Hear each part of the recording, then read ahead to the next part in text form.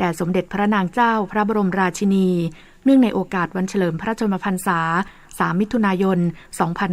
2565นายสมบัติพิมพ์สอนรองโฆษกสำนักงานพระพุทธศาสนาแห่งชาติกล่าวว่า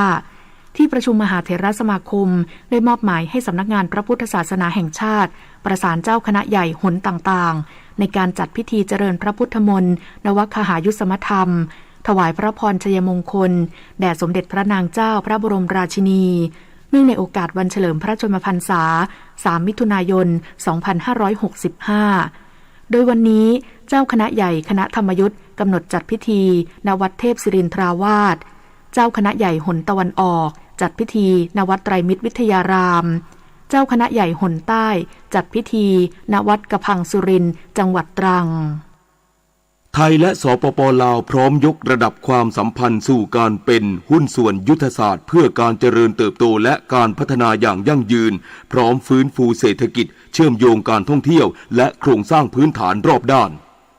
พลเอกประยุทธ์จันทร์โอชานายกรัฐมนตรีและรัฐมนตรีว่าการกระทรวงกลาโหมกล่าวถ้อยแถลงในการแถลงข่าวร่วมกับนายพันคำวิภาวันนายกรัฐมนตรีสาธารณรัฐประชาธิปไตยประชาชนลาวในโอกาสเดินทางเยือนประเทศไทยอย่างเป็นทางการเป็นครั้งแรกในฐานะแขกของรัฐบาลไทยว่า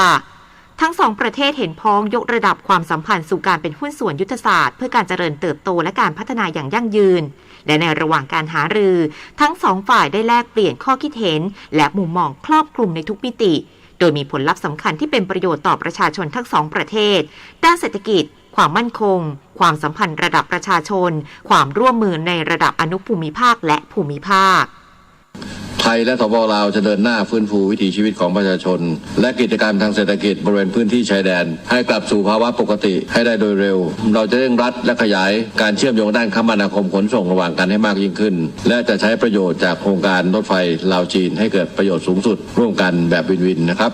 เราเห็นพ้องที่จะเดินหน้าพัฒนาโครงสร้างพื้นฐานจะกระชับความร่วมมือด้านเศรษฐกิจดิจิทัลด้านความมั่นคงไทยและสปป.ลาวจะเพิ่มความเข้มงวดในการลาดตระเวนตามแนวชายแดนเพื่อป้องกันการลักลอบข้ามแดนผิดกฎหมายและกระชับความร่วมมือในการป้องกันและปราบปรามยาเสพติดนอกจากนี้สองฝ่ายจะร่วมกันแก้ไขปัญหาแก๊ง call center และปัญหาการค้ามนุษย์อย่างเต็มที่ในด้านความสัมพันธ์ระดับประชาชนด้านความร่วมมือระดับอนุภูมิภาคและภูมิภาคไทยและสปป.ลาวจำเป็นต้องประสานท่าทีและร่วมมือกันอย่างใกล้ชิดมากยิ่งขึ้นเพื่อจะรับมือความท้าทายทั้งในปัจจุบันและอนาคตด้านนายพันคำวิภาวันนายกรัฐมนตรีสาธารณรัฐประชาธิปไตยประชาชนลาวขอบคุณรัฐบาลไทยและประชาชนชาวไทยที่ให้การต้อนรับอย่างอบอุ่นการเยือนไทยครั้งนี้ถือเป็นการยืนยันคำหมายมั่นของสปป.ลาวที่จะส่งเสริมและสานต่อมิตรภาพความร่วมมือระหว่างกันซึ่งทั้งสองประเทศต่างเป็นบ้านใกล้เรือนเคียงที่ดีเป็นพี่เป็นน้องพึ่งพาอาศัยซึ่งกันและกันและมีความสัมพันธ์ที่เชื่อมโยงและคล้ายคลึงกันทางด้านภาษาวัฒนธรรมและประวัติศาสตร์ที่มีมาอย่างยาวนานพร้อมยืนยันว่าลาวยินดีให้ความร่วมมือกับไทยในการพัฒนาปัจจุบันให้ดีที่สุดสปป.ลาวมีความภาคภูมิใจที่เห็นว่าการผูกพันหัวมือสองฝ่ายลาวไทยไทยลาวได้ถูกยกระดับขึ้นอีกอันดับหนึ่งเป็นคู่ร่วมยุทธศาสตร์เพื่อการเจริญเติบโตและพัฒนาแบบยืนยงอันนี้เป็นศักราชใหม่ของการผูกพันของสองชาติพวกเราสำหรับด้านความมั่นคงสองฝ่ายได้มีความเป็นเอกภาพสนับสนุนให้มีการแลกเปลี่ยนการเยี่ยมยามซึ่งกันและกันของการนำขันสูงนับแต่พระบรมวงศานุวงศ์และรัฐบาลตลอดถึงกลไกการหัวมือต่างๆอย่างเป็นปกติเพื่อเพิ่มทวีความใกล้ชิดหักแน่นการผูกพันก็คือพร้อมกันจัดตั้งปฏิบัติแผนงานต่างๆของแต่ละกลไกหัวมือโอกาสนี้นายกรัฐมนตรีของทั้งสองประเทศได้ร่วมกันเป็นสักขีพยานการลงนามแผนปฏิบัติการว่าด้วยความเป็นหุ้นส่วนยุทธศาสตร์ไทยสปป.ลาวเพื่อการเจริญเติบโตและการพัฒนาอย่างยั่งยืนระยะ 5 ปีพุทธศักราช 2565 ถึง 2569 และร่วมเป็นสักขีพยานการที่นายกรัฐมนตรียินดีสนับสนุนการสร้างศูนย์พัฒนาสังคมมิตรภาพไทยลาวเพื่อให้ความช่วยเหลือผู้เสียหายจากการค้ามนุษย์แบบครบวงจรที่เมืองไซธานีนครหลวงเวียงจันทร์ด้วยนฤมลอุดมพรรายงานการประชุมสภาผู้แทนราษฎรเพื่อพิจารณาร่างพระราชบัญญัติงบประมาณรายจ่ายประจำปีงบประมาณ 2566 ตลอดทั้งวันเมื่อวานนี้ฝ่ายค้านยังตั้งข้อสังเกตการจัดเก็บภาษีของรัฐบาลไม่เป็นไปตามเป้าขณะที่รัฐมนตรีว่าการกระทรวงการคลังยืนยันสิ้นปีงบประมาณ 2565 การจัดเก็บภาษีอาจสูงกว่าที่คาดการไว้การพิจารณาร่างพระราชบัญญัติงบประมาณรายจ่ายประจำปีงบประมาณ 2566 บวกเงินงบประมาณ 3,185,000 ล้านบาทวันนี้เป็นวันที่ 2 ภาพรวมตลอดทั้งวันฝ่ายค้านยังอภิปรายถึงการจัดทำงบประมาณของรัฐบาลโดยนางสาวจิราพรสินธุไพร สส101 พรรคเพื่อไทยได้ตั้งข้อสังเกตถึงการประมาณการรายรับรายได้จากการจัดเก็บภาษีรัฐวิสาหกิจที่ตั้งเป้าเก็บเพิ่มขึ้นจะส่งผลกระทบต่อค่าครองชีพประชาชนและผู้ประกอบการโดยตรง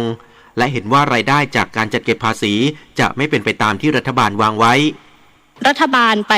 เรียกเก็บเงินจากรัฐวิสาหกิจเพิ่มตั้งแต่ปี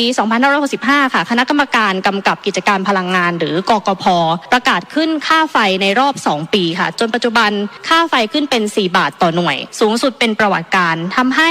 ภาระค่าใช้จ่ายและค่าครองชีพของประชาชนเพิ่มสูงขึ้นด้านนายอาคมเติมพิทยาภัยศิษย์รัฐมนตรีว่าการกระทรวงการคลังชี้แจงว่าสิ้นปีงบประมาณ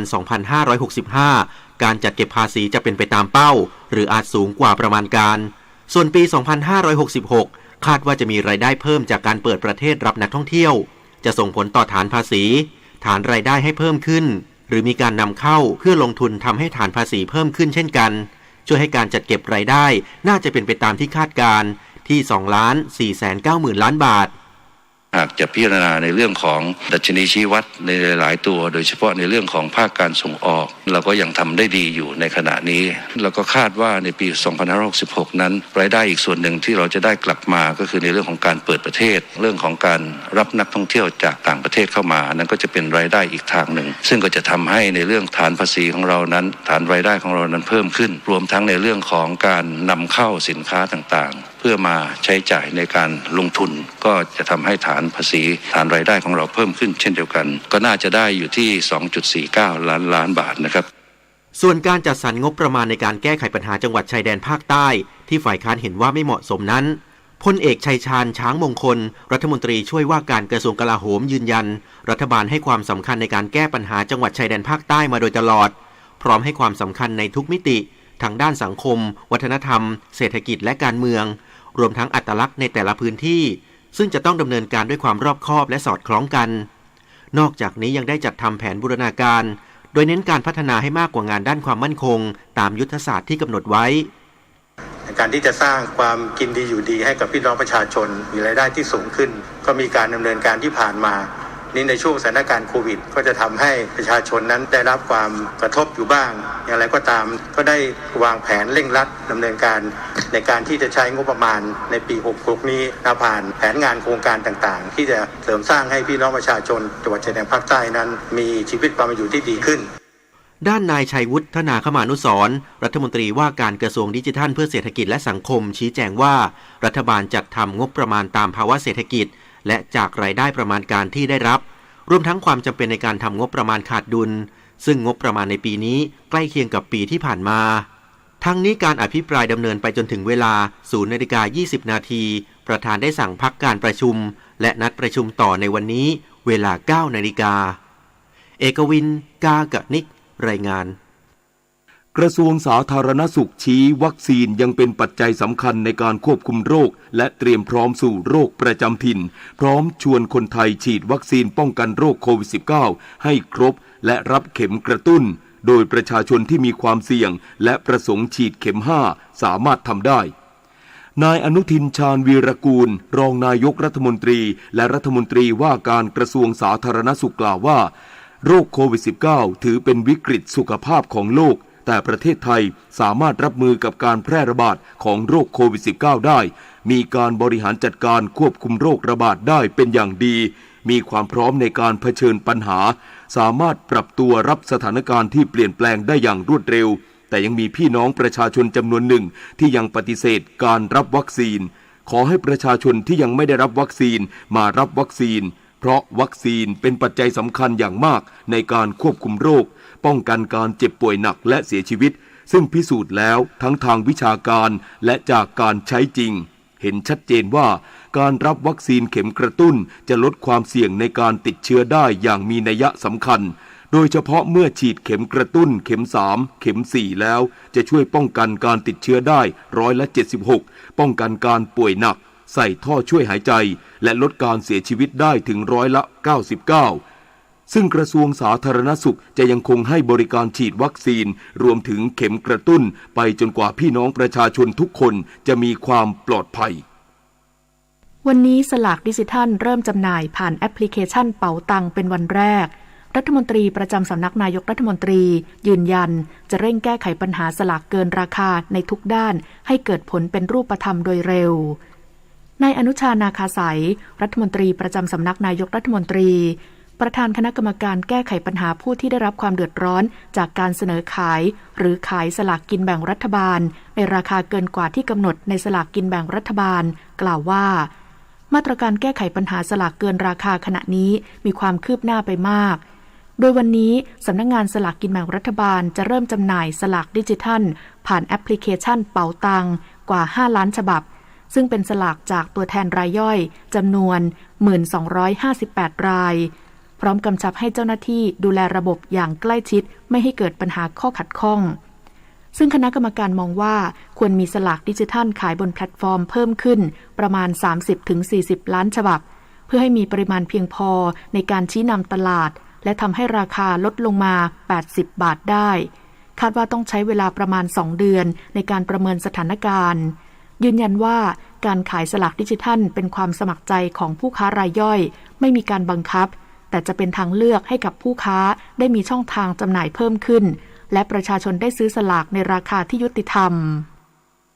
วันนี้มูลนิธิแพทย์อาสาสมเด็จพระศรีนครินทราบรมราชชนนีหรือพอสวออกให้บริการประชาชนในพื้นที่จังหวัดกาญจนบุรีที่หมู่6บ้านหนองปลาซิวตำบลศรีมงคลอำเภอไซโยกจังหวัดน่านที่หมู่6บ้านศพเป็ดตำบลผาตออำเภอท่าวังผาส่วนหน่วยทันตกรรมเคลื่อนที่เพื่อประชาชนด้อยโอกาสพอสวออกให้บริการประชาชนในพื้นที่จังหวัดแม่ฮ่องสอนที่หมู่4โรงเรียนสังวานวิทย์3บ้านเมืองน้อยตำบลเวียงเหนืออำเภอปายจึงขอเชิญชวนประชาชนในพื้นที่ดังกล่าวไปรับบริการโดยไม่เสียค่าใช้จ่ายใดๆต่อจากนี้ไปขอเชิญรับฟังไทยคู่ฟ้าค่ะรัฐบาลเดินหน้าส่งเสริมให้เกษตรกรก้าวสู่การเป็นสมาร์ทฟาร์มเมอร์โดยเห็นชอบโครงการชดเชยดอกเบี้ยแก่เกษตรกรชาวไร่อ้อยวงเงิน789ล้านบาทเพื่อใช้ในการบริหารจัดการแหล่งน้ำและซื้อเครื่องจักรกลการเกษตรนำไปสู่การเพิ่มประสิทธิภาพการผลิตอ้อยและแก้ไขปัญหาฝุ่นละอองขนาดเล็กปี 2565 ถึง 2567โดยธนาคารธกส.สนับสนุนสินเชื่อแก่เกษตรกรชาวไร่อ้อยวงเงินปีละ 2,000 ล้านบาทและรัฐบาลชดเชยดอกเบี้ยให้แก่เกษตรกร2%ถึง 3%เพื่อให้เกษตรกรเข้าถึงแหล่งเงินกู้ดอกเบี้ยต่ำนำไปบริหารจัดการแหล่งน้ำในไร่ปรับพื้นที่ปลูกอ้อยเป็นแปลงใหญ่และจัดซื้อเครื่องจักรกลการเกษตรเช่นรถตัดอ้อยรถคีบอ้อยรถแทรกเตอร์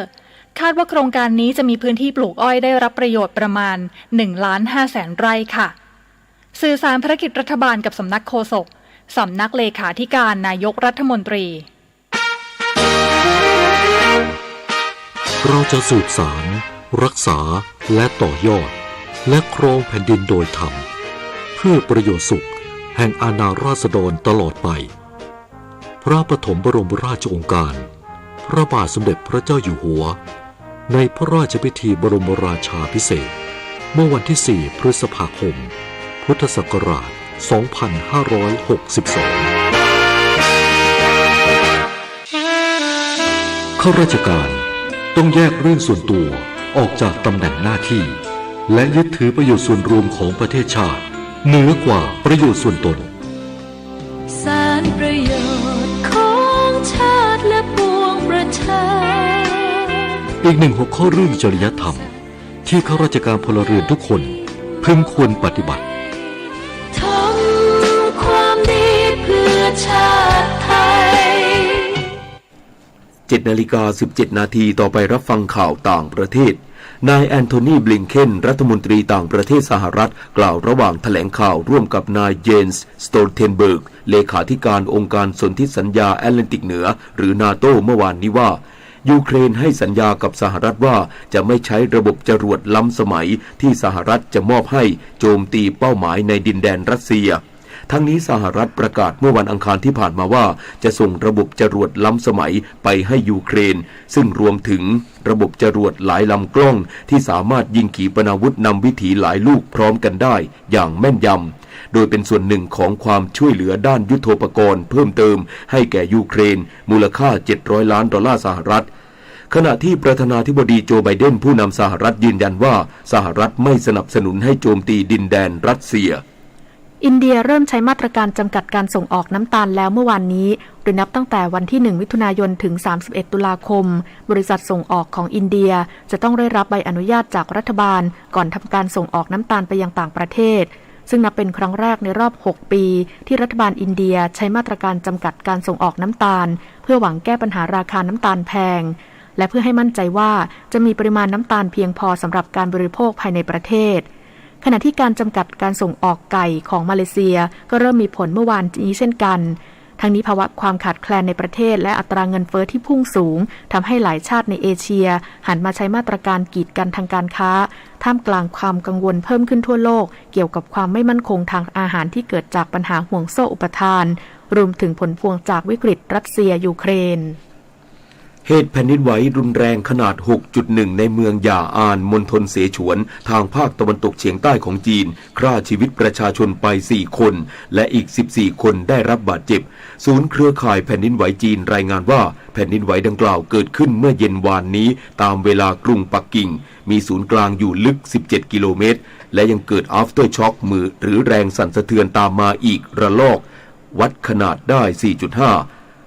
ทางการเมืองหย่าอานกำลังเร่งประเมินความเสียหายขณะที่เจ้าหน้าที่กว่า 4,500 นายจากหน่วยงานต่างๆรวมทั้งหน่วยกู้ภัยฉุกเฉินตำรวจสำนักงานดับเพลิงและหน่วยงานทางการแพทย์ถูกส่งลงพื้นที่เพื่อปฏิบัติการค้นหาและช่วยเหลือผู้บาดเจ็บรวมทั้งซ่อมแซมถนนและอพยพผู้ประสบภัย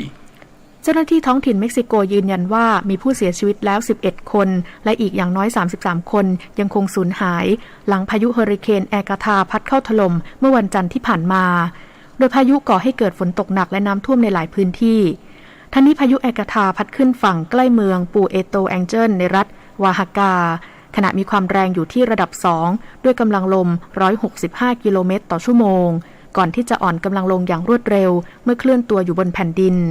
ศูนย์เฮอริเคนแห่งชาติสหรัฐรายงานว่าพายุลูกนี้เป็นพายุเฮอริเคนกำลังแรงที่สุดที่พัดถล่มชายฝั่งมหาสมุทรแปซิฟิกของเม็กซิโก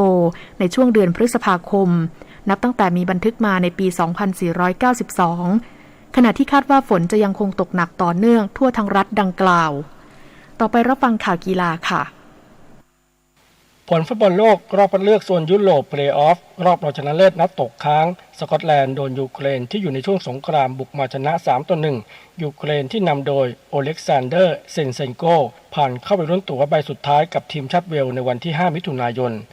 ทางด้านทีมฟุตบอลชายไทยชุดอายุไม่เกิน 23 ปีเตรียมพบกับเวียดนามในการแข่งขันฟุตบอลอายุไม่เกิน 23 ปีชิงแชมป์เอเชียกลุ่ม 4 ที่ประเทศอุซเบกิสถานในคืนวันนี้เวลาไทย 22 นาฬิกาล่าสุดโค้ชโย่งวรวุฒิศรีภคะหัวหน้าผู้ฝึกสอนแถลงความพร้อมก่อนเกมว่าทีมชาติไทยที่มาในครั้งนี้เป็นชุดที่ดีที่สุดมีความพร้อมเต็มร้อยเป็นครั้งแรกที่มีนักเตะจากลีกต่างประเทศมาช่วยทีมมากที่สุดและทุกคนเป็นคนไทยไม่ได้โอนสัญชาติพร้อมกล่าวดีใจกับทีมเวียดนามที่คว้าแชมป์4เกมได้แต่ครั้งนี้ต่างกันทีมไทยเตรียมผู้เล่นคนละแบบดังนั้นผลงานจะไม่เหมือนเดิมอย่างแน่นอนต่อกันที่เทนนิสแกรนด์สแลมคอร์ตดินเฟรนช์โอเพ่นที่โรลังกาลอสกรุงปารีสหญิงเดี่ยวรอบ8คนสุดท้ายอีก90เวเทคมือ1ของโลกจากโปแลนด์หัวชนะเจสสิก้าเปกุล่ามือวาง11จากสหรัฐ6-3 และ 6-2 ผ่านเข้ารอบรองชนะเลิศเจอกับเดเรียคาซัตคิน่ามือ20จากรัสเซียส่วนชายเดียวมารินซิลิกมือ20จากโครเอเชียอย่างยอดเยี่ยมด้วยการพิชิตอังเดรลูเบฟมือ7จากรัสเซีย3-2 เซตเข้าไปตัดกับแคสเปอร์รุตมือ8จากนอร์เวย์ที่ชนะโฮเกอร์ลูเน่มือ40จากเดนมาร์ก3-1 เซตคุณหญิงปัทมาลีสวัสดิ์ตระกูลนายกสมาคมกีฬาแบดมินตันแห่งประเทศไทยเป็นประธานในงานเลี้ยงแสดงความยินดีและมอบรางวัลให้แก่นักกีฬาแบดมินตันชุดอันดับ3อูเบอร์คัพ 2022 และทีมชาติไทยชุด4เกมครั้งที่31ที่สร้างประวัติศาสตร์คว้ามาได้4เหรียญทอง2เหรียญเงินโดยนายกสมาคมกีฬาแบดมินตันไทยได้มอบเงินรางวัลให้กับทีมแบดมินตันหญิงที่คว้าอันดับ3อูเบอร์คัพ 500,000 บาท ชุด4เกมประเภททีมชายและทีมหญิงรวม2ล้านบาทประเภทบุคคล 350,000 บาทและผู้ฝึกสอนและทีมงาน 260,000 บาทรวมเป็นเงินทั้งสิ้น 3,110,000 บาท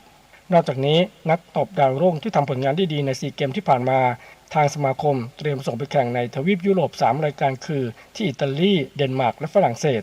ขณะที่ทีมชุดใหญ่จะส่งไปแข่งที่อินโดนีเซียมาเลเซียและสิงคโปร์นอกจากนี้จะแข่งขันเพื่อพัฒนานักกีฬาแบดมินตันในระดับเยาวชนภายในประเทศด้วยนายพิพัฒน์รัชกิจประการรัฐมนตรีว่าการกระทรวงการท่องเที่ยวและกีฬาเป็นประธานแถลงข่าวโครงการพัฒนานักกีฬาผู้ความเป็นเลิศสปอร์ตฮีโร่ในการวางรากฐานการสร้างนักกีฬาเพื่อต่อยอดไปสู่การคัดตัวเป็นนักกีฬาทีมชาติในอนาคตโดยเริ่มต้นจากการค้นหานักกีฬาดาวรุ่งที่มีพรสวรรค์รวมถึงผู้ฝึกสอนกีฬาชนิดต่างๆเข้ามาฝึกอบรมและพัฒนาด้วยการนำวิทยาศาสตร์การกีฬาเข้ามาใช้เพื่อให้ก้าวไปสู่การแข่งขันระดับชาติและนานาชาติและสร้างชื่อเสียงให้กับประเทศไทยต่อไปพงษ์เกษมสมศุขรายงานต่อไปเป็นพยากรณ์อากาศประกาศกรมอุตุนิยมวิทยาเรื่องคลื่นลมแรงบริเวณทะเลอันดามันฉบับที่14มรสุมตะวันตกเฉียงใต้ที่พัดปกคลุมทะเลอันดามันภาคใต้และอ่าวไทยยังคงมีกำลังแรงทำให้คลื่นลมบริเวณทะเลอันดามันมีคลื่นสูง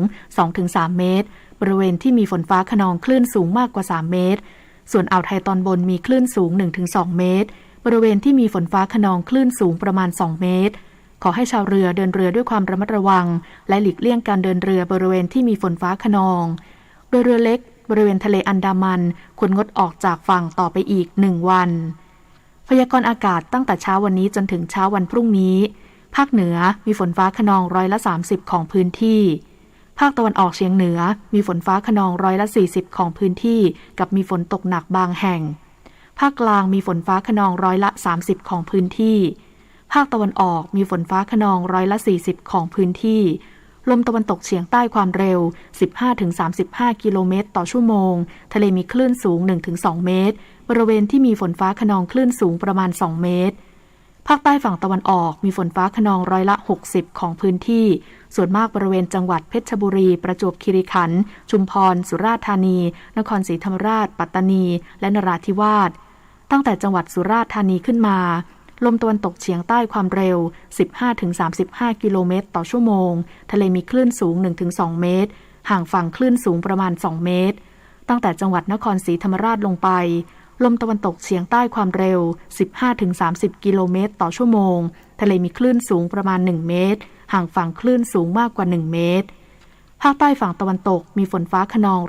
80%ของพื้นที่กับมีฝนตกหนักบางแห่งบริเวณจังหวัดระนองพังงาภูเก็ตกระบี่ตรังและสตูลลมตะวันตกเฉียงใต้ความเร็ว 20-40 กิโลเมตรต่อชั่วโมงทะเลมีคลื่นสูง 2-3 เมตรบริเวณที่มีฝนฟ้าคะนองคลื่นสูงมากกว่า3เมตรกรุงเทพมหานครและปริมณฑลมีฝนฟ้าคะนอง30%ของพื้นที่ส่วนมากในระหว่างบ่ายถึงค่ำสภาวะระดับน้ำในแม่น้ำเจ้าพระยาที่หน้ากองบัญชาการกองทัพเรือคำนวณโดยกรมอุทกศาสตร์กองทัพเรือวันนี้น้ำขึ้นเต็มที่เวลา 6:30 นาทีสูงกว่าระดับทะเลปานกลาง62เซนติเมตรและเวลา 22:45 นาทีสูงกว่าระดับทะเลปานกลาง1เมตร17เซนติเมตรน้ำลงเต็มที่เวลา 2:18 นาทีสูงกว่าระดับทะเลปานกลาง40เซนติเมตรและเวลา 15:46 นาทีต่ำกว่าระดับทะเลปานกลาง1เมตร9เซนติเมตรวันนี้ที่ประภาคารกาญจนาภิเษกแหลมพรหมเทพจังหวัดภูเก็ตดวงอาทิตย์ตกเวลา 18:41 นาทีกรุงเทพมหานครดวงอาทิตย์ตกเวลา 18:42 นาทีขณะที่เมื่อวานนี้หน่วยปฏิบัติการฝนหลวงจังหวัดสระแก้วได้ขึ้นบินปฏิบัติการฝนหลวงเพิ่มปริมาณน้ำเก็บกักให้กับอ่างเก็บน้ำคลองสียัดจังหวัดฉะเชิงเทรา1 นาทีกับกปท.การชำระภาษีรถประจำปีสำหรับรถยนต์ที่มีอายุการใช้งานเกิน7ปีรถจักรยานยนต์ที่มีอายุการใช้งานเกิน5ปีและรถที่ค้างชำระภาษีเกิน1ปีให้นำรถเข้าตรวจสภาพกับสถานตรวจสภาพให้เรียบร้อยก่อนดำเนินการชำระภาษีรถออนไลน์ที่เว็บไซต์กรมการขนส่งทางบก homepage eservice.dlt.go.th หรือผ่านแอปพลิเคชัน DLT Vehicle Tech รองรับเครื่องหมายการเสียภาษีและใบเสร็จรับเงินทางไปรษณีย์ภายใน5วันทำการ สำหรับผู้ที่อาศัยในกรุงเทพมหานครสามารถเลือกพิมพ์เครื่องหมายการเสียภาษีได้ด้วยตนเองที่ตู้คีออสที่ติดตั้งในสำนักงานขนส่งกรุงเทพมหานครพื้นที่ 1-5 ได้อีก1ช่องทางครับด้วยความปรารถนาดีจากกรมประชาสัมพันธ์และกองทุนเพื่อความปลอดภัยในการใช้รถใช้ถนนกรมการขนส่งทางบกกระทรวงคมนาคมรู้รักภาษาไทยโดยความร่วมมือของสำนักงานราชบัณฑิตยสภาและกรมประชาสัมพันธ์วันนี้เสนอสำนวนอายแทบแทรกแผ่นดินอายแทบแทรกแผ่นดินเป็นความเปรียบหมายถึงอายมากจนไม่อยากพบหน้าใครเช่นถ้าฉันเป็นลูกหลานของคนคดโกงขนาดนี้ฉันคงอายแทบแทรกแผ่นดินไปแล้วบางทีใช้อายแทบแทรกแผ่นดินหนีเช่นเธอบอกว่ารู้สึกอายแทบแทรกแผ่นดินหนีตอนที่เดินสะดุดชายพรมบนเวทีแล้วรองเท้ากระเด็นหวือไปตกลงกลางหน้ากรรมการพอดีสำนวนอายแทบแทรกแผ่นดินมีที่มาจากวรรณคดีเรื่องรามเกียรติ์พระราชนิพนธ์รัชกาลที่ 1ไปพบนางอนงนาคีธิดาพญากาลนาคกำลังสมจรอยู่กับงูดินพระฤาษี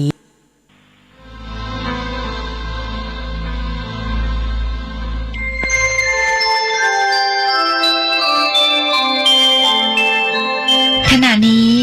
ท่านกำลังฟังสถานีวิทยุกระจายเสียงคลื่นเพื่อการศึกษาพระพุทธศาสนาและวัฒนธรรมระบบ FM 104.5 เมกะเฮิรตซ์ออกอากาศณวัดฝายหินตำบลสุเทพอำเภอเมืองจังหวัดเชียงใหม่โทรศัพท์053 226 058 053 810 406 053 943 691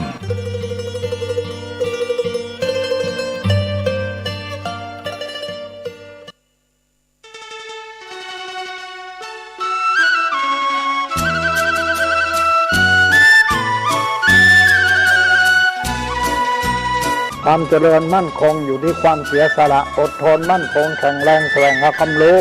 ต่อสู้อุปสรรคกำจัดสิ่งเสื่อมติดเสริมสร้างชีวิตพอมีพอเพียงพระบาทสมเด็จพระเจ้าอยู่หัวท่านรับสั่งให้ใช้ชีวิตพอมีพอเพียงเราก็อยู่กันได้เพราะฉะนั้นคนไทยต้องสมัครสมานสามัคคีหันหน้าเข้าหากันปรึกษาหากันรักกันฉันพี่น้องเราก็จะอยู่ได้เพราะเวลานี้ยุคโลกาภิวัตน์มันจะมีการเปลี่ยนแปลงทางขนบธรรมเนียมจริตประเพณีบางสิ่งบางอย่างก็ขอให้นึกถึงบรรพบุรุษของชาติว่าบรรพบุรุษปู่ย่าตายายเราได้สั่งสมอบรมลูกหลานของคนไทยทุกคนให้ตั้งอยู่ความสามัคคีมีความสมัครสมานกลมเกลียวเมตตาปราณีเอื้ออารีเอื้ออาทรในราชการเวลานี้ประเทศชาติของเราก็เจริญมั่นคงเพราะเหตุว่าคนไทยรวมน้ำจิตน้ำใจกันสร้างสรรค์ความเจริญงอกงามเพื่อความเจริญงอกงามแก่ชาติพระพุทธศาสนาสำนักงานของพระมหากษัตริย์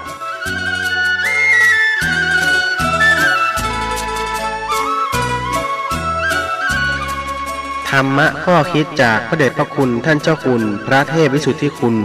ด้วยความปรารถนาดีจากสถานีวิทยุพระพุทธศาสนาคลื่นธรรมะเพื่อประชาชน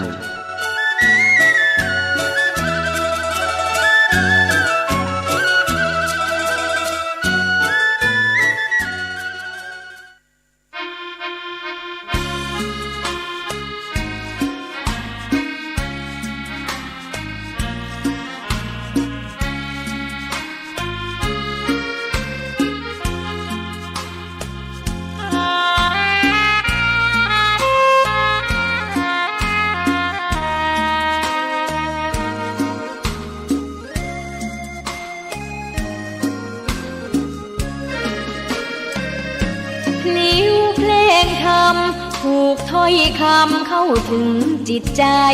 ฟังรายการวิทยุเสียงใสส่งถึงใจไปสู่ปลายนาสารธรรมน้อมนำมองพระศาสดาบอกผู้คนทั่วลาหันมาเข้าวัดฟังธรรมคลื่นเสียงนี้เป็นคลื่นธรรมะ จากใจส่งถึงบ้านไกลบ้านไกลฟังได้สุขใจล้ำยามดึกดื่นพร้อม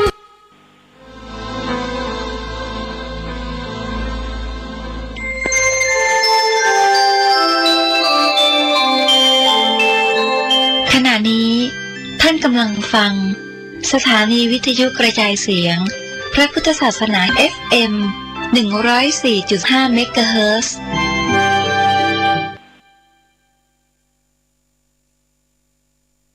สืบสาน2524พระมหาราชครูเกษราปัญญาปรมาติกาจารย์จากวัดดับภัยเชียงใหม่สืบสานเวลาผ่าน131 ปีนานไกลวัดพระบาทอุดมรุ่งเรืองงามตาเจ้าน้อยบุญธรรมสาขาหลวงพวงเชียงใหม่ปกครองหัวเมืองฟ้าทุ่มเทแรงกายแรงใจทุกชาติพันธุ์รวมใจรักษา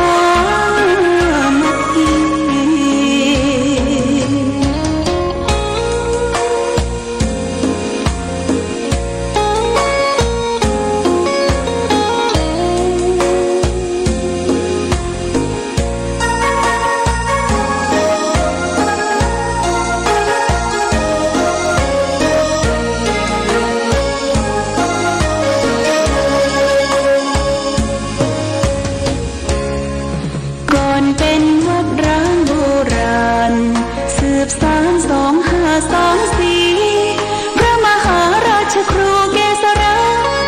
ปัญญาปรมาติกาจารย์จากวัดดับภัยเชียงใหม่สืบสานเวลาผ่าน131 ปีนานไกลวัดพระบาทอุดมรุ่งเรืองงามตาเจ้าน้อยบุญธรรมสาขาหลวงพวงเชียงใหม่ปกครองหัวเมืองฟ้าทุ่มเทแรงกายแรงใจทุกชาติพันธุ์รวมใจรักษา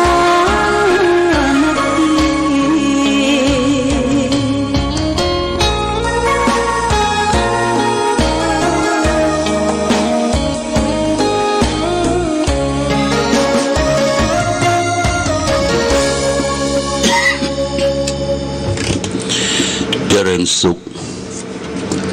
ศรัทธาสาธุชนญาติโยมท่านพุทธบริษัททั้งหลายวันนี้รายการธรรมะประทีปส่องต่างก็ได้มาพบปะกับพ่อแม่พี่น้องศรัทธา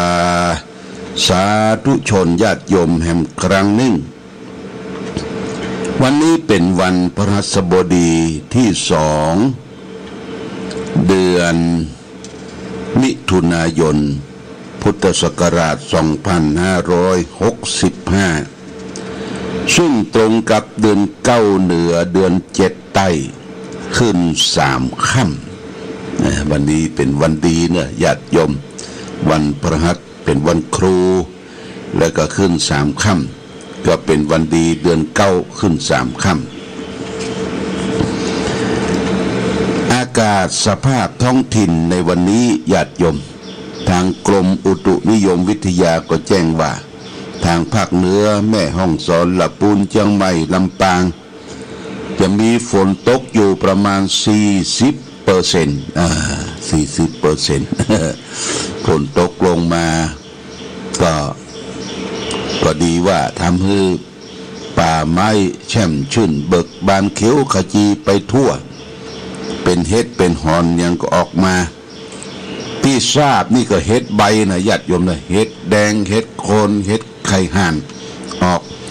แต่เห็ดทอบนี่บ่หันเด้อบ่หันเห็ดทอบปีนี้มันคงจะหลอดไปก็อย่างลูกพ่อบอกว่าเปิ้นบ่ฮื้อไฟไหม้กลางป่ากลางเขา เฮ็ดทอบก็เลยบ่มีก็ยังบ่ได้จิ้มสักแกนเตื้อ ก็เป็นหยังมันคงจะเด็ดลอดเข้ามาพดเข้ามาอยู่เนาะนี่เฮ็ดทอบยังมีเตื้อปีนี้แต่อย่างอื่นมาทดแทนญาติโยมมาทดแทนมีของพืชพันธุ์ธัญญาหารส่วนสภาพกามตามฤดูกาลท้องถิ่นเนี่ยมาทดแทนผักไม้ใบหญ้ายอดผักยอดไม้ปงปุไปทั่วปงปุไปทั่วบางทีผักไม้ไส้เครือนี่ญาติโยมเฮาก็บ่จำเป็นจะต้องไปเสาะตามแพะตามป่าคือไปเสาะตามท้องตลาดตลาดกาดน้อยกาดชุมชนนี่เปิ้นจะเสาะสรรหันมาเฮาก็ไปพอไปแยงพอเป็นผักบุ้งผักกูดผักต่างๆที่มันออกตามบ้านตามจองนี่เปิ้นก็อุตส่าห์จัดสรรเก็บมาผักชงดิงสุงดาผักเสี่ยวผักเสี่ยวเนี่ยญาติโยมถ้าไปเสาะนี่มันบ่ให้รู้แหล่งแห่งที่สู้เฮาไปกาดไปลีบ่ได้เนาะไปกาดไปลีก็ไปซื้อของตามท้องถิ่นที่ญาติโยมที่เปิ้นเสาะสรรหันมาเอามานั่งขายนั่งจำหน่ายนี่ญาติโยมจะไปต่อเปิ้นนักเด้อจะไปต่อเปิ้นนักการเสาะหานี่ลำบากมันไม่จะอยู่ที่เดียวกันนะเฮาไปซื้อไปขายนี่ก็มะกันพ่องเนาะมะกันพ่องโอ้ขอบคุณเด้อที่เสาะหาของเขียมมาจำหน่ายจ่ายให้จะไปต่อเปิ้น3 มัดต้องอัน4 มัดต้องอันนี่ญาติโยมนะแต่ก่อนนี่อาตมามีโยมแม่ไปตุยไปเอี่ยวจังใบก็ที่ไหนกาเนี่ยเปิ้นขายนอมัด20 บาทมัด20 บาทก็ไปต่อเปิ้น3 มัด50ได้ก่อลดลงได้ก่อเขาก็บอกว่าแม่บ่ต้องไปต่อบ่ละเนาะการไปเสาะหน่อเสาะนางหางไม้กลางป่ากลางเขานี่โอ้สิ่งเหล่านี้แม่เคยผ่านมาหมดนะเป็นมดงามมดหยังกายหน่อกายอย่างนี้บุญกุลเอาญาติโยมนะยุบุญกุลเอาคือมีเมตตาธรรมเอื้อเฟื้อเผื่อแผ่แก่บุคคลอื่นที่เปิ้นไปเสาะเฮาอยู่เฮายังหมูว่ามันลำบากอย่างใดนะญาติโยมนะการไปเสาะของป่านี่ป่าฝนตกลงมาเลยว่าป่าเปิดพี่น้องบ้านห้วยน้ำจางแม่แตงเขตเตตอนแม่แตงกับเมืองเป้าที่หั่นเป็นป่าไม้หรือว่าบ้านห้วยน้ำจางถ้าไปเส้นปุ้นเนี่ยจะไปแวะบ่อยๆญาติโยมไปแวะเปิ้นมีพักผลไม้ป่าเปิ้นก็ว่าโอ้ตุลุงดีอกดีใจฝนตกลงมาธนาคารเจ้าบ้านนี่เปิดแล้วว่ะธนาคารเจ้าบ้านจะได้ก็มาก็ว่าจึงไปได้เสาะหน่อนางหางไม้ที่มันเป็นเฮ็ดเป็นหอนอยู่กลางปลากลางเขาเนี่ยเอามาขึ้นมาขายเป็นธนาคารของคนจนนะญาติโยมนะคนจนคนทุกข์คนยากลำบาก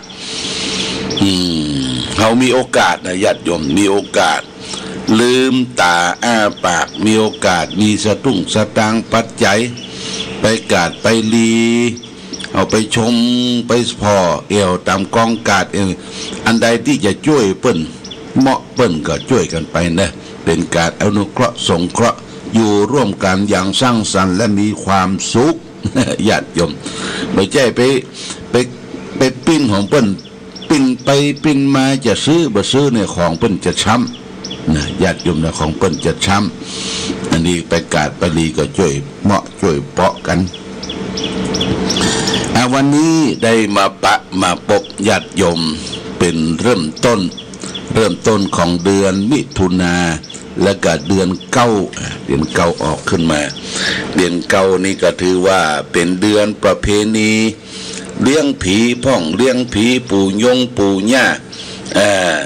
ที่ตำบ้านตำจองเฮาเลี้ยงผีบรรพบุรุษ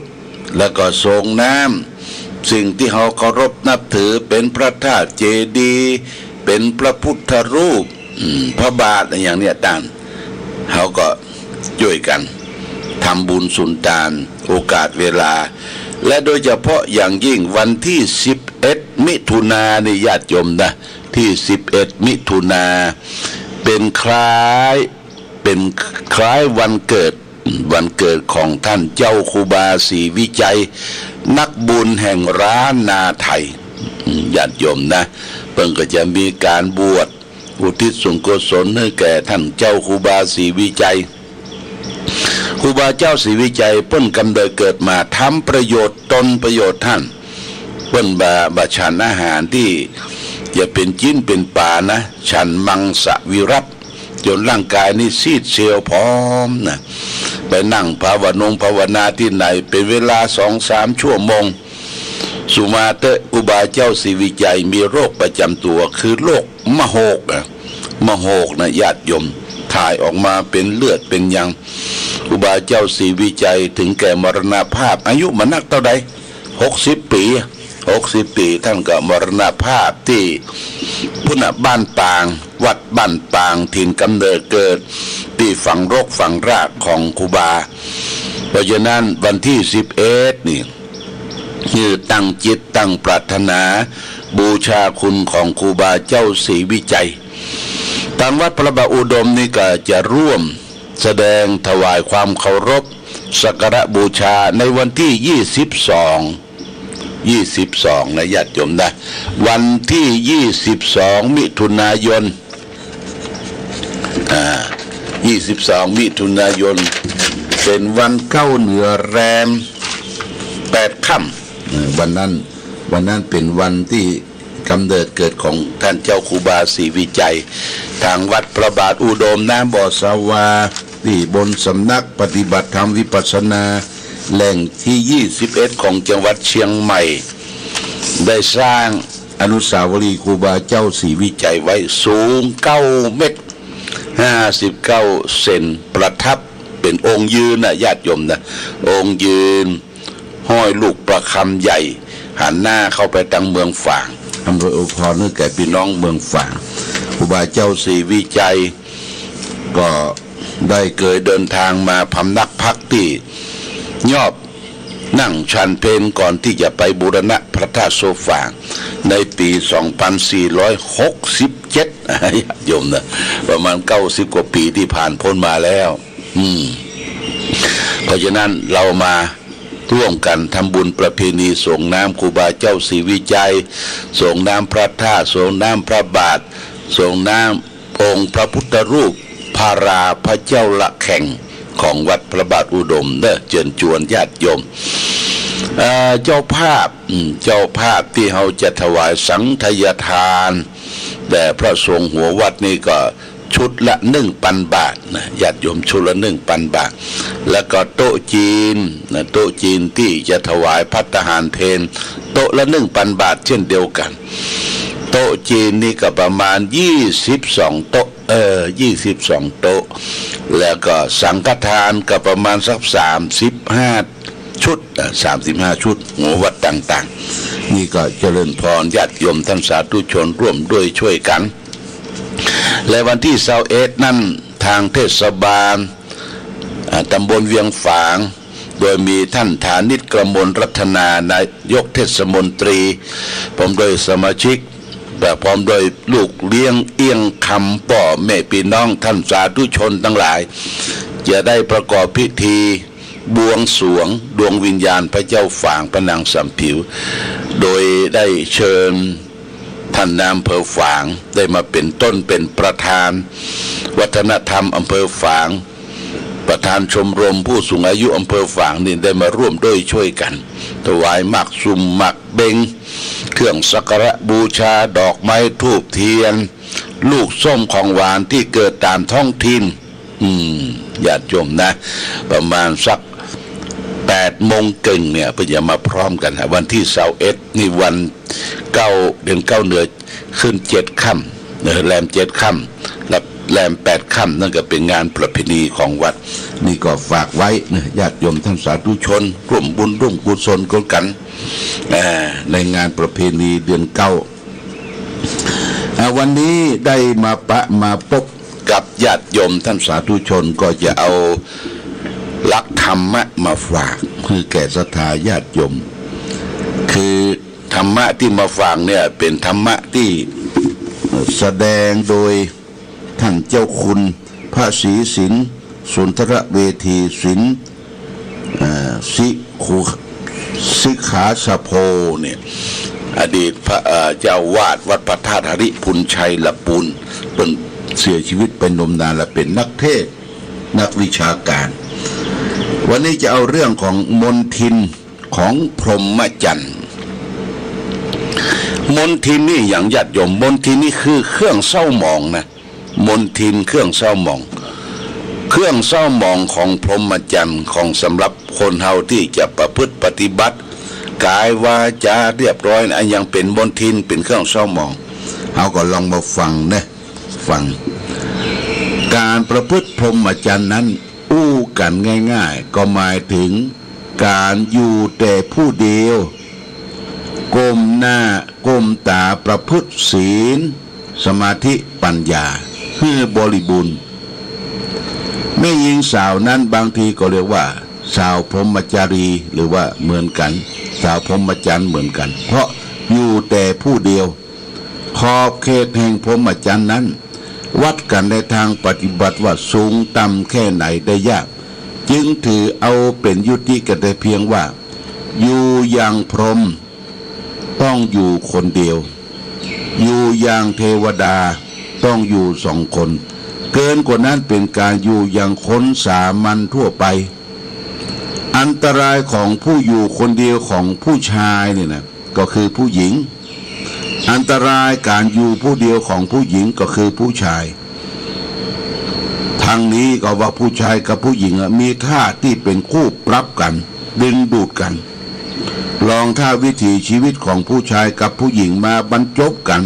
เมื่อใดแล้ววิมานพรหมจรรย์ก็ลืมล้มคลืนลงอยู่อย่างพรหมจรรย์ต่อไปบ่ได้อย่างดีก็เป็นอยู่อย่างเทวดาลองมาก็อยู่อย่างคนสามัญทั่วไปคือการครองเรือนน่ะญาติโยมครองรักบราบเรื่นวิมานสีชมพูกลายเป็นสีเลือดแล้วเทวดากับเทวดาต่างก็ปั้นหน้ายักหน้าเมนใส่กัน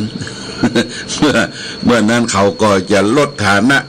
ลงไปอยู่อย่างเปรตอย่างนรกหรืออย่างอื่นๆต่อไปแห่งคติของผู้ประพฤติพรหมจรรย์ก็เป็นผู้ชายจึงถือว่า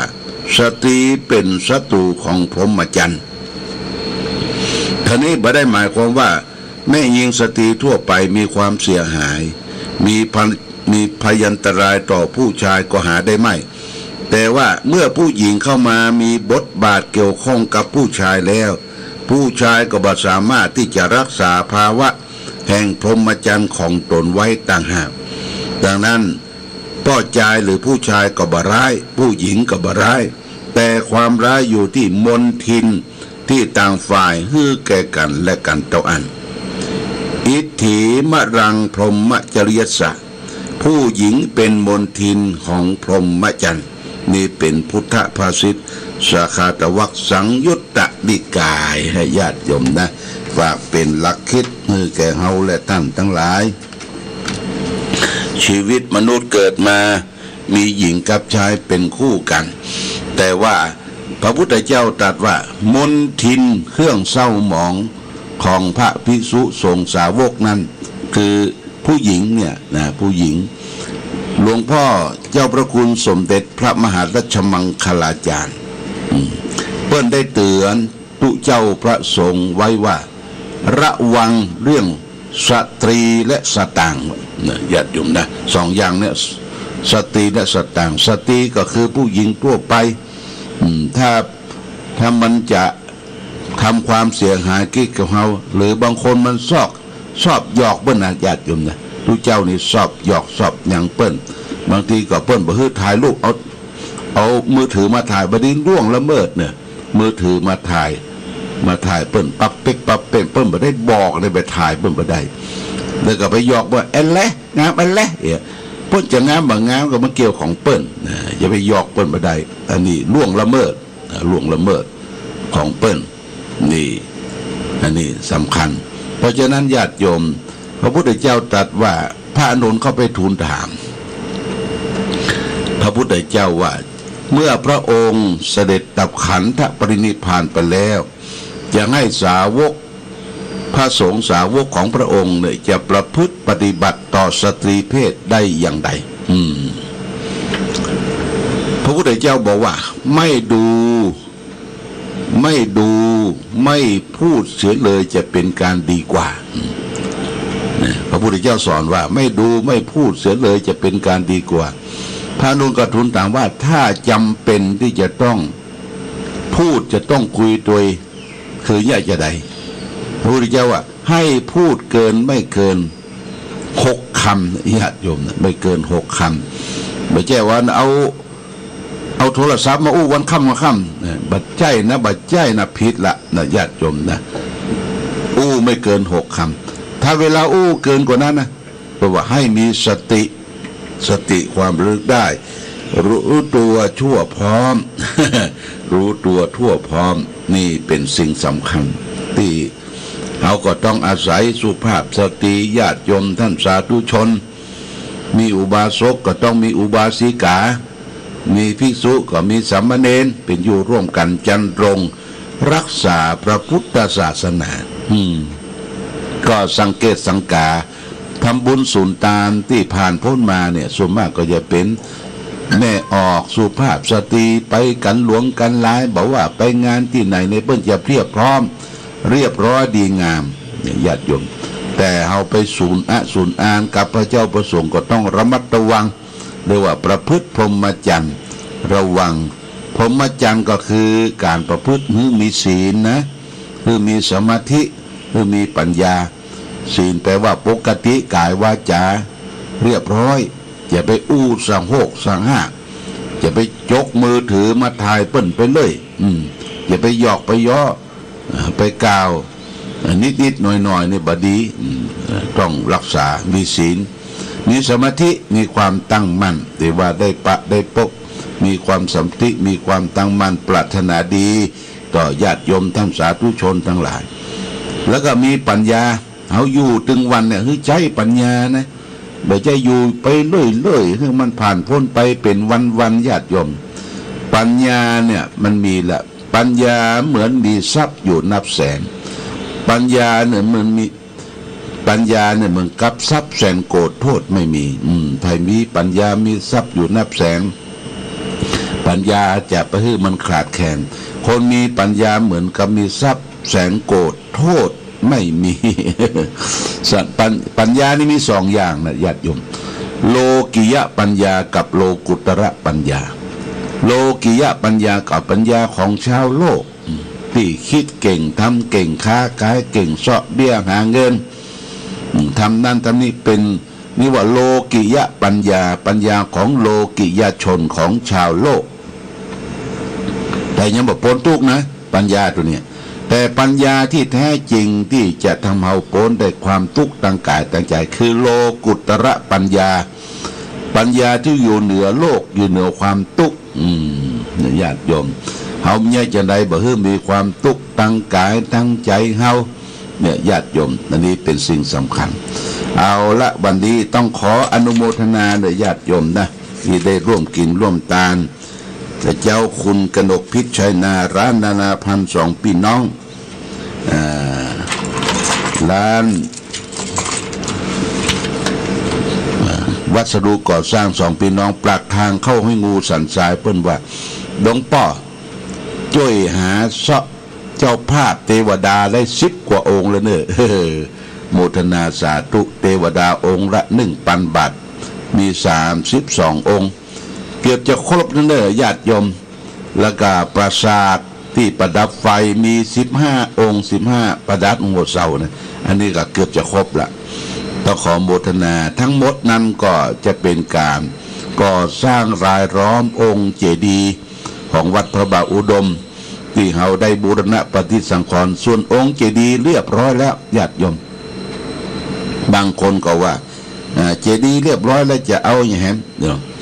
เจดีย์เรียบร้อยแล้วแต่การตกแต่งแต่ว่านี่ก็มีต้นผ้าป่าของถวายพระเจ้าฝางพระนางสามผิวพร้อมโดยการบริจาคแห้งหอมผ่านคุณสายใจฮันตระกูลเนอที่บริเวณอนุสาวรีย์พระเจ้าฝางก็ได้ปัจจัยอยู่ 4,640 บาทต้องขออนุโมทนาสาธุโดยเป็นการสมทบและนอกจากนั้นญาติโยมก็ได้ร่วมด้วยช่วยกันสมทบได้บริจาคให้หอมมา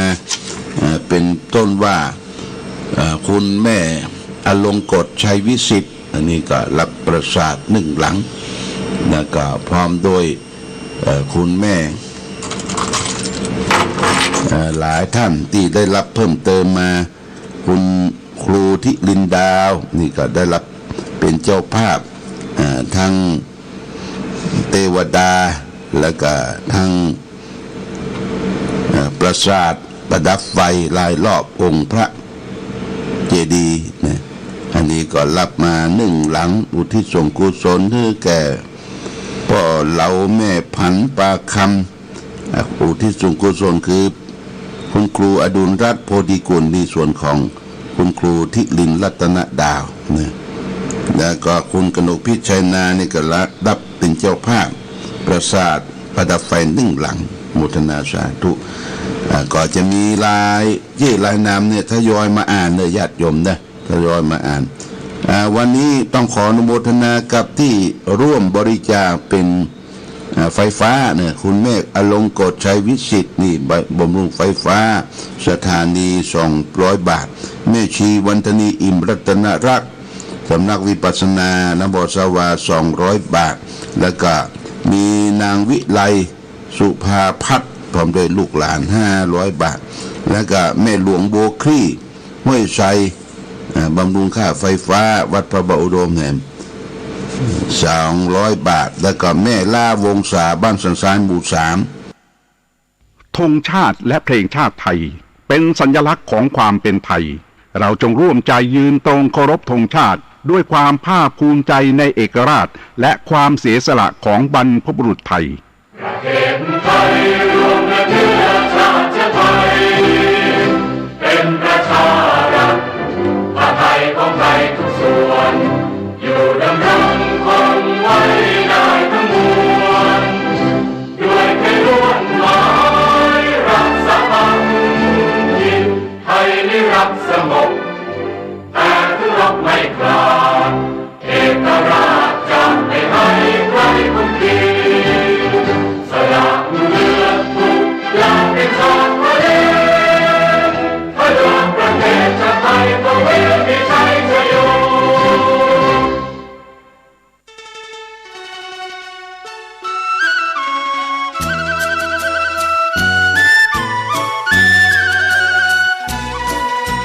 ภัยทั้งหลาย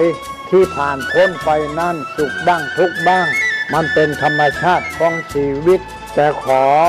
ทั้งวัดทั้งบ้านทั้งราชการทั้งโรงเรียนครูบาอาจารย์ได้สมัครสมานสามัคคีกลมเกลียวอย่าแตกความสามัคคีกันรู้รักสามัคคี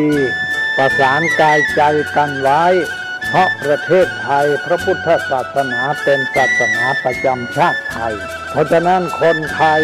มีคุณธรรมประจำใจประจำกายรักษากายวาจาใจให้เจริญมั่นคงเพื่อเป็นการผูกสัมพันธไมตรีด้วยพรหมวิหารธรรมคือให้มีเมตตาปราณีเอื้ออารีซึ่งกันและกันไว้จะแตกความสามัคคีกันให้สัมพันธ์กายสัมพันธ์ใจในกันและกันไว้อย่าแตกความสามัคคีประเทศชาติเราก็เจริญมั่นคงเศรษฐกิจเราก็เจริญมั่นคงสังคมเราก็เจริญมั่นคง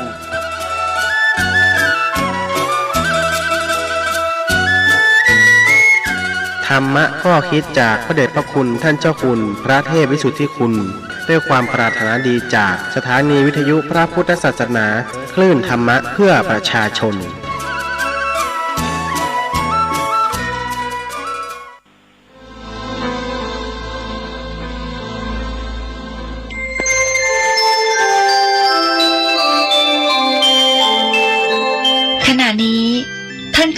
ฟังสถานีวิทยุกระจายเสียง FM 104.5 เมกะเฮิรตซ์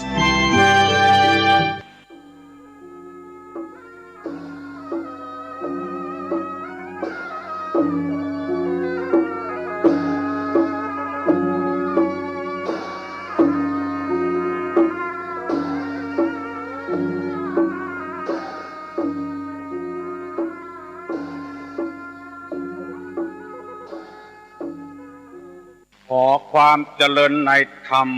และความผาสุกทางใจจงได้มาบังเกิดมีกับท่านสาธุชนคนดี ผู้เจริญอยู่ในศีลในธรรมทุกท่านพร้อมกันนี้ขอยกมือ10 นิ้วกราบอาราธนาเอาคุณพระศรีรัตนตรัยคุณพ่อคุณแม่ผู้ให้กำเนิดเกิดมาเป็นคนคุณครูบาอาจารย์ผู้ประสิทธิ์ประสาทวิชาความรู้จนสามารถประกอบอาชีพดำเนินไปได้ความสะดวกสบายบุญศีลบุญทานที่ได้กับตำปั้มเปงในอดีตและกำลังจะทำเวลานี้เสื้อวัดเสื้อวาเสื้อบ้านเสื้อเมืองพระสยามเทวาธิราชสิ่งศักดิ์สิทธิ์ทั้งหลายอันมีพระบรมธาตุเจ้าดอยสุเทพและครูบาเจ้าศรีวิชัยนักบุญแห่งล้านนาไทยเป็นต้นขอกราบอาราธนาและเชิญชวนมาปกปักรักษาพ่อแม่ลูกหลานเหลนวงศาคณาญาติทั้งสายโลหิตตั้งพ่อตั้งแม่และญาติธรรมทั้งหลายพ่อนานพ่อน้อยพ่ออุ้ยแม่อุ้ยพี่ป้านาอาข้าราชการทหารตำรวจทั้งที่อยู่ในบ้านในเมืองและรักษาประเทศชาติตามเขตชายแดนตลอดถึงพ่อค้าพาณิชย์ครูบาอาจารย์คนทำให้ทำสวนคนทำมาค้าขายทุกคนที่ฟังรายการเมื่อเจ้าวันนี้ขอท่านทั้งหลายมีความสุขกายสุขใจหิมาก้าขึ้นมีโชคมีลาภเหมือนกันกู้หัวตัวคนนานแสนนานได้เทินก่อนที่จะได้นำรายการนี้ออกไปขอเชิญชวนมวลท่านทั้งหลายได้ประนมมือขึ้นไหว้พระเพื่อให้เกิดความเป็นสิริมงคลกับตัวกับครอบครัวกับธุรกิจการงานการเดินทางและการขับรถขับลาบ่ฮือมีอุบัติเหตุอุบัติภัยเนี่ยเกิดขึ้นกับท่านทั้งหลายประนมมือขึ้นเน้อว่าตัวเน้ออะระหังสัมมาสัมพุทโธภควาพุทธังภวันตังอภิวาเทมิกราบสวากขาโตภควตาธัมโมธัมมังนะมัสสามิกราบสุปฏิปันโนภควโตสาวกสังโฆสังฆังนะมามิกราบหันธรรมยังพุทธัสสะภควโตบุพภคณะมะกะลังกะโลมาเสนะโมตัสสะภะคะวะโตอะระหะโตสัมมาสัมพุทธัสสะนะโมตัสสะภะคะวะโตอะระหะโตสัมมาสัมพุทธัสสะ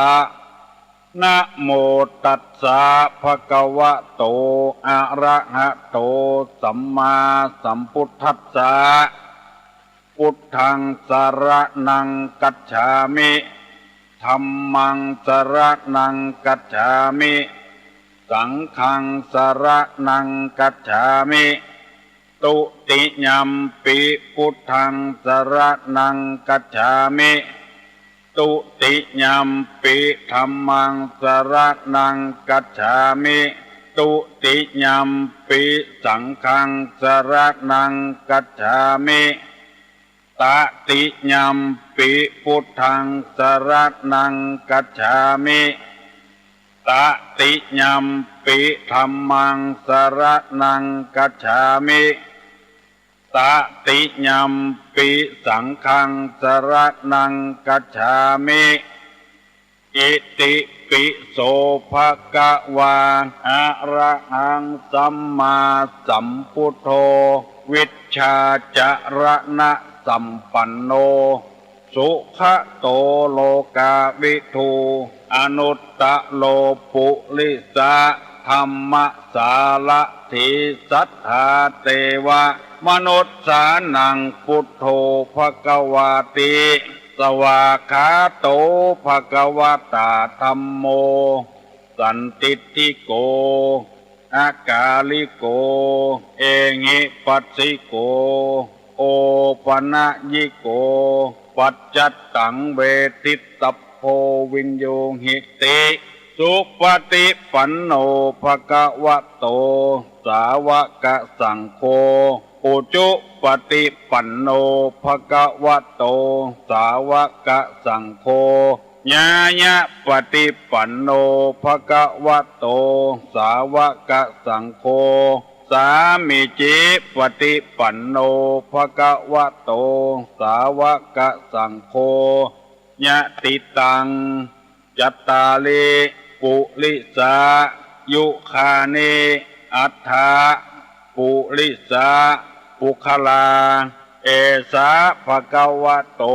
สาวกสังโฆอาหุไนโยปาหุไนโยทักขิไนโยอัญจลีกาลนิโยอนุตตรังปุญญเขตังโลกัสสาติกราบหนึ่งกราบสองกราบสามกาเลนะธรรมัสสวนังเอตัมมังคละมุตตมันติมาแล้วเนอเสียงก้องเสียงกองเสียงมองต่ำเข้าเสียงตุเจ้าเทศนาธรรมมาถึงบ้านมาถึงเฮือนมาถึงในเฮือนมาถึงในสุดมาถึงในครัวมาถึงในรถที่กำลังขับอยู่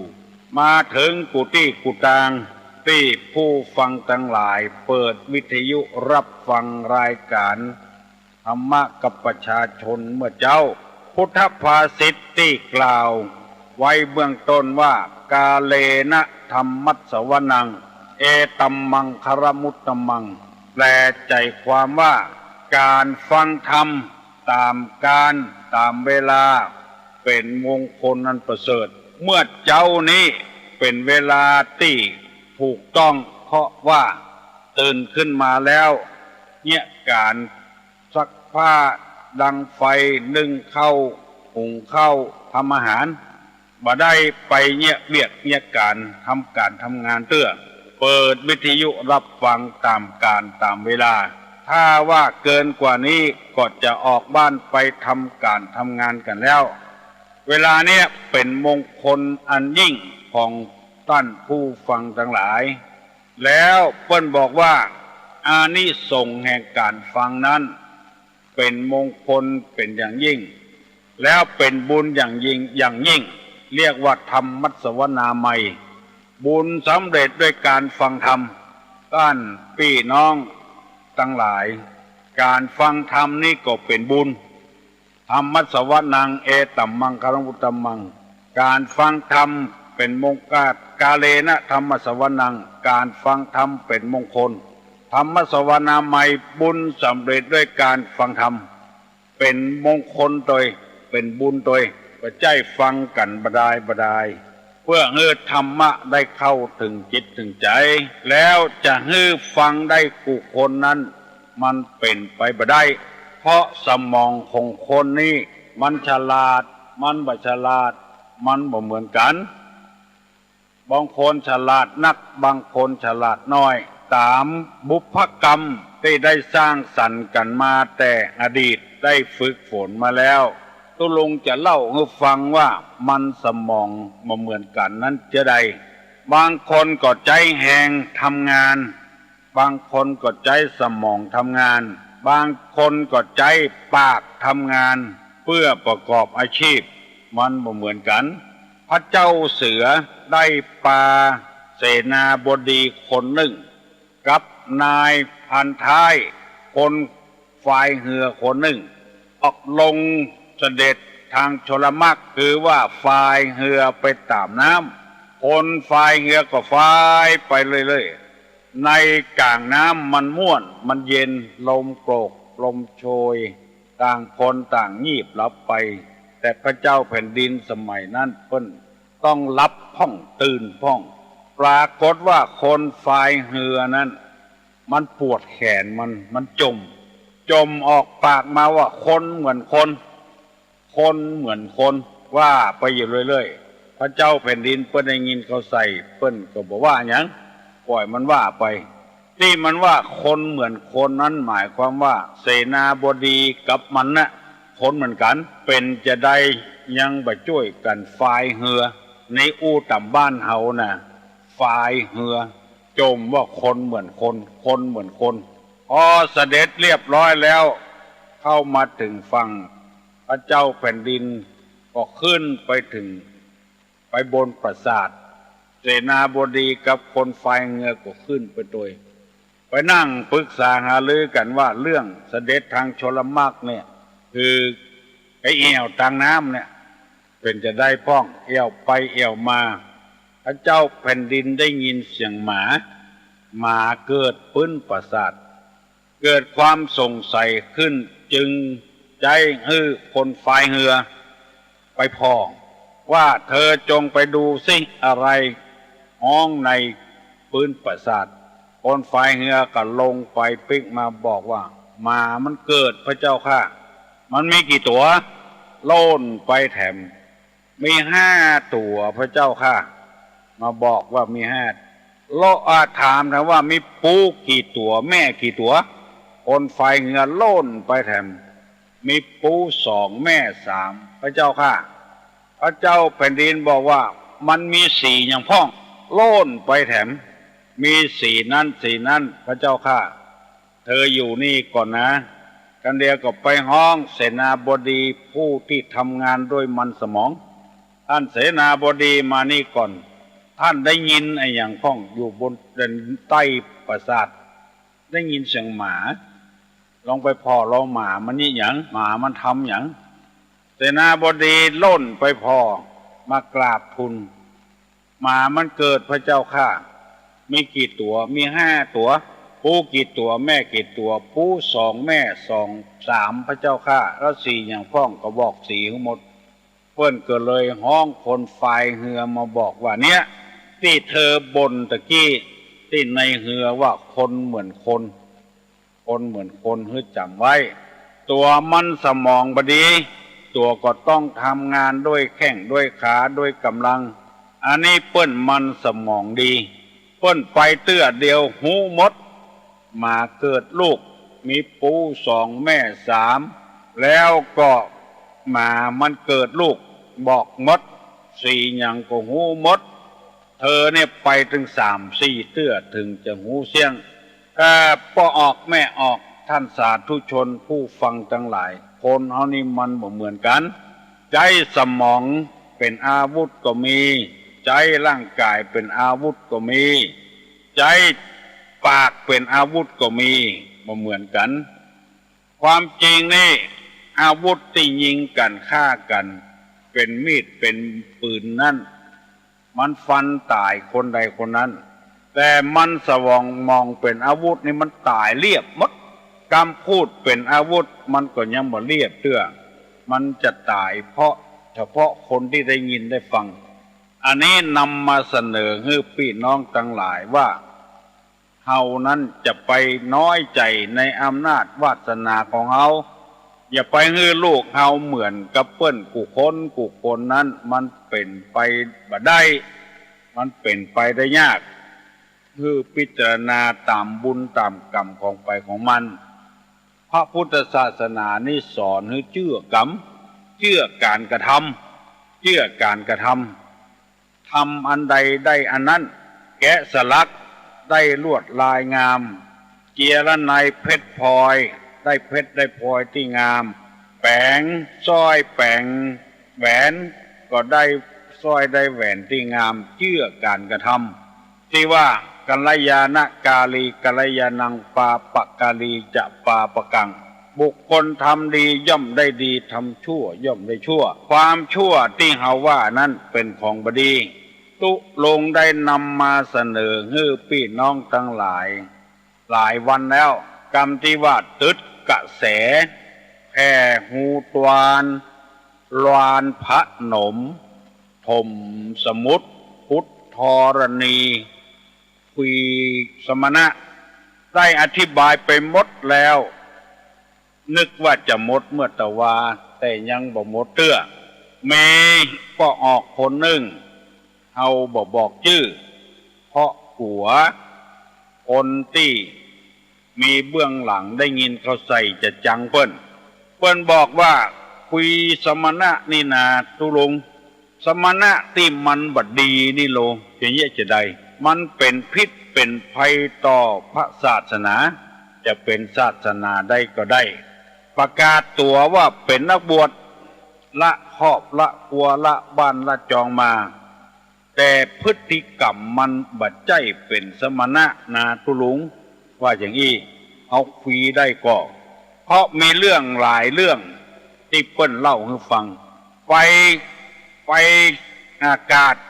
เข้าไปในอากาศไปซื้อจิ้นดิบป่าดิบอย่างเงี้ยมันบ่สมควรที่จะเป็นสมณะแล้วเฮาไปว่าให้เปิ้นได้ก็เอาไปคุยได้ก็คุยบ่ให้เปิ้นเนี่ยได้ก็นอกจากซื้อจิ้นดิบป่าดิบยังบ่พอขอโทษเนอะผู้ฟังทั้งหลายตุลุงขอโทษจริงๆเปิ้นบอกเนอะตุลุงนะไปซื้อผ้าถุงแม่ยิงซื้อแผ่วกางเก่งในปุ้นคือแม่ยิงจะเป็นลูกฮุจะเป็นหลานฮุเป็นอย่างก็ตามเด้อมันสมควรก่อทุกเจ้าไปซื้อของแม่ยิงเอาไปให้ไผ่ก็ตามเด้อแล้วยังบ่พอแปลงยันเตียนฮื้อกดใจกับแม่ยิงฮื้อเอากันมันเป็นสลมก็เป็นสมณะก็คนอย่างอี้ขอโทษเตอะพี่น้องทั้งหลายเปิ้นบอกคือตุลุงมาเจือใดตุลุงก็จะบอกเจืออันลาบาลาบอกคือแม่ยิงเอาเต่วในกางเก่งในเอามาฮื้อแล้วจะเอามาแป่งไส้เตียนฮื้อปวดใจเมาไม่ยิงเอากางเก่งในของปวดใจมาแป่งไส้เตียนฮื้อไม่ยิงเมาปวดใจเยอะอี้มันจะเป็นสมณะก็เอาไปคุยได้ก็โอ้มีแถมนักหนาปาป้านเข้าไปในร้านสรรพสินค้าหน้าที่จะซื้อของมาใจในวัดในวาซื้อเทียนซื้อธูปเป็นว่าไปซื้อซีดีโป้อย่างเงี้ยคนนั้นบอกฮือตุลุงเมื่อตะวานี่ไปฟอกเลือดมันสมควรที่จะฮืออยู่เป็นสมณะได้ก่อมันจะทำลายพระศาสนาโอ้ก่อนอย่างอี้ล้ำเหลือมันก็บ่ใจสมณะแล้วตุลุงก็บอกคุยได้แล้วคนเจอี้มันอ้างตัวเอาผ้ามาปกมาห่มว่าเป็นสมณะแล้วพฤติกรรมของมันบ่ใจจังอันนอกจากนั้นปากันกินเหล้าเมายาโดยแถมเมาแล้วได้ตี้แล้วห้องเพลงกันเยอะๆยะๆอันเนี้ยมันจะควรเป็นสมณะได้ก่อจะฮื้อเป็นเสี้ยนเป็นนามของพระศาสนาต่อไปหรือว่าบักคุยมันตุลงก็ว่าถ้าอย่างอี้ล้ำเหลือก็ช่วยกันเตอะกำจัดเสี้ยนนามของพระศาสนาเฮเตอะอย่างอี้มันบัดใจสมณะแล้วมันบัดใจสลมแล้วคุยได้แล้วปึ๊ดออกจากความเป็นสมณะได้แล้วพระที่ไหนจัดการที่หั่นแต่ต้องมีพยานหลักฐานถ้าบ่มีพยานหลักฐานบ่มีรูปบ่มีบ่ได้หันสองคนขึ้นไปนี่เฮาก็เอาโทษมันบ่ได้เตื้อหนึ่งมีพ่อหลวงมีผู้ช่วยมีอบตปาสมณะองค์เนี้ยมาหาตุลุง มันเป็นไปบวชแล้วลักปิกมาหาเมียเก่ามันวันค่ำคืนพุ่งจมอยู่บ้านเขาก็ทนบ่ได้ปากันขึ้นไปแล้วไปยับเอามาหาตุลุงทราบกินเหล้าอยู่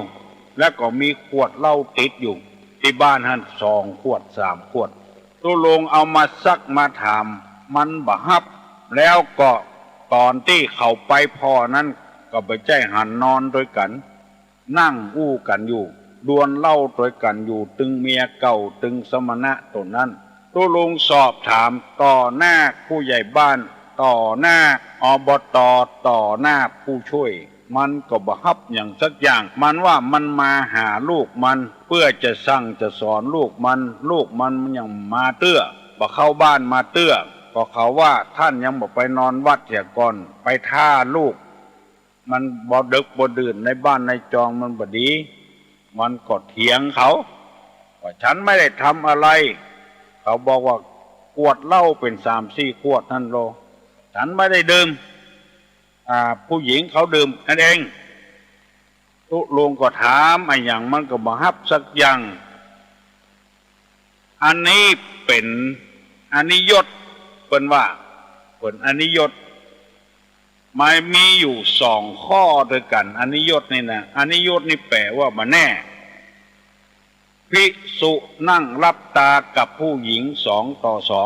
2ต้องเป็นอนิยตผู้หญิงนั่งรับหูกับผู้หญิง2 ต่อ 2ก็เป็นอนิยตรับตานี่มีที่มุงที่บังอันเดียวกันรับหูนี่อยู่ไกลแต่อู้กันบ่ได้ยินรับตานี่มีที่บังแต่บ่หันอย่างสักอย่างที่มันจะทำปาราชิกทำสังฆาทิเศษก็เป็นอันว่าตกลงว่าตุลุงสอบอย่างใด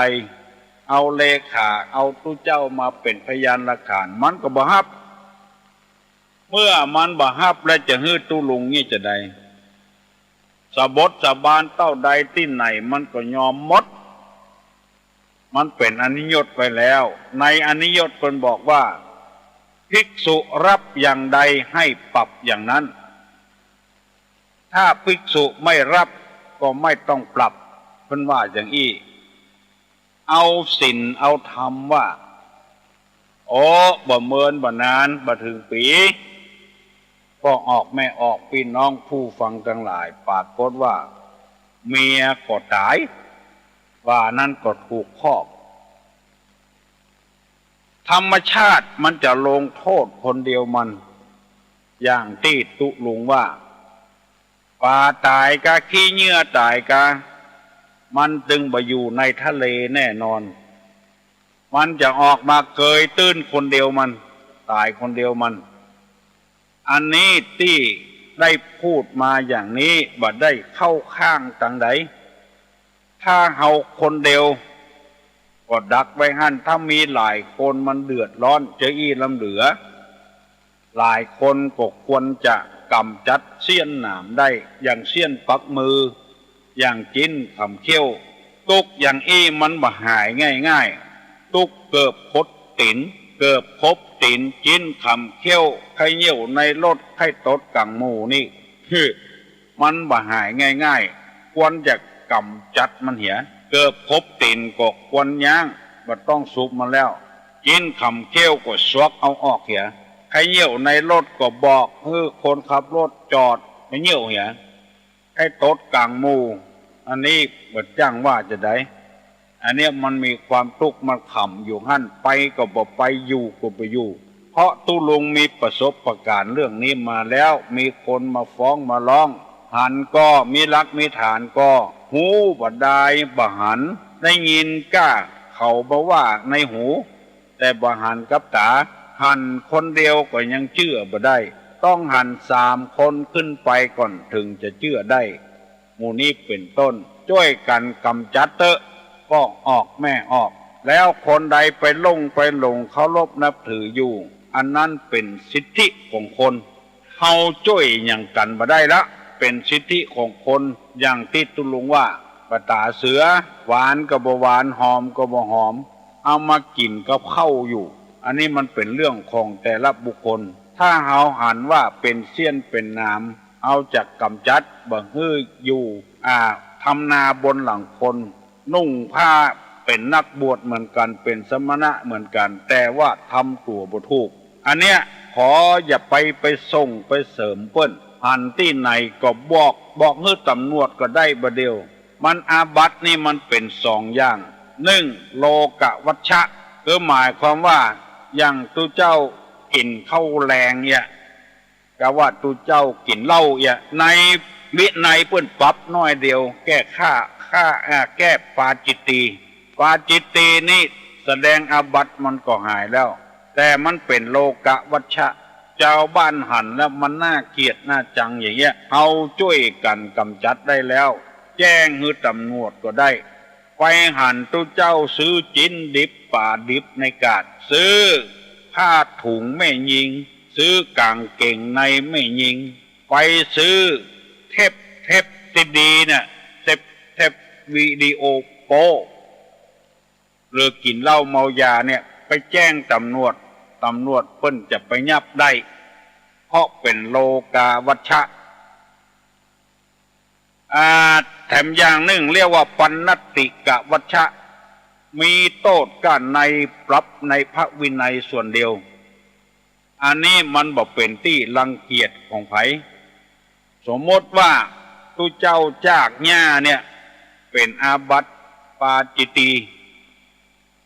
มีใจความว่าภิกษุภาคของเขียว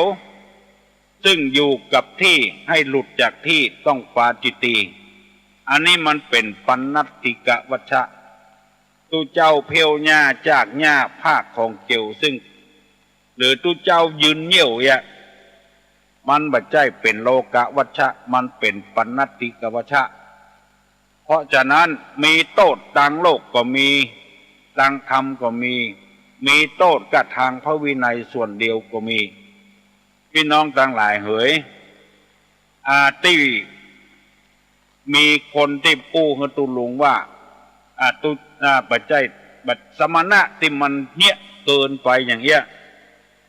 เปิ้นแจ้งเปิ้นไปบิณฑบาตอันเนี้ยแล้วอันนี้กินข้าวงายแล้วมาบิณฑบาตเปิ้นเอาเข้าเอา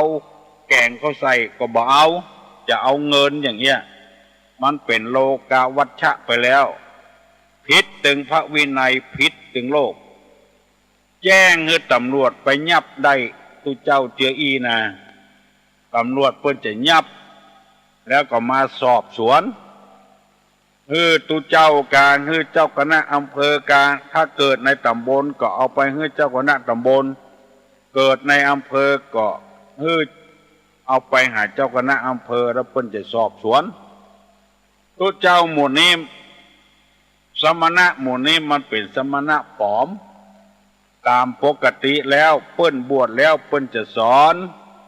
ว่าเธอได้บวชเป็นภิกษุแล้วเนออาการกิริยาวาจาใดของสมณะเธอจงต้องทำอาการกิริยานั้นความเลี้ยงชีวิตของเราเนื่องด้วยผู้อื่นเราควรทำตัวให้เขาเลี้ยงง่ายเปิ้นจะสอนอย่างเงี้ยอุปชาเปิ้นสอนสติวิหาริกเปิ้นแล้วสติวิหาริกก็จะได้จำไว้สอนอนุศาสตร์8อย่างนิสัย4อาการณียกิจ4นิสัยคือจะต้องทำเที่ยวบิณฑบาตนุ่งห่มผ้าบางสุกุลอยู่โคนต้นไม้ฉันดานยอดองและน้ำมูดเน่าอันนี้เพิ่นจะสอนคือบิณฑบาตเนออย่าเลี้ยงอาชีพตัวเองเปิ้นใส่ก็เอาเปิ้นบ่ใส่ก็บ่ท่าไปขอของเปิ้นปิดประตูบ้านอยู่ก็อย่าไปต่อยประตูบ้านเปิ้นเพื่อเปิ้นกำลังนอนรับม่วนงานอยู่บางรายนี่เปิ้นบ่ลุกเตื้อวันเสาร์วันอาทิตย์เปิ้นมาพักมาผ่อนไปบิณฑบาตเปิ้นบ่เปิดประตูบ้านไปต่อยประตูบ้านเปิ้นอย่างเงี้ยมันบ่ถูกนะเปิ้นฮื้อก็เอาเปิ้นบ่ฮื้อก็บ่เอาบ่เบียดเบียนไผอย่างที่ตู้ลุงว่าอันใดถ้าเป็นการเบียดเบียนคนอื่นพระพุทธเจ้าเปิ้นบ่ฮื้อทำอย่างเข้าวาสาเนี่ย ตุเจ้าไปย่ำพันนาตะฟังเปิ้นเดือดร้อนพระพุทธเจ้าบอกคือย่างเหียย่างเข้าสาย3 เดือนเอาเกี่ยวเข้าเอาเฟืองแล้วก็กล้วยออกจาริกไปประกาศธรรมต่อไปเนี่ยปอกออกแม่ออกปีป้านาอาทั้งหลายตึดกระแสแผ่หูตวานลานพระนมถมสมุทรพุทธรณีคุยสมณะอันตี้มันบัดใจสมณะแต่นั้นคุยได้เพราะได้ยินตุเจ้าหลายตนแล้วเป็นพยานหลักฐานเพิ่นว่ามันบัดใจสมณะแล้วมันเป็นลูกชาวบ้านเอาเครื่องแต่งตัวของสมณะมาใส่ฮัลโหลเจ้าที่ยิงมาเดียวมันก็แบบนี้เกิดบอกว่าตู้บอกว่าไว้อย่างบอกว่าขัวไผ่เอาหมดไปใจกูคนเนาะบางคนมันไม่ใช่มีหน้าแข้งหัวเข่ารู้น่ากะถ้าเขาแบบเปิดทุกเปิ้ลน่ะปัจจัยมันแบบพิษไม่ยิงเหลือขนาดไม่ยิงเหลือขนาดบางคนเนาะขนาดบ้านเดียวยังบอกไว้ไปเกิดกลางหน้าบุญมันจะดีกว่าคนอย่างเงี้ยก็หูเอากะคนอย่างนี้ไม่เจริญก็หูเอากะบอกเอาละมาเล่นตัวละมันแค้นคนเดียวแล้วก็คนฟังมันหลายคนขอโทษเนอะมันไปดีอย่างไรมันบดเดียคุยได้ละถึงไม่ยิงถึงปดใจมันบัดใจไม่ยิงบัดเดียวบัดดีนะมันบางคนบัดได้บัดถ้าไปตุกใจกับมันเนอะบัดถ้าเครียดเนอะไม่ออกมอนะ6ถึงจะเอามันไปสักวันนะคนจะอี้นะไปเกิดตั้งหน้าเปิ้นเมียเปิ้นก็งงยังเอาอยู่ผัวเปิ้นก็งงก็เอาอยู่ไปเกิดตั้งหน้าอันนี้เอาบัดตอบกันละบอกว่ากันละมันเป็นความเครียดทางใจของใครของมันตุลุงจะไปยุ่งตัวก็ตุลุงก็จะไปพัวพันตัวอันนี้เขาบอกว่าฮื้อไผ่สักคนละหมายความว่าจะฮื้อชุมชนเฮาเข้มแข็งช่วยกันกำจัดเสี้ยนหนามตุลุงจะยกตัวอย่างให้ฟังคนเฮามันอยู่คนตี้มันบัดดีแกงแค่นี่มันจะมีเกลือมีพริกมีหอมเตรียมมีมีกะปิมีไก่ถ้าแกงแค่ไก่นะกะว่าถ้าบัดใจไก่ก็กินแห้งอย่างเงี้ยมีบักแฟนมีผักละผักบูเรงผักแคบดอกงิ้วผักเพชรปีตานดอกแกตูนกะผักปัญญายอกะบัดหัวปูกะรัวฟักยาวนี่กะมันอยู่คนที่คนต่างถ้าอันใดมันเป็นปิ้วเป็นแมงเอามาใส่แกงแคมันจะบะล้ำเอาเกลือใส่นักมันก็จะเค็มเอาพริกใส่นักมันก็จะเผ็ดเอาผักเผ็ดใส่นักมันก็จะเผ็ดเอาบะทั่วใส่นักมันก็บ่ใช่แกงแคมันเป็นแกงบะทั่วไปเหรอเพราะฉะนั้นอันใดมันนักมันเกินน้ำไปอย่างที่แม่ยิงไปเกิด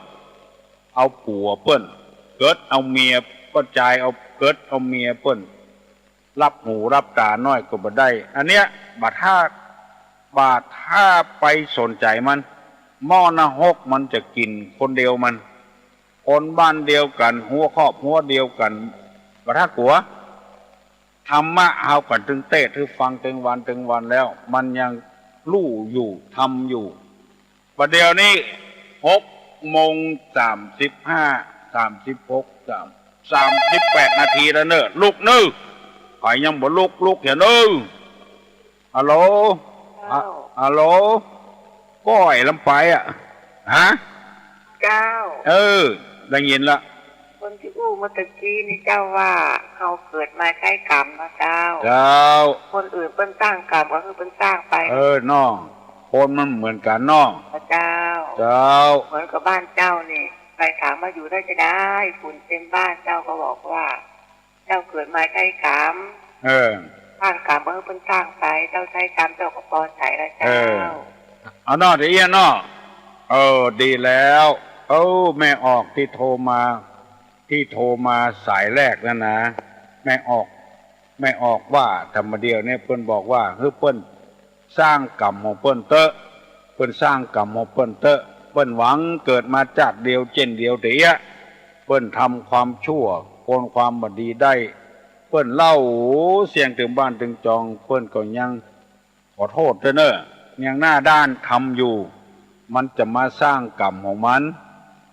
แถมกี่เจนกี่จาดหัวมันจะปิกมาเป็นคนดีคนดักเกิดมาเป็นคนนี่เปิดใจง่ายๆเปิ้นบอกว่าใกล้จะแจ้งมาไปพอดาวมันตกลงมาบางอันก็ตกใส่ต้องคนบางอันก็ตกไปใส่ต้องควายต้องแมวต้องหมูต้องหมาคนเฮานี่มันเป็นได้กูอย่างติดตุลุงว่าแมวมันก็เป็นแมวของมันแล้วตาตุลุงโอ้ทางภาษาผู้แปลงบ้านได้อะฮะทางภาษาผู้แปลงบ้านเป็นนั้นได้หรอเขาได้กะฮะแปลกลางภาษานี่นะครับเปิ้นฮื้อเว้นเดือน10นี่เดือนอย่างดีตุลุงว่าโอ้ถ้าจะให้ฮื้อดีนี่มันเดือน12พุ่นเนาะเดือน12มันเดือนสุดท้ายพุ่นน่ะเดือน10มันก็บัดคดีมันเขาว่าเป็น10เนี่ยเนาะเดือน11มันก็เป็นเดือนกี้เดือน12น้ำจะนองริมตลิ่งนั่นบัดเดียวนี้เปิ้นบ่ถือกันละเพราะว่าตะก้อนนี่มันบ่ใช่เทคอนกรีตอย่างบัดเดียวเนาะตะก้อนนี่มันเอาไม้เอาอย่างเตื้อขุดหลุมไว้ฝนตกก็ใส่หลุมเสามีกันน้ำเปิ้นบ่เคยแปลงเอาหมอนตากหลังคาเปิ้นยังบ่ฮื้อเนี่ยเรื่องกลางภาษานี่นะเพราะฝนจะตกเขาใส่บ่ได้หนูนะก็เนาะบ่ถือละแต่ว่าถ้าเว้นไปหน่อยเริ่มตั้งเดือน12บุญดีละ12นะโอ้อยู่สุดยอดของเดือนเนาะครับ10ยอดของเดือนน่ะครับเอาอดเอาหน่อยเนาะครัวไฟครัวไม้ไว้เหี่ยก่อนครับเดี๋ยวนี้เอาไปรูปๆละบ่ฟังละถ้าเฮายังถืออยู่ก็ใครสบายใจก็เดือน12บุญได้เนาะครับผมว่านะเนาะครับหอมสตางค์ไว้นักๆก่อนแล้วก็ทำดีกะรอเสาไว้ฝนตกก็ใส่มันแข็งแข็งเป๊กเลยเปิ้นยังเอากระสอบจุบน้ำปั่นไว้แถมก่อนน่ะเนาะครับเฮานี่บ่ต้องจุบอ่ะฝนตกก็ใส่มันแข็งกันติ๊กๆปูนเด้งถูกน้ำตะไดแข็งตัวอันเนาะครับบุญรักษาเด้อครับมีหลายคู่หลายคนบอกว่าใครคือเปิ้นบอกที่บ้านตัวว่าอยู่บ้านไหนเนี่ยแต่ตู้ลุงถามบางคนเปิ้นบอกให้บอกเขาก็บอกเขาก็บ่ถามอ่ะมาเตอะบ่ถามย่อยถามย้ำเนี่ยชื่ออย่างเขาก็บ่ถามอ่ะมาถึงแล้วนี่วิทยุนั่นเด้อดับปิ้งแล้วไปสาแม่ตะลุงเจริญพรอาจารย์อยู่สถาวัดโลกโมลีนะจ๊ะสถาวัดโลกโมลีไปลูกไปพระเจ้าถึงนั้นกับตะลุงถึงนั้นนะจ๊ะดีเนอะจ้าทุกคนนะจ๊ะทำมาเมินนะเข้าใจตัวจ้าม่วนตัวม่วนตัวตะลุงตอนนั้นเจ้าเป็นตาปีจ่าเป็นสัตว์ไก่นะเจ้าก็ไปหาตะลุงนะเจ้าอันกะเจ้าได้ถามตะลุงสบายดีนะตะลุงตะลุงดีแล้วตะลุงมันได้มามาจ่านะเจ้าได้มาเตดได้มาเตดอยู่เจ้าตะลุงได้บุญกำลังใจเจ้าบุญนักจ่าอยู่ถึงร้อยเนอะเจ้าตรงอย่างนั้นนะอยู่หน้าบ้านนะตะลุงนะเนาะจ้ามีหน้าจ้าประฟังคุณย่างฟังประจักษ์เนอะจ้าป้อนข้อมูลที่ถูกต้องเข้าคอมพิวเตอร์เนาะจ้าก็ไปนอนวัดจ้านอนวัดเลยโลกโมลีนะจ้าดีแต่ไปปฏิบัติธรรมจ้าแบบทุกสิ่งนะอนุโมทนาตัวเนอะอย่างน้อยก็ได้คนดีไว้ในบ้านในเมือง1 คนละเนาะเจริญพรดีอกดีใจตัวเนอะก็ออกแม่ออก จะอู้อย่างก็ไม่ได้ละอะโหลขอนมัสการเจ้าน้องป๊อบเจ้าน้องป๊อบแหละขอถามคำถามเจ้าถาม4 คนหาม3 คนแห่1 คนนั่งแคร่2 คนพาไปเจ้าคือไอ้หยังไงเนาะเจ้าเพื่อตูอุ้ยตอบเนาะเจ้าคนอื่นตอบยังบะแยบยนนะเนาะเจ้า4 คนหามนั่นคือธาตุทั้ง4ดินน้ำไฟลมธาตุดินนั้นจะมีผมขนและฟันหนังเนื้อเอ็นกระดูกเยื่อในกระดูกม้ามหัวใจตับพังผืดไตปอดไส้ใหญ่ไส้น้อยอาหารใหม่อาหารเก่าอันนี้เป็นธาตุดินนะธาตุน้ำนั้นก็จะมีดีเสลดหนองเลือดเหงื่อมันข้นน้ำลายเปรี้ยวมันน้ำมูกมันน้ำลายน้ำมูดไขข้อมูดอันนี้เป็นธาตุน้ำนะธาตุไฟนี่ก็ไฟที่ไอ้อย่างกับไฟที่เผาอาหารในย่อยไฟที่อยู่ในกายธาตุลมนี่ก็ลมหายใจน่ะน้องลมตด ลมตดลมอย่างวันเนี้ยถ้าอันใดอันหนึ่งมันขาดไปจะอยู่บ่ได้อันนี้4 คนหามนะน้องเนอ3 คนแห่3 คนแห่นั่นก็คือตัณหา3กามตัณหาภวตัณหาวิภาวะตัณหาแห่คนอยู่ถึงวันนี่นะได้เท่าใดก็บ่พอจากเอาแถมติ๊กผูกหวยใบนัตตี้เอา2 ใบ 3 ใบมันแห่คนอยู่ถึงวันเนี่ยตึงนงตึงทงอยู่เนี่ยเพื่อเอากวดตานเข้าวัดแล้วมีอย่างแล้วกวดตานจ้งเข้าหลังวัดปุ่นกองก็เอาปีกไปหมดแล้วตายไปไม่ได้ไปตัวสักอย่างที่ของเปิ้นก็โลภของเปิ้นพักไม้ไส้เขื่อน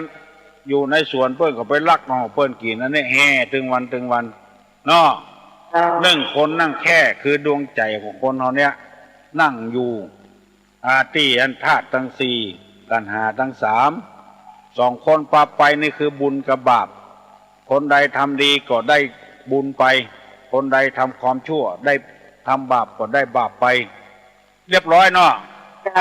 เข้าใจดีก็ไปฟังตัวน้องป้าพงป้า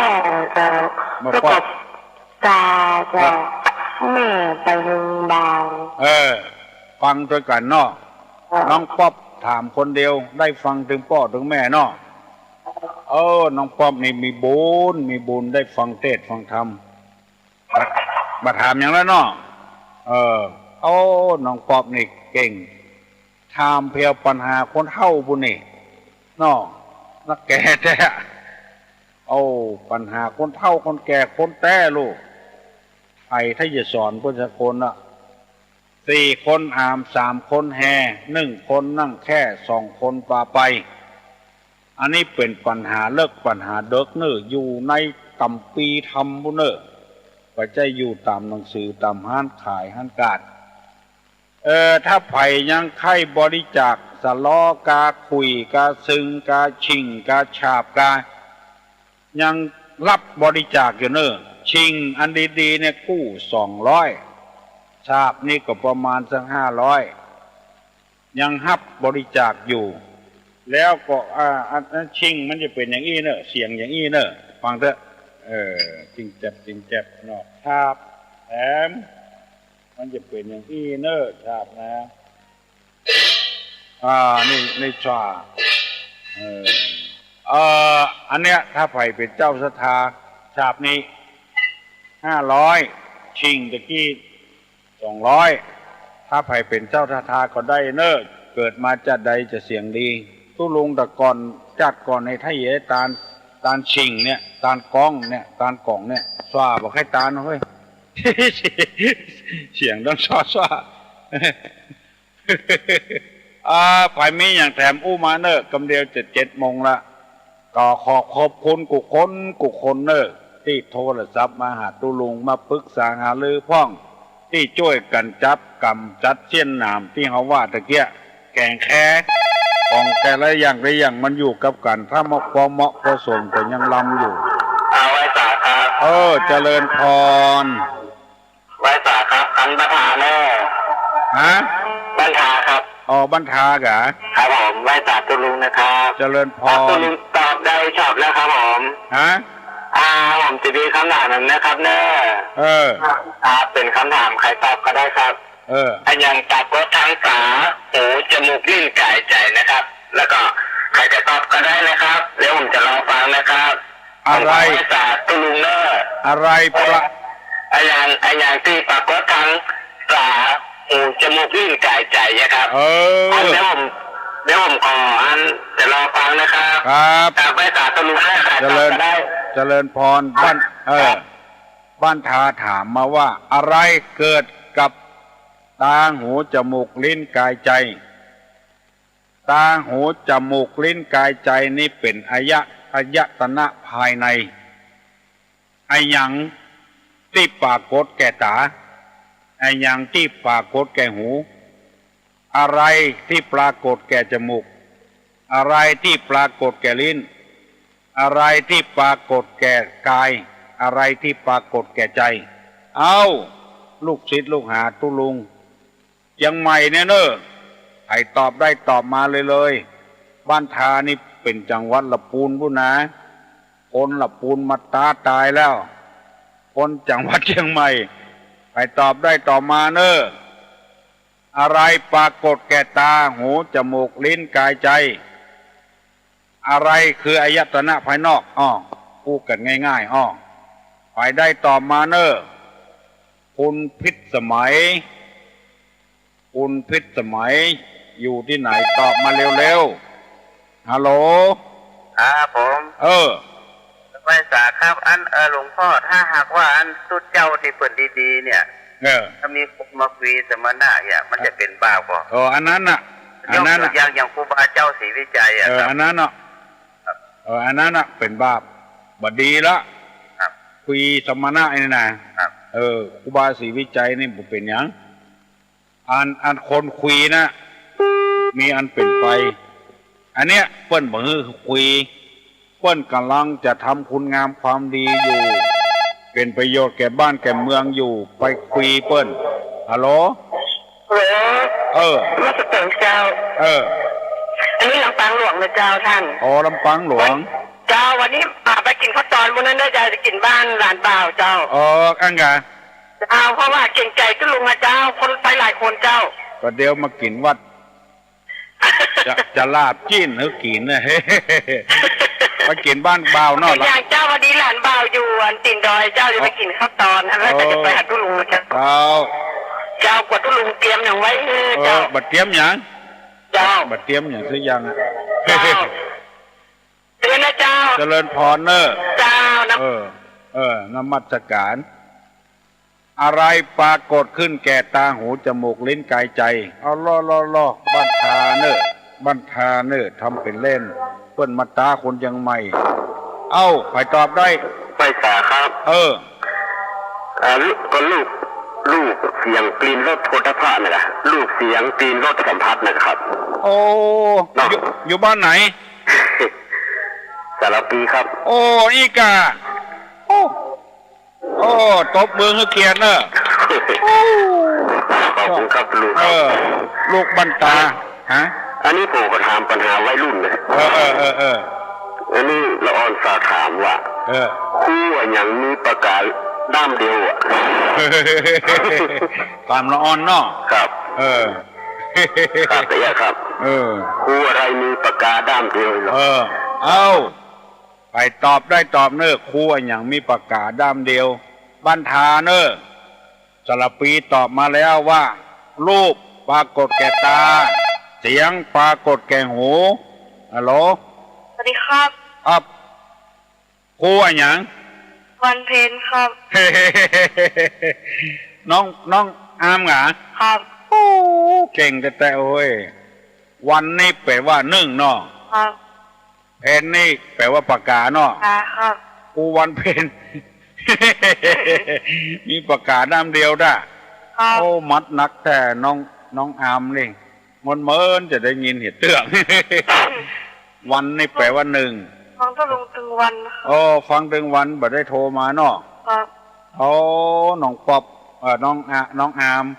ยังเก่งอยู่ตลอดเวลาน้องอามตุลุงควันใจของ ปิ้ลเนอะกินข้าวงานได้ยังยังครับยังไม่ได้กินแต่แหละ ครับยินดีนะน้องเนอะครับก็ราชการครับครับสารปีถามว่าครูไอ้อย่างมีประกาศด้ามเดียวมาลงละอ่อนบ้านดอนแก้วหนองฟานนี่เฮ้ยอำเภอแม่ริมเนอะบอกเฮ้ยน้องอามนี่นะคนอำเภอแม่ริมเนอะอำเภอแม่ริมนี่นะจะมีสอนม้าสอนช้างสอนควายเป็นครูใหญ่ลูกฮัลโหลภาษาครับคุณลุงครับตะกี้ตอบได้ฉอบแล้วครับคุณลุงครับตะกี้มาได้ท่าทายความดีเนอะว่ามาได้มาเดินได้ท่าทายความดีเนอะแต่ท่าทายก็กิเลสที่อวิชชามันทำไปนะ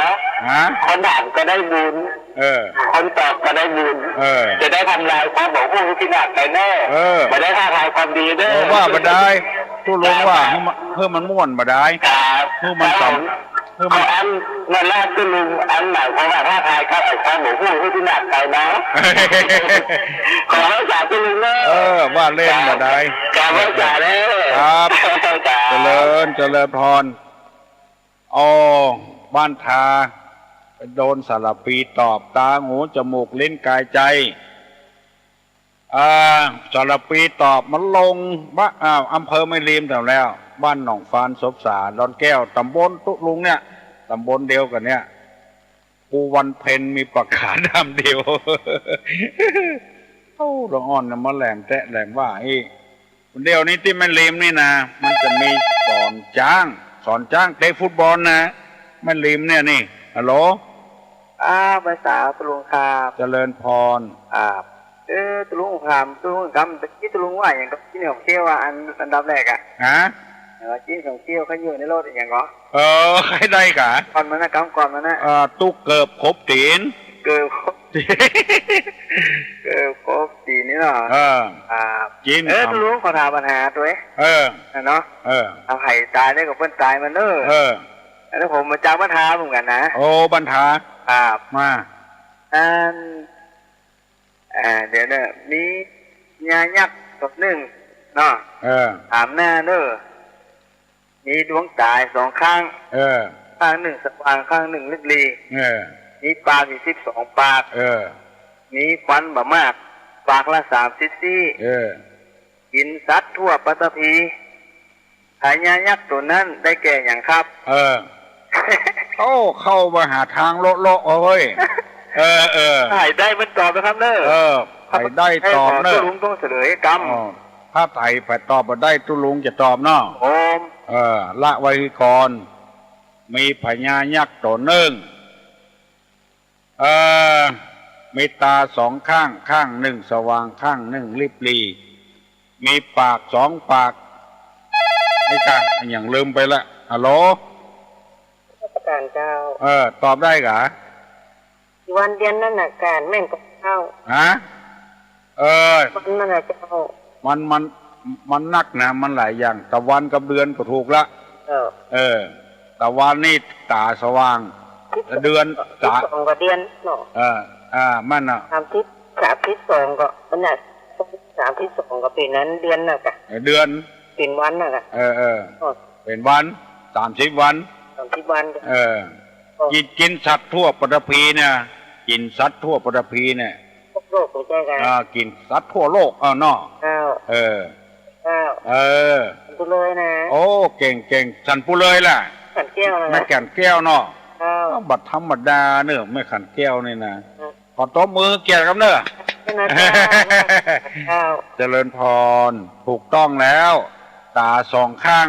ข้างหนึ่งสว่างข้างหนึ่งริบรีคือตะวันกับเดือนมีปากมีฟันอยู่34คือ30 วันมีปาก12 ปากคือมกราคมกุมภาพันธ์มีนาเมษาพฤษภามิถุนากรกฎาสิงหากันยาตุลาพฤศจิกาธันวา12 ปากยักษ์ตัวนี้คือใครกินสัตว์ทั่วปฐพียักษ์ตัวนี้คือวันเดือนปีตะวันหมู่นี้เป็นต้นบัดธรรมดาเนอะ ต่อไปนี่จะเก่งขึ้นกันนะติ๊กๆคนเขาประเดี๋ยว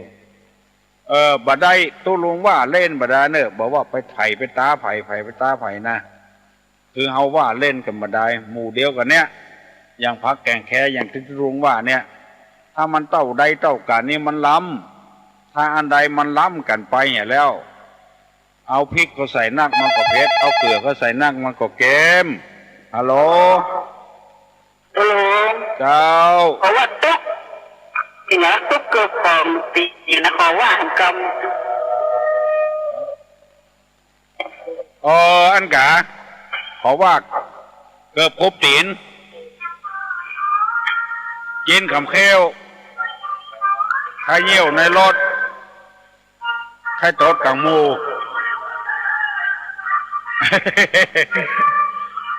ได้ละเจ้าตีประโยคนะตุลุงเนาะเกือบพบตีนกินขำเขี้ยว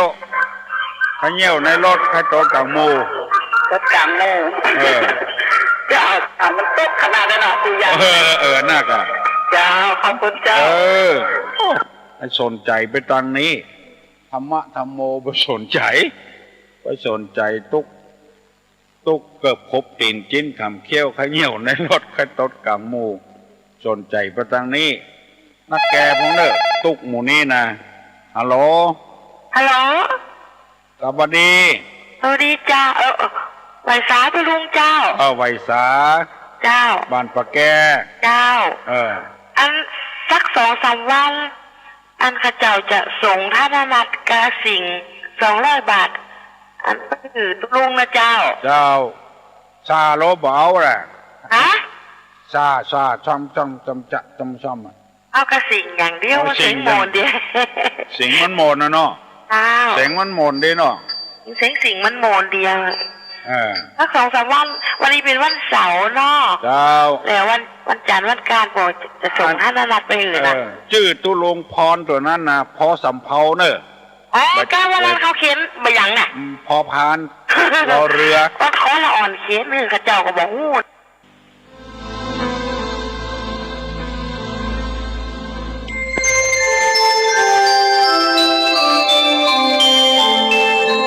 ขณะนี้ท่านกำลังฟังสถานีวิทยุกระจายเสียง FM 104.5 เมกะเฮิรตซ์นะโมตัสสะภะคะวะโตขอนอบน้อมแด่พระผู้มีพระภาคเจ้าพระองค์นั้นอะระหะโตซึ่งเป็นผู้ไกลจากกิเลสสัมมาสัมพุทธัสสะตรัสรู้ชอบได้โดยพระองค์เองขอความสุขความสวัสดีในธรรมจงมีแด่ท่านผู้ฟังทุกท่านช่วงนี้ขอนำเสนอเรื่องความเพียรเพราะว่าความเพียรนั้นเป็นสิ่งที่มีความสำคัญต่อชีวิตถ้าหากเราขาดความเพียรเรามีแต่ความหวังในใจและก็วาดความหวังไว้ว่าจะต้องสำเร็จทำสิ่งนั้นสิ่งนี้จะต้องสำเร็จเช่นการศึกษาเล่าเรียนของนักเรียนนักศึกษาทั้งหลายเนี่ยให้สำเร็จแต่เราขาดความเพียรอันนี้ก็ความสำเร็จก็เกิดได้ยากหรือไม่เกิดซะเลยเพราะฉะนั้นความเพียรนี้จึงมีความสำคัญดังที่กล่าวมาแล้วความเพียรนั้นเป็นหนึ่งในคุณธรรมที่พูดไว้ก่อนนั้นว่าอยู่ในหลักการความเพียรก็คือมีศรัทธามีวิริยารำคะปรารภความเพียรอันนี้จะเจาะความเพียรอีกหน่อยหนึ่งเพื่อให้ความรู้ของเราแน่นเข้าไปอีกความเพียรนี้เรียกอีกอย่างหนึ่งว่าปัฏฐานะหรือว่าปัฏฐานปอปลาทอทุงสระอานอหนูอ่านว่าปัฏฐานไม่ใช่ประธานนะ ไม่ใช่ประธานขึ้นยอดเสานะไม่ใช่อันนี้ปาทานคือปอปลาและไม่มีสระอีกด้วยไม่มีสระปอปลาทอทงนะทอทงสระนอหนูประธานตัวนี้คือความเพียรมี4 อย่าง1. สังวรประธานแปลว่าเพียรระวังบาปไม่ให้เกิดขึ้นในสันดาน 2. ปหานะประธานเพียรละบาปที่เกิดขึ้นแล้ว 3. ภาวนาประธานเพียรให้กุศลเกิดขึ้นในสันดาน 4. อนุรักษณาประธานเพียรรักษากุศลที่เกิดขึ้นแล้วไม่ให้เสื่อมไปหลายท่านคงจะสังเกตตรงนี้ว่าทำไมจะต้องพูดสันดานด้วยเนี่ยสันดานนี้ไม่ใช่คำหยาบนะเป็นคำสุภาพนี่แหละแต่ว่าเราส่วนมากเราจะเข้าใจว่าถ้าสันดานมันเป็นคำไม่สุภาพแต่ทางธรรมะนี่คำว่าสันดานนี่สุภาพนะคำว่าประธานแปลว่าความเพียรความหมายของความเพียรในที่นี้หมายถึงความพยายามในกิจการที่ชอบทำวงเล็บที่ชอบทำด้วยนะธรรมะนะไม่ใช่ทำทอสลามนะไม่ใช่ทอทหารสลามที่ชอบทำไม่ใช่นะคือหมายถึงกิจการที่ชอบทำทอรอมอทอทงรอหรือ2 ตัวแล้วก็มอม้าชอบทำบากบั่นต่ออุปสรรคที่เข้ามากีดขวางอุปสรรคที่เข้ามากีดขวางนั้นมีอะไรบ้างที่หลักๆก็คือมันมีร้อนมีหิวมีกระหายเหล่านี้เป็นต้นไม่เห็นแก่ความสุขความสบายแม้มีประมาณเพียงนิดหน่อยก็ตามมุ่งความสำเร็จในกิจการนั้นๆเป็นที่ตั้งความเพียรถ้าเราจะเจาะลึกวินิจฉัยเข้าไปอีกก็เมื่อกล่าวโดยองค์นะโดยองค์ของความเพียรนี่ท่านจำแนกออกเป็น4 ประการนะก็คือ1. สังวรระวังบาปไม่ให้เกิดนะ 2. ปหานะละบาปที่เกิดแล้ว 3. ภาวนาพยายามให้กุศลเกิดภาวนานี้แปลว่าการพยายามให้กุศลเกิดนะไม่ใช่เรานั่งหลับตาเฉยๆนี่เป็นการภาวนาแล้วไม่ใช่เป็นอุบายทำให้กุศลเกิดกุศลก็คือความฉลาดกุศลนะถ้าอกุศลก็คือความไม่ฉลาดฉลาดในธรรมนะฉลาดเหตุฉลาดผลฉลาดว่าสิ่งของที่มันจะเกิดขึ้นกับเราเนี่ยสิ่งที่มันจะเกิดขึ้นกับเราเนี่ยเกิดแก่เจ็บตายนี่เป็นเรื่องของธรรมชาติอันนี้แปลว่าเรามีปัญญาในการทำภาวนาให้เกิดกุศลดังที่กล่าวแล้วก็ข้อที่4อนุรักษณารักษากุศลที่เกิดแล้วไม่ให้เสื่อมก็คือหัวข้อที่ขึ้นต้นนั่นแหละก็คือสังวรปหานะภาวนาและอนุรักษ์นะความเพียรนั้นเมื่อกล่าวโดยกิจจะมีกล่าวโดยกิจด้วยนะก็คือหน้าที่การปหานกิจก็คือการละบาป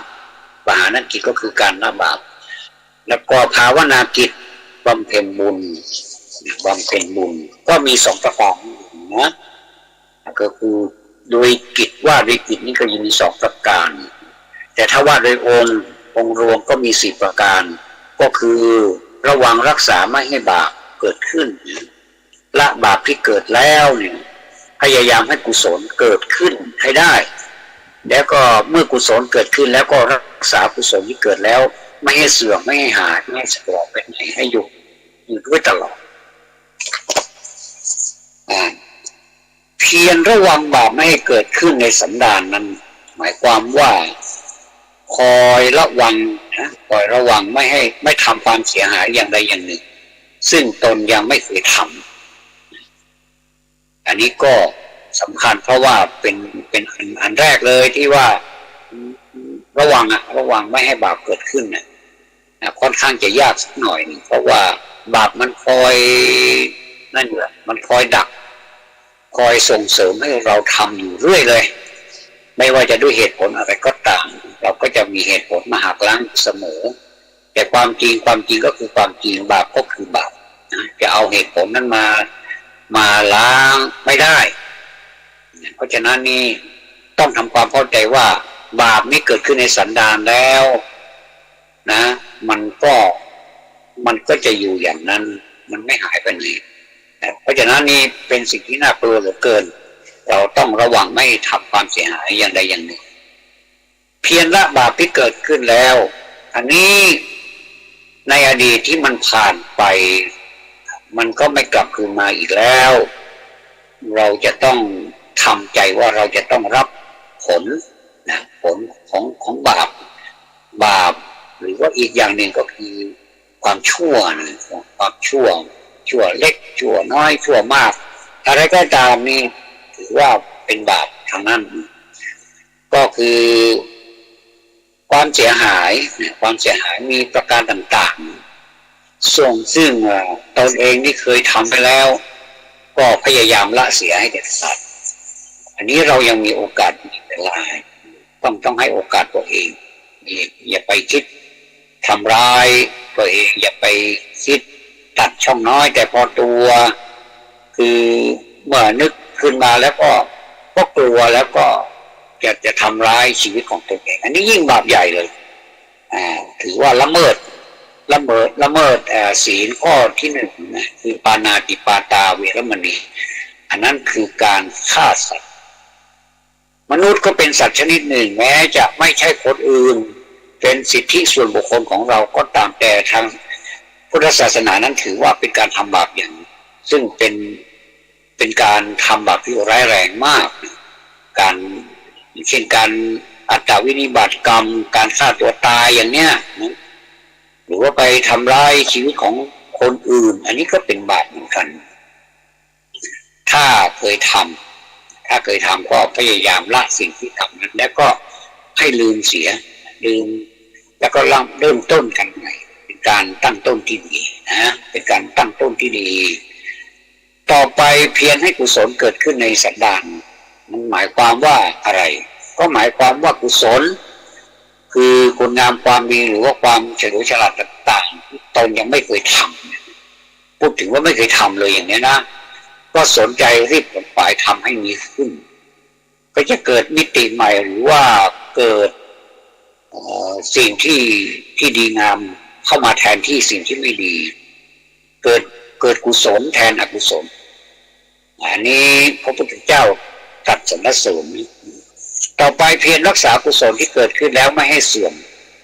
อันนี้ค่อนข้างจะยากสักหน่อยแต่ว่าก็ไม่ยากจนเกินไปที่เราจะรักษากุศลให้เป็นแบบเสมอต้นเสมอปลายรักษากุศลนั้นให้ดีเรารักษาชีวิตรักษาสิ่งมีค่าอะไรสักอย่างเนี่ยที่จะต้องเอาชีวิตเขาแลกเพื่อจะไม่ให้สิ่งนั้นสูญหายไปต้องระวังอย่างนี้นะคือต้องมีสติระวังอินทรีย์ทั้งหกคือประตูทางเข้าเนี่ยนะเรานี่เป็นผู้รักษาประตูเป็นผู้รักษาทำหน้าที่เป็นผู้รักษาประตูอย่างดีนะเหมือนผู้รักษาประตูในเกมของฟุตบอลเนี่ยเป็นผู้รักษาประตูไม่ให้ลูกบอลนี้เข้ามาสู่ประตูลูกบอลนี้ถ้าจะเปรียบไปก็เหมือนกับสิ่งชั่วร้ายนี่เราปัดจะไปเลยนะด้วยความสามารถด้วยความพยายามอย่างยิ่งไม่ให้เข้าประตูซึ่งประตูในเกมกีฬานั้นก็มีอยู่ประตูเดียวนะประตูเดียวแต่ว่าประตูในเกมของกิเลสมันมีตั้ง6ประตูตั้ง6ประตูอันนี้นี่รักษาประตูไหนมันมีปัญหาเราก็ไปปิดประตูนั้นอันนี้เหนื่อยหน่อยการรักษาประตูคือตาหูจมูกลิ้นกายใจเนี่ยรักษายากเหลือเกินแต่ว่าถ้าเราจะรักษาแล้วมันก็ถ้าทำได้มันก็สบายไม่มีปัญหาอะไรเราไม่ต้องไปกลัวที่จะรักษานะคือรักษาตาหูจมูกลิ้นกายใจเนี่ยไม่ให้ยินดียินร้ายเข้าครอบงำได้นะก็คือให้มีอุเบกขาในขณะสมมติว่าตาเห็นรูปอย่างนี้นะ ตาเห็นรูปเป็นต้นจะสวยจะหล่อหรือไม่สวยไม่หล่อก็ไม่รู้สึกนะไม่รู้สึกว่ามันเป็นสิ่งที่พอใจหรือไม่พอใจกันกล่าวคือระวังใจไม่ให้ยินดียินร้ายในไปตามอารมณ์นั้นๆอันนี้ค่อนข้างจะยากแต่ว่าถ้าทำได้ภูมิใจนะถ้าทำได้ครั้งแรกก็ต่อไปก็ทำได้นะมีนักปราชญ์ท่านแนะนำว่าถ้าเราไปเจอรูปสวยๆงามๆอันนี้มักจะเกิดอารมณ์คือชอบใจอยากได้เนี่ยท่านให้มีอุบายในการที่จะไม่ให้เกิดสิ่งเหล่านั้นก็คือให้เห็นเป็นสภาวะของอสุภะคือของไม่สวยไม่งามมีแต่ซี่โครงกระดูกเหมือนกับผีเดินได้แต่เป็นผีที่ยังหายใจอยู่ที่ชาวโลกของเรานี่เรียกกันว่ามนุษย์หรือว่าเป็นคนเนี่ยความจริงก็คือซากศพที่เดินได้แค่นั้นเองถ้าเราคิดอย่างนี้ได้แสดงว่าสติหรือว่าอารมณ์กรรมฐานของเราเกิดนี้จะได้ผลประการใดนั้นก็สอบถามท่านที่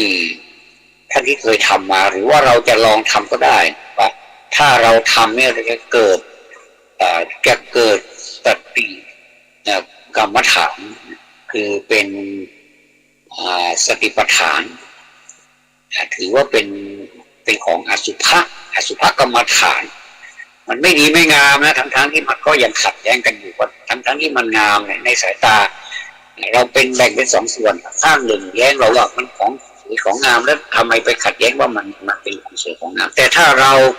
พิจารณาตามความเป็นจริงน่ะลึกเข้าไปข้างในนะมันเป็นโครงกระดูกแล้วมันมี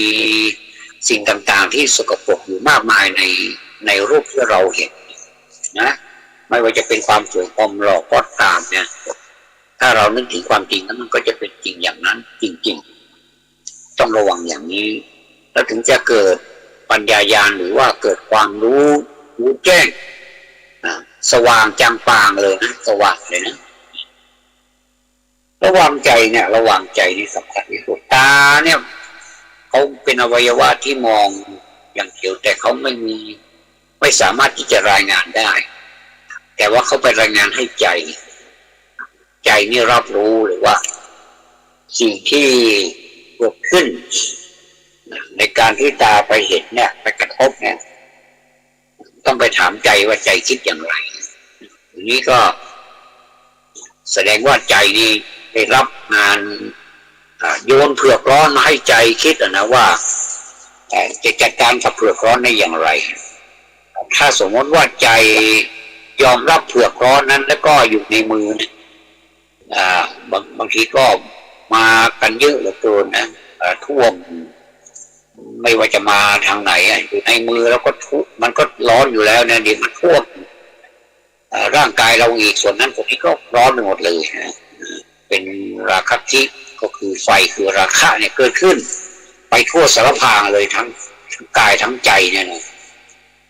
อันนี้ก็ไม่รู้จะพูดยังไงก็รอที่จะรับผลของการที่ยินดีในรูปนั้นอันนี้ก็เป็นไปตามกฎความจริงหรือธรรมชาตินะอย่าไปคิดอะไรมากแต่ถ้าเรารักษาได้นี้ถือว่าเรามีแน่จริงเป็นศิษย์พระพุทธเจ้าจริงๆสามารถที่หักล้างความยินดีต่างๆนี่ไม่ให้เกิดความยินดียากแต่ว่าถ้าเราทำได้มันก็ไม่ยากนะนี่ประธานสี่เนี่ยมันต่างอาศัยซึ่งกันและกันอย่างนี้ท่านผู้ฟังทั้งหลายคือสังวรประธานข้อที่หนึ่งมีหน้าที่ระวังความชั่วเป็นความชั่วใหม่นะเป็นความชั่วใหม่จริงๆเลยล่ะเพิ่งเกิดเนี่ยตอนนี้จะเกิดแล้วเนี่ยนะเป็นความชั่วใหม่เนี่ยไม่ให้เกิดขึ้นเท่านั้นส่วนความชั่วเก่าที่เป็นของคุ้นเคยแก่สันดานของแต่ละคนแต่ละรูปนามนั้นแล้วเนี่ยถ้าไม่ใช่ปหานะก็คงอยู่อย่างนั้นก็คือเราต้องใช้ปหานะนี่เข้าไปละบาป เกิดขึ้นถ้าเราไม่ใช้ประหารนี่นะหรือว่าประหารนี่นะแต่พระบาลีใช้คำว่าประหารนี่นะมันก็คงอยู่อย่างนั้นเพราะไม่ใช่หน้าที่ของสังวรนี่เขาทำหน้าที่ไปแล้วระวังไปแล้วข้อแรกระวังไปแล้วเหตุนั้นจึงต้องใช้ประหารก็คือกำจัดสำหรับละความชั่วที่เกิดขึ้นให้หมดไปมันเกิดขึ้นมาแล้วทำไงได้มันก็ต้องใช้ข้อ2เข้าไปประหารให้หมดไปแต่ถ้ายังไม่หมดก็ใช้ความเพียรให้มันหมดให้ได้คือใช้ความเร็วในการกำจัดและก็เด็ดขาดด้วยถึงจะหมดไปเร็วสั้นแต่ถ้าเราคิดจะไปกำจัดวันนี้ก็กำจัดได้แค่นี้วันพรุ่งนี้ก็จะค่อยกำจัดอีกมันก็ได้นะแต่ว่าของเก่านี่กำจัดไม่หมดแล้วของใหม่ก็จะมาอีกเนี่ยอันนี้ก็เหนื่อยหน่อยนะก็เหมือนกับทำงานค้างไว้เนี่ยมันก็ต้องเคลียร์อันเก่าก่อนซึ่งมันยังไม่เสร็จเหมือนเราทำงานสักอย่างนะถ้าทำงานในวันนี้ให้มันหมดในวันมันก็สบายแต่ถ้างานไม่หมดพรุ่งนี้ก็ยังมีงานใหม่เข้ามาอีกเดี๋ยวก็ต้องไปเคลียร์งานเก่าอีกแทนที่จะเหนื่อยสักเท่าเดียวนี่มันก็ไม่ใช่แล้วมันก็จะกลายเป็นหลายเท่าไปอันนี้แหละคนเรามักจะเหนื่อยนี่เพราะว่าเราไม่ทำงานให้หมดในวันหนึ่งอันนี้ก็ทำไม่ได้นะบางทีมันก็งานมันก็เยอะถ้าเรารู้จักวางงานว่าควรจะทำอันไหนก่อนอันไหนก็ควรเร่งหรือว่าเราไม่เอาเวลาอื่นเข้ามาปนกับงานอันนี้พูดถึงงานธรรมดานะเข้ามาปนกับงานนี่เราตั้งใจทำจริงๆอุทิศทุ่มเทให้งานนั้นให้เสร็จภายในวันเนี่ยมันก็เสร็จได้มีคนที่ทำให้เราเห็นมากมายนี่นะแล้วก็ไปอัพเข้ามาไปดูเข้ามาว่าเขาทำได้อย่างไรถามว่าเขาเหนื่อยไหมก็เหนื่อยนะสิงานนะมันจะมีหรือที่ไม่มีเหนื่อยเนี่ยมันไม่มีเพียงแต่ว่าเราจะทำยังไงให้งานนั้นมันเสร็จภายในวันมันก็ต้องทุ่มเทนะเพราะการทำงานนี่เราคิดว่าตอนที่เราจะไปทำเนี่ยอันนี้พูดถึงงานธรรมดาเนี่ยที่ชาวโลกเขาทำกันเนี่ยในวันแรกนะเราต้องนึกถึงวันแรกเราอยากจะทำจริงๆอยากจะทำงานสมมติว่าทำงานบริษัทภาครัฐหรือว่ารัฐวิสาหกิจหรือว่าทำราชการเนี่ยแข่งขันกันนะเราต้องแข่งขันเข้ามาเราก็ถ้าเราผ่านแล้วเนี่ยถือว่าโอ้โหเป็นหนึ่งในนั้นนะบางทีคนที่เข้ามาสมัครเนี่ยเยอะเหลือเกินนะสมมุติว่ารับพนักงาน100อัตราอย่างเนี้ยโอ้มีตั้งเป็นพันไม่ยังมีเลยนะบางทีมากกว่านั้นอีกก็มีเนี่ยเราผู้เล็ดรอดเข้าไปนะเล็ดรอดเข้าไปเป็นหนึ่งในนั้นนะที่เขาจะรับ100คนนะไม่รู้ว่าจะไปอยู่ระดับไหนนี่แล้วก็ไม่สนขอให้มันได้มันผ่านไปเลยนะเราก็ภูมิใจแล้วนี่แล้วเราก็ตื่นเต้นเหลือเกินแล้วก็พอกลับมาถึงบ้านเราก็คุยใหญ่เลยบอกโอ้ได้ทำงานแล้วจะได้ทำงานแล้วเขาสัมภาษณ์อะไรก็ผ่านหมดแล้วเนี่ยเขาขึ้นบัญชีไปแล้วเนี่ย100 คนเนี่ยนะแต่การที่จะด้านต่อไปก็คือการทดลองงานตามหลักแล้วก็จะทดลองงานว่าหน่วยก้านอย่างนี้ทำงานอย่างนี้จะทนได้ไหมอันนี้ไม่ต้องว่าให้เจ้านายหรือว่านายจ้างของเราเนี่ยเขามีสิทธิ์ที่จะทดลองเราได้ว่าเรานี่หน่วยก้านอย่างนี้มีกำลังวังชามีสติปัญญาเท่านี้จะทำงานที่เขามอบหมายให้ได้หรือไม่แต่ทุกคนต้องผ่านกระบวนการที่ก่อนเหมือนกับหนังจีนเรื่องหนึ่งที่ว่ามี18 มนุษย์ทองคำเนี่ยแล้วก็พระเอกรู้สึกจะเป็นเรื่องมังกรหยกอันนี้ก็เป็นหนังที่ดังมากเลยในอดีตที่สามารถผ่านด่าน18 อรหันต์หรือว่าด่านที่มีความโหดร้ายมากเลยนะ เข้าคนอย่างธรรมดานี่จะไม่ผ่านเด็ดขาดก็พ่ายแพ้กลับมาทุกทีเลยแต่นี้พระเอกเนี่ยเขาพยายามเหนื่อยมากแล้วก็เจ็บตัวมากเหมือนกันแทบตายเหมือนกันแต่ว่าก็ผ่านเข้าไปได้อันนี้มังกรหยกเนี่ยอันนี้เป็นตัวอย่างก็ต้องให้ผ่านเข้าไปได้ในเมื่อมันผ่านแล้วเนี่ยเราต้องนึกถึงนะนายจ้างเรานี่ไม่ได้มาง้อเรานะใครก็ได้นะที่อยากจะสมัครมาทำงานเนี่ยสมัครเข้ามาเราใช้คำว่าสมัครเนี่ยเหมือนเขาสมัครรักสมัครแฟนนะมีเพลงอีกว่าสมัครรักสมัครแฟนผู้ชายนะไปจีบผู้หญิงนะไม่ใช่ผู้หญิงมาจีบผู้ชายนะพอสมัครรักสมัครแฟนเนี่ยเขาจะสนใจหรือไม่นี่เราก็อ้อนออดเขาเนี่ยให้เขารับสมัครเราเป็นแฟนกับเขาเนี่ยอันนี้เป็นเรื่องของเพลงเอามาเปรียบเทียบให้เห็น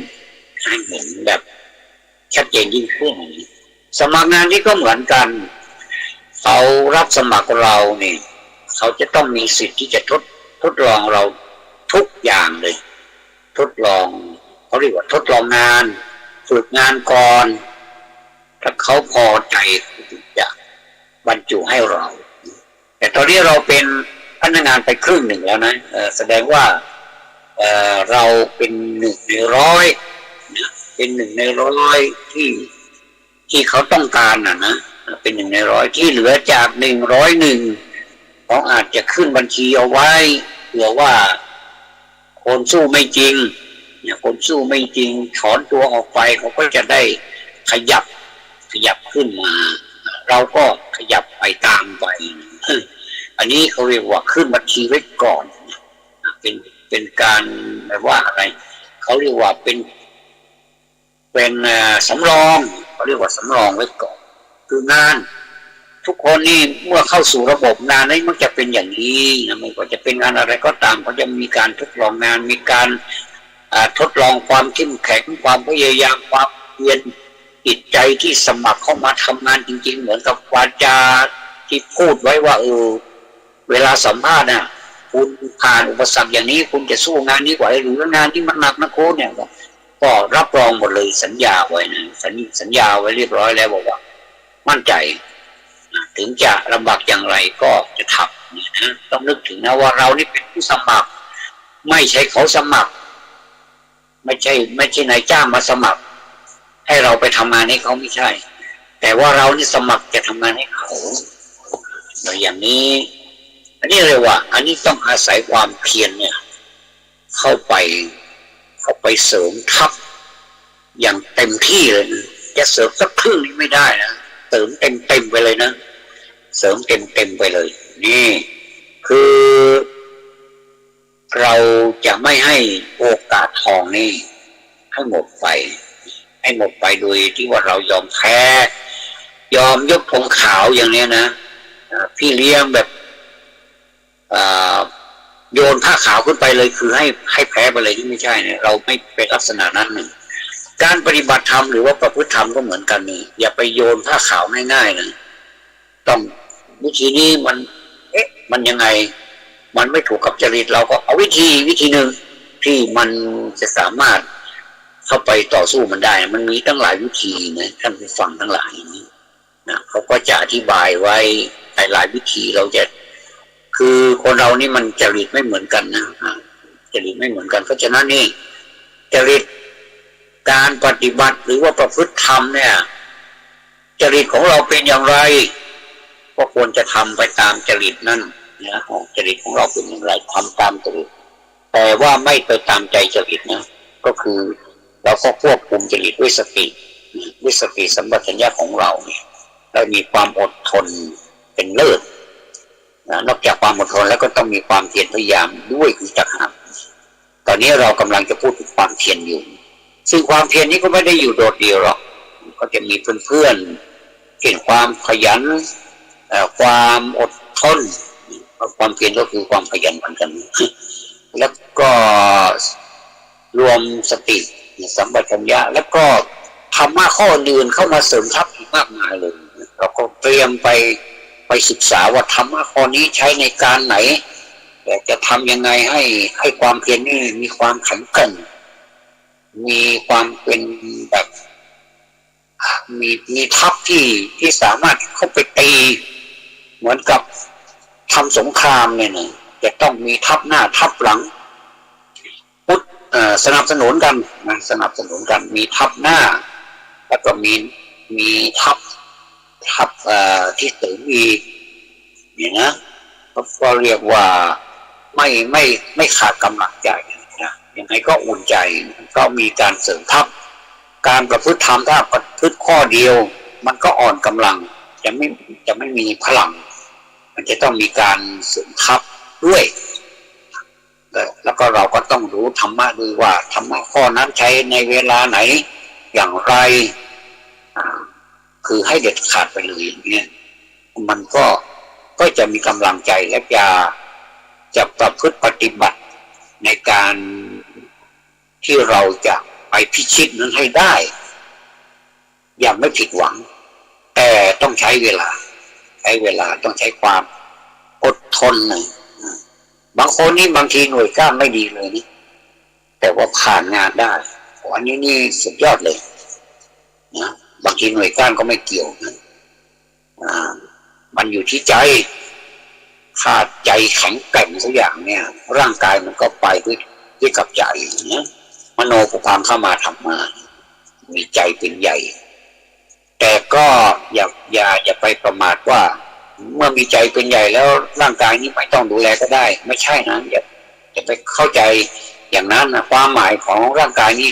จะต้องแข็งแรงด้วยไปเกิดโรคไม่เจ็บอ่อนๆแต่แดด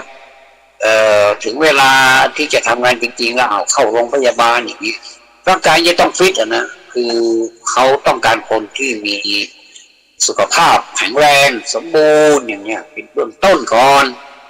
ส่วนที่จะไปทำแล้วเนี่ยอันนั้นมันเกิดขึ้นภายหลังนั้นก็ไปอีกเรื่องนึง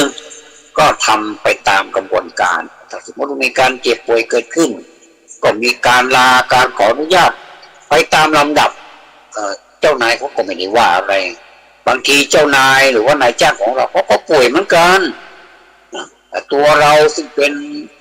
ผู้ปฏิบัติงานของนายจ้างของเรานี่มันก็มีสิทธิ์ป่วยได้เหมือนกันมันเป็นเรื่องของสังขารอย่าไปคิดว่าทำงานทั้งปีเนี่ย365 วันเนี่ยจะไม่มีวันไหนเราที่มีป่วยเนี่ยมันเป็นไปได้ยากนะมันจะหาได้สักกี่คนที่มันไม่เจ็บไม่ป่วยเลยมันมีอย่างน้อยที่สุดก็ปวดหัวล่ะเป็นโน่นเป็นนี่เนี่ยปาถาเลยนะท่านผู้ฟังเพราะฉะนั้นนี่ต้องเตรียมใจไว้ก่อนไม่ว่าจะเป็นผู้จ้างแล้วก็ผู้รับจ้างนี่จะต้องเตรียมใจไว้ว่ากฎของบริษัทเป็นอย่างนี้อย่างนี้ถ้าเกิดเหตุขัดข้องไม่สบายก็ลาได้หรือว่ามีกิจการสำคัญเฉพาะเนี่ยนะที่มันมีความสำคัญในชีวิตของแต่ละลูกจ้างแต่ละบุคคลเนี่ยซึ่งมันมีครั้งเดียวเกิดการเป็นการตายเกิดขึ้นอย่างเนี้ยเขาก็มีระเบียบของการลาได้เขาเรียกว่าลากิจอันนี้เรียกว่าลากิจแต่ถ้าป่วยไข้ก็เรียกว่าลาป่วยเพื่อให้กระชับเพื่อให้เกิดความจริงให้ปรากฏว่าป่วยจริงหรือเปล่าเขาก็จะถ้าเป็นบริษัทที่เขาเงียบๆนะเขาก็จะให้มีใบรับรองแพทย์แนบมาด้วยว่าบุคคลคนนี้ป่วยจริงแล้วก็สมควรที่จะให้พักกี่วันเนี่ยก็จะอยู่ที่การวินิจฉัยของแพทย์อีกครั้งหนึ่งอันนี้บริษัทรับได้นะรับได้แบบอาการอย่างนี้รับได้เขาก็มีสวัสดิการครับสำหรับพนักงานอยู่แล้วคนที่ทำงานกับบริษัทก็จะเข้าใจนะว่าเราก็มีสิทธิ์ที่จะลาป่วยลาได้ถ้ามันป่วยจริงถ้ามันจริงเนี่ยนะเรารับผิดชอบตรงนี้อันนี้พูดถึงการทำงานเนี่ยเป็นธรรมดานี่นะอันนี้ขั้นพื้นนะมันก็มีระเบียบของมันอยู่แล้วเนี่ยแต่ว่าตอนนี้เรามาสู้กับกิเลสเนี่ยนะมันไม่มีระเบียบอย่างนั้นนี่สิมันมาโดยแบบว่าบางทีมันเล่นนอกบทนะมันไม่รู้ด้วยว่ามันจะมาอย่างไงมันจะเป็น เป็นอย่างไรมันไม่เหมือนที่เรากล่าวมาว่าบริษัทเขามีระเบียบแบบแผนมีการลามีการส่งใบลามีการอนุญาตมีใบรับรองอย่างนี้มันไม่ใช่อย่างนั้นกิเลสนี่มันไม่ใช่อย่างนั้นกิเลสนี่มันมาแบบมันยกขยง6 โมงเช้ามาเลยนะมันยกขยงมาเลยแล้วก็มันไม่มีรูปแบบอ่ะอันนี้ระวังยากหน่อยเพราะมันมาเหมือนกับอาตมาได้ยกตัวอย่างว่าถ้าเป็นโกนะหรือว่าเป็นผู้รักษาประตูเนี่ยฟุตบอลเนี่ยนะเขาก็จะรับหน้าที่ประตูเขาอย่างเดียวก็แสดงว่าเขามีประตูเดียวเขาทำหน้าที่รักษาประตูอย่างเข้มแข็งที่สุดนะเท่าที่จะทำได้เนี่ยอันนี้ก็ไม่ซับซ้อนนะเพราะว่าประตูเขาก็มีประตูเดียวแต่ว่าประตูของอายตนะภายในนี่มันมีตั้ง6 ประตูนี่สิอันนี้ลำบากเหลือเกินเราก็ไม่รู้มันจะเข้าประตูไหนเราก็จำเป็นที่เราจะต้องเป็นผู้เชี่ยวชาญในการรักษาประตูเราจะทำยังไงว่ามันก็ไม่ได้บอกว่ามันจะเข้าประตูไหนประตูตาหรือประตูหูหรือจมูกใช่ไหมเราก็เดาไม่ได้มันจะมาทางไหนบางทีถ้ามันเป็นกลิ่นหอมๆมาทางจมูกอะถ้ามันเป็นกลิ่นที่มันไม่หอมเรารู้สึกเหม็นแล้วก็รู้สึกว่ามันเป็นอนิจฐารมณ์อารมณ์ไม่ดีละอันนี้แสดงว่าเอาละกิเลสเกิดขึ้นที่จมูกเราเนี่ยอาหารไม่อร่อยก็เอาละที่ลิ้นอีกละอันนี้ลิ้นรับได้หรือรับไม่ได้อันนี้ลิ้นก็รายงานไปให้ใจบอกว่าไม่อร่อยเลยใจก็จะรับทราบแล้วก็จะเกิดปฏิกิริยาออกมาว่าชอบหรือไม่ชอบอันเนี้ยที่เราลำบากก็เพราะเรามันไม่รู้ว่ามันจะมาประตูไหนตาหรือหูจมูกลิ้นกายใจมันมาหมดเพราะฉะนั้นนี่ทำงานหนักหน่อยถ้าทำงานเกี่ยวกับกิเลสนี่ทำงานหนักหน่อยแต่ถ้าเราผ่านพ้นงานนี้ไปได้ความภูมิใจก็จะเกิดกับเราและความสุขก็จะตามมาและก็สามารถที่จะประพฤติธรรมขั้นสูงขึ้นไปได้เราก็ดูแต่พระอรหันต์พระอริยเจ้าทั้งหลายท่านก็ประพฤติจากที่ไม่มีอะไรนี่แหละนะท่านก็ไม่ได้วิเศษมาจากไหนแต่ว่าท่านเหล่านั้นนี่สะสมบารมีมาเยอะนะไม่รู้กี่ชาตินานเท่าไหร่ก็ไม่สามารถที่จะรู้ได้ก็สะสมด้วยมาเป็นการสะสมนะเขาเรียกว่าสะสมแต้มยิ่งมีคนที่มีแต้มเยอะแล้วก็สบายหน่อยมาถึงปัจจุบันชาตินี้ก็สามารถเอาแต้มที่สะสมไว้นั้นมารวมกับแต้มใหม่ที่เกิดขึ้นเนี่ยมันก็ได้เปรียบสิแต่ถ้าคนอย่างเรานี่ไม่เคยมีแต้มเลยอย่างเนี้ยมีแต้มก็มีแต้มที่มันไม่เข้าท่าเลยนะเป็นบาปเป็นกรรมเป็นความอะไรก็ไม่รู้เนี่ยนะเข้ามารวมด้วยเนี่ยไม่ถือว่าเป็นคะแนนดีนะถ้าเป็นบัตรนี่ก็เป็นบัตรเสียนะอันนี้นี่ใช้ไม่ได้ไม่นับเป็นบัตร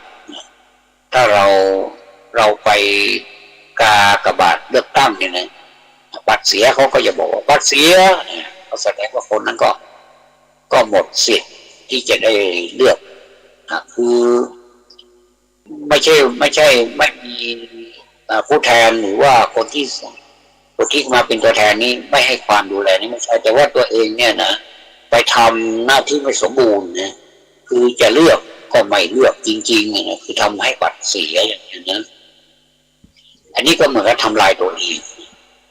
เนี่ยเขาก็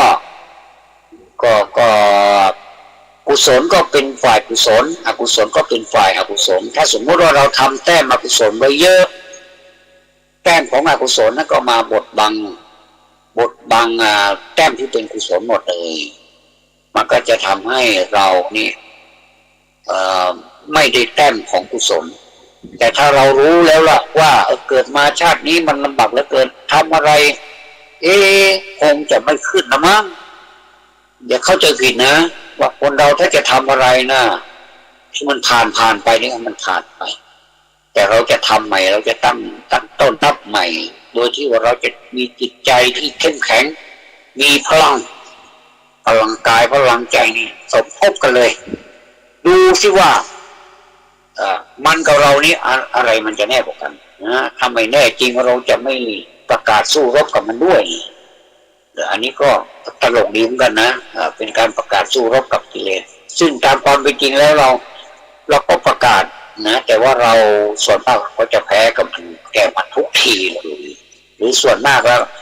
ที่เราจะมีชนะนี่ก็มีไม่มากเท่าไหร่นะเพราะฉะนั้นนี่เราจำเป็นอย่างนี้เนี่ยต้องพลิ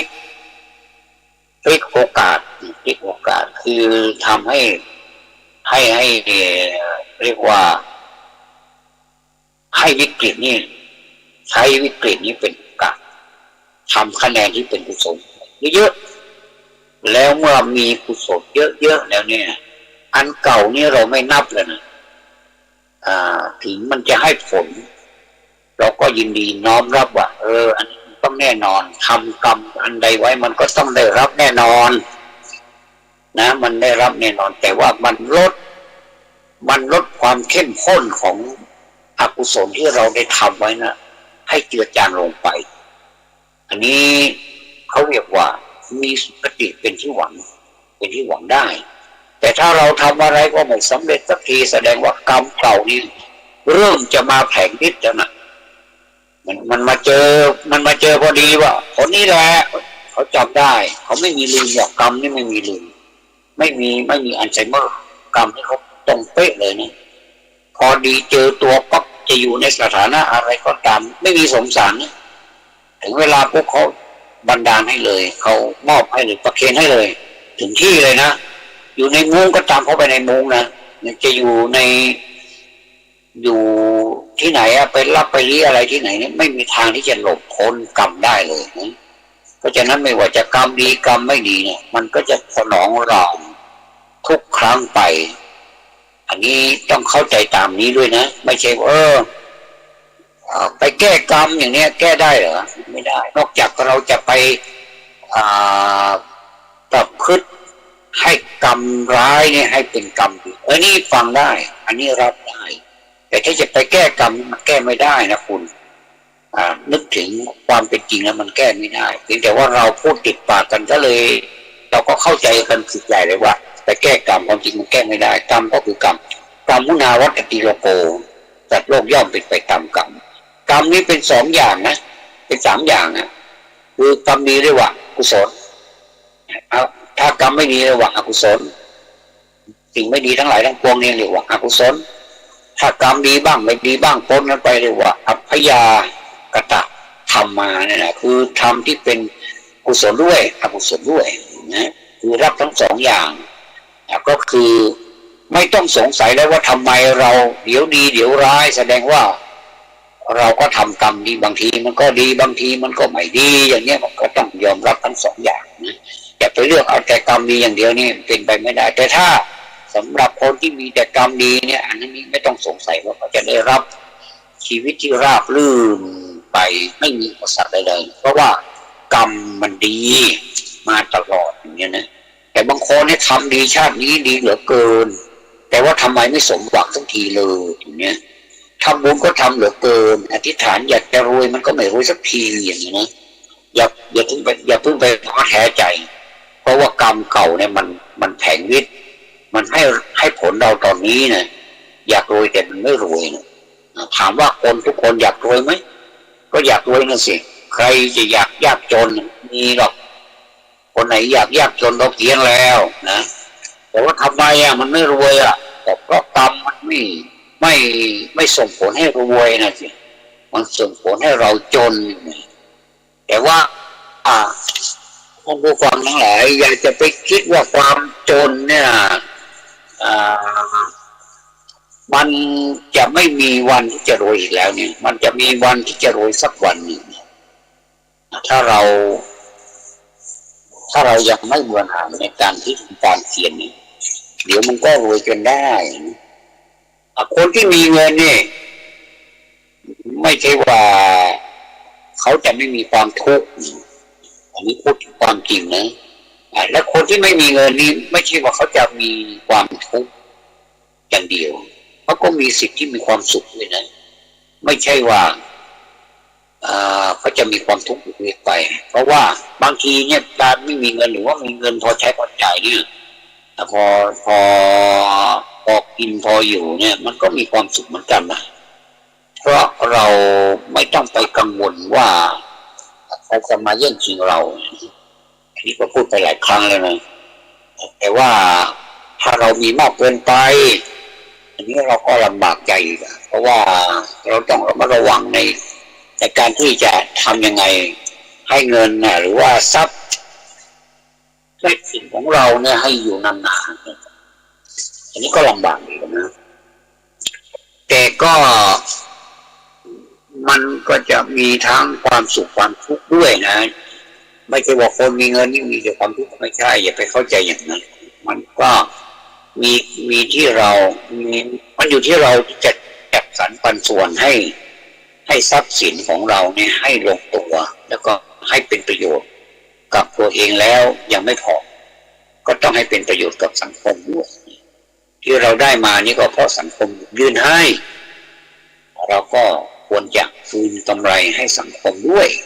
อันนี้ก็เรียกก็เห็นหลายท่านนะมีมากเลยในสังคมไทยเนี่ยนะก็คือ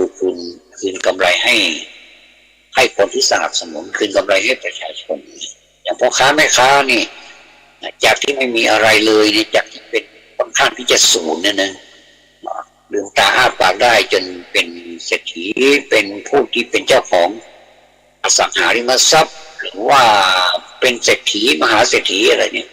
เขามักจะมีกิจกรรมที่คืนกำไรให้คนที่สนับสนุนเขาซื้อสินค้าเขาด้วยดีมาตลอดจนทำให้เขาร่ำรวยได้เนี่ยนะอันนี้ก็เขาเรียกว่าไม่ลืมบุญคุณของประชาชนที่ให้การสนับสนุนโดยเฉพาะอย่างยิ่งเนี่ยสังเกตเห็นได้ง่ายๆเลยนะอย่างคนที่ดำเนินธุรกิจความบันเทิงอย่างเนี้ยนะอย่างนักร้องนักแสดงอะไรต่างๆนี่เขามักจะรู้บุญรู้คุณของประชาชนเขาเหล่านั้นนี่จะนับถือเคารพของในความเมตตาของประชาชนจะไม่ไปที่ไหนจะไปที่ไหนก็ตามเนี่ยนะเขาจะขอบคุณแฟนๆอย่างนักร้องเนี่ยนักดนตรีเนี่ยนักแสดงเนี่ยเขาก็จะขอบคุณแฟนๆขอบคุณ FC ทั้งหลายที่ให้การสนับสนุน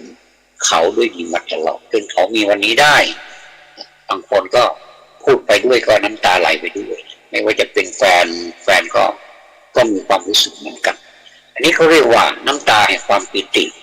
น้ำตาแห่งความภูมิใจนะที่มีแฟนๆให้ความสนับสนุนไม่ว่าจะไปที่ไหนก็คนแน่นเอียดบางทีเวทีแทบพัง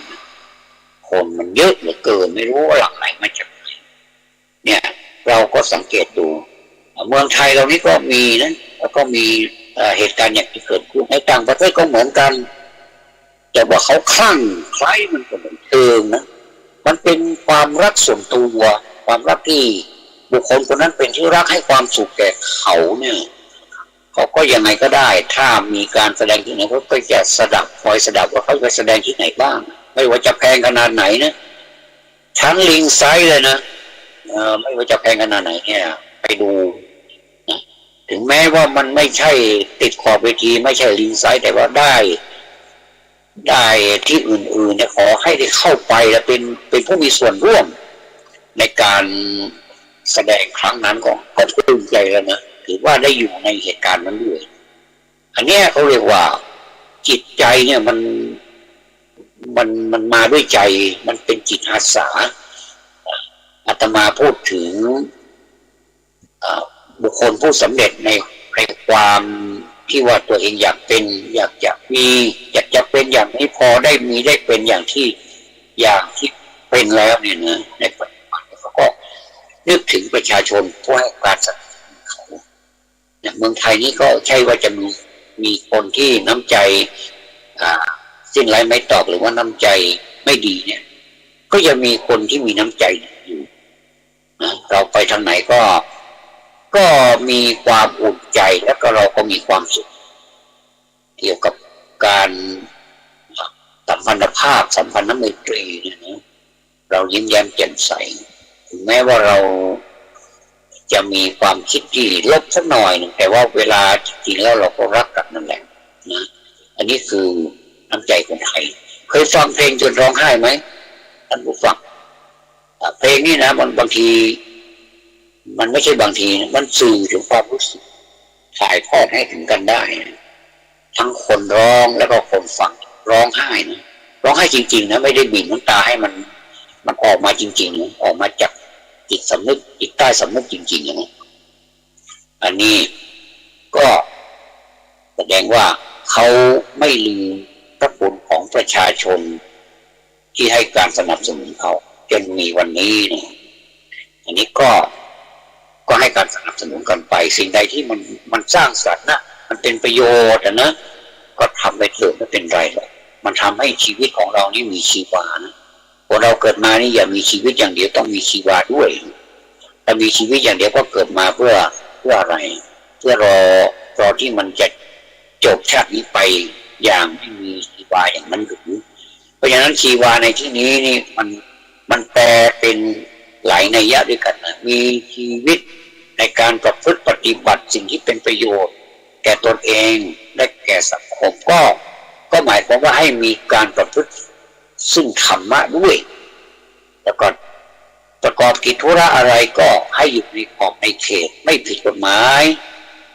อย่างนี้เป็นต้นเราก็แสดงว่าเรานี่ได้ฝากคุณงามความดีไว้ในแผ่นดินที่เราเกิดเนี่ยไม่ว่าจะไปที่ไหนนี่เราก็ไม่หวั่นเราจะตกอยู่ในสถานะอะไรนี้ไม่ได้มีความสำคัญเลยนะขอให้เกิดมาแล้วเป็นผู้เป็นคนแล้วก็สร้างประโยชน์ให้กับตัวเองก่อนเป็นปฐมเป็นอันดับแรกแล้วก็ให้กับคนอื่นจะเราสังคมใหญ่สังคมที่ใหญ่ขึ้นเป็นประเทศเป็นโลกอย่างนี้นะโลกทั้งโลกเนี่ยอยู่ในมือเราทุกคนนะมือความจริงเรามือเดียวนะมือนะมี2 มือนะมี10 นิ้วนะจะไปโอบอุ้มทั้งโลกนี้เป็นไปไม่ได้นะแต่ถ้าเราประสานกันทั้งหมดเนี่ยทั้งคนทั้งโลกเนี่ยช่วยกันประสานเนี่ยนะทั่วโลกนี่มีกี่พันล้านสามารถโอบอุ้มโลกนี้ได้ให้เป็นปกติสุขถึงแม้ว่าจะขัดแย้งทางด้านความคิดบ้างแต่เราก็ไม่เขียนฆ่ากันเราจะไม่ทำร้ายกันอย่างนี้นะเราก็อยู่ในโลกนี้อย่างเป็นสุขได้นะดังนั้นวิริยะเนี่ยคือความเพียรที่ว่าเนี่ยจึงเป็นสิ่งที่สำคัญเรามาระวังเมื่อมีความระวังแล้วเราก็จะเกิดกุศลนะระวังตาหูจมูกลิ้นกายใจนี้ก็จะเกิดกุศลเกิดขึ้นในใจและประธาน4เนี่ยต่างอาศัยซึ่งกันและกันอย่างนี้คือสังวรประธานเป็นอันดับแรกก็คือเพียรระวังนี่นะก็มีหน้าที่ระวังความชั่วใหม่ไม่ให้เกิดขึ้นเท่านั้นส่วนความชั่วเก่าที่เป็นของคุ้นเคยแก่สันดานแล้วเนี่ยถ้าไม่ใช่หรือว่าไม่ใช่ปหานะก็คงอยู่อย่างนั้นเพราะมันไม่ใช่หน้าที่ของสังวรข้อแรกเพราะฉะนั้นจึงต้องใช้ปหานะหรือว่าการทำลายสำหรับความชั่วที่เกิดขึ้นให้หมดไปแต่ถ้าจะใช้ปหานะไม่ใช้สังวรความชั่วก็ไม่มีเวลาหมดเหมือนกันก็คือใช้ร่วมกันแต่ใช้ตามกาลเทศะอันนี้ควรจะใช้อะไรอันนี้คือใช้อะไรแต่ทั้ง2อย่างนี้ต้องใช้ร่วมกันอยู่แล้วเก่าหมดไปใหม่ก็เกิดขึ้นอีกเนี่ยก็จะวนเวียนอยู่อย่างนี้นะไม่มีทางที่มันจะหมดไปได้แต่เราก็ควรจะระวังแล้วก็ใช้ความความประหารเข้าไปให้มันหมดไปเป็นคราวไปอย่างนี้เพราะฉะนั้นจึงเห็นว่าสังวรกับปหานะต่างอาศัยซึ่งกันและกันอย่างนี้ส่วนภาวนาประทานก็คือทำให้เกิดขึ้นเนี่ยเพียรทำความดีให้เกิดขึ้นนั้นถ้าเป็นแต่ทำไปแล้วถ้าเป็นแต่ทำไปแล้วเนี่ยความดีที่ทำไว้นี่ก็จะไม่สะสมอยู่เราจะต้องอนุรักษ์เนี่ยเขาเรียกว่าอนุรักษณา เป็นการคอยตามรักษาเข้ากำกับด้วยถึงกระนั้นก็ตามถ้าไม่มีภาวนาก็ไม่รู้ว่าจะไปรักษาอะไรเพราะฉะนั้นจึงเห็นว่าภาวนากับอนุรักษณาเนี่ยต่างอาศัยซึ่งกันและกันก็คือคู่แรกสังวรประทานกับปหานประทานนี้เป็นการอาศัยซึ่งกันและกันประมาณร่วมกันส่วนข้อที่3ปหานประทานคือเพียรกุศลให้เกิดขึ้นกับภาวนาประทานขออภัยเพียรให้กุศลเกิดขึ้นในสันดานนี้ต้องทำงานร่วมกับอนุรักษณประทานเมื่อกุศลเกิดขึ้นในสันดานแล้วเราก็รักษากุศลไม่ให้มันหายไปไหนเหมือนกับเรารักษาทรัพย์สมบัติของเราไม่ให้เสื่อมไปให้อยู่กับเราได้เท่ากับที่มันอยู่ได้นะต่างอาศัยกันและกันอย่างนี้ถ้าเราจะย่นย่อลงไปแล้วประธาน4ย่นลงไป2ได้ดังนี้นะท่านผู้ฟัง1ย่นสังวรลงในปหานะเรียกว่าละบาปอีกครั้งหนึ่งนะย่นสังวรลงในปหานะย่นสังวรข้อที่1นะลงมาในข้อที่2ปหานะเรียกว่าละบาปเรียกว่าเอา2ข้อนั้นมารวมกันเรียกว่าละบาปก็แล้วกันอันที่2ประการที่2ก็คือย่นอนุรักษณาการรักษาลงในภาวนาคือภาวนานี้เพียงให้กุศลเกิดขึ้นเนี่ยเรียกว่าบำเพ็ญบุญตกลงว่า4อย่างนั้นย่นออกมาเป็น2อย่างก็คือละบาปอย่างหนึ่งแล้วก็บำเพ็ญบุญอย่างหนึ่งคือจบนะจบเลยละบาปได้แล้วก็บำเพ็ญบุญอย่างนี้นะก็เห็นว่าสมควรแก่เวลาแล้วนะก็เราก็พูดก็ยกตัวอย่างหลายๆตัวอย่างเข้ามาประกอบด้วยก็คิดว่าน่าจะเป็นประโยชน์สดผลต่อท่านผู้ฟังที่ได้มีโอกาสฟังท่านจะเอาไปขยายผลต่อก็ได้แต่การที่เราวินิจฉัยหรือว่าในการวิเคราะห์ธรรมะเนี่ยเป็นสิ่งที่ทำได้ไม่ผิดกติกาแต่ว่าเราจะต้องมีสติสัมปชัญญะเข้าไปควบคุมด้วยอย่าให้เกิดความเชื่ออย่างเดียวแต่ต้องมีปัญญาด้วยนี้ถ้าเราทำครบ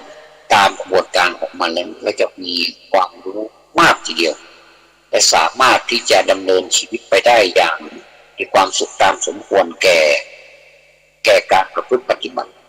ธรรมานุธรรมปฏิบัติ ขอกราบขอบพระคุณท่านพระครูสมวิศวัตรวรจิตโยที่เคารพซึ่งท่านผู้อำนวยการสถานี 104.5 เมกะเฮิรตซ์ได้อำนวยความสะดวกเป็นอย่างยิ่ง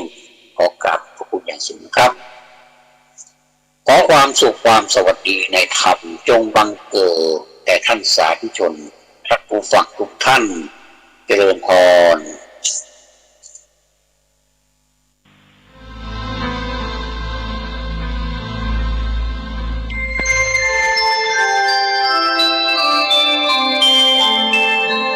ขณะนี้ท่านกำลังฟังสถานีวิทยุกระจายเสียงคลื่นเพื่อการศึกษาพระพุทธศาสนาและวัฒนธรรมระบบ FM 104.5 เมกะเฮิรตซ์ออกอากาศณวัดฝายหินตำบลสุเทพอำเภอเมืองจังหวัดเชียงใหม่โทรศัพท์053-226-058-053-810-406 053-943-691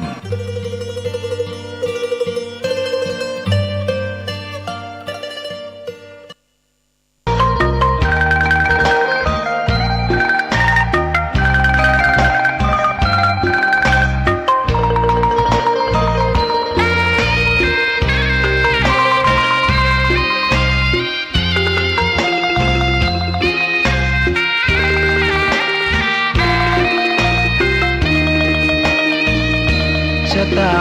ฟ้าหรือบารมีชักนำถึงอยู่แสนไกลล้ำพระธรรมไม่มีมองไม่ฟ้าเพียงดินยังทวินฝันไปเข้าดงขมิ้นเมื่อใดอิ่มอกอิ่มใจเสมอสายทางคนดี ใจน้อมอธิษฐานบารมี สิ่งดีที่ได้พบเจอ เห็นชายผ้าเหลืองทุกวันฝันเพ้ออยากบวชจริงละเมอเข้าวัดบ้านคงเป็นบุญที่เคยเป็นทุนสร้างมารักผ้าเหลืองดังว่าปรารถนายึดมั่นอยากบวชทุกทีผ้าเหลืองผืนนี้ผูกพันอยู่ในใจทุกวันใฝ่ฝันถึงผ้าเหลืองกายวาจาใจสัญญาว่าไม่เสื่อมคลายหัวใจมุ่งหมายเนืองไม่มีอะไรมากันให้คุณคืนศรัทธาผ้าเหลืองบวชเป็นเรื่องใหญ่เราวันรอคอยเข้าโบสถ์ได้บวชเสียทีเป็นคนสุขเต็มที่ตามรอยความดีพระพุทธเจ้าไม่ลืมบุญคุณพ่อแม่การุณเลี้ยงเราผ้าเหลืองห่มกายคลายเศร้าพ่อเราแม่เราศรัทธาสุขใจจริงๆเป็นชายแต่หัวใจสิงพูดจริงทำจริงทุกราทุกคืนทุกวันผ้าเหลืองพันผูกกายาโอ้น้อวาสนาพระธรรมนำพาชีวิต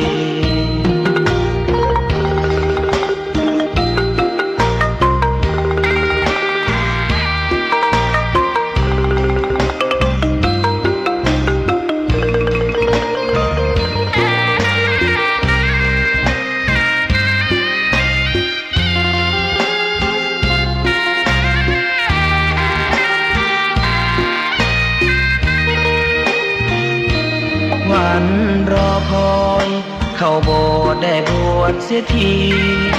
เป็นคนสุขเต็มที่ตามรอยความดีพระพุทธเจ้าไม่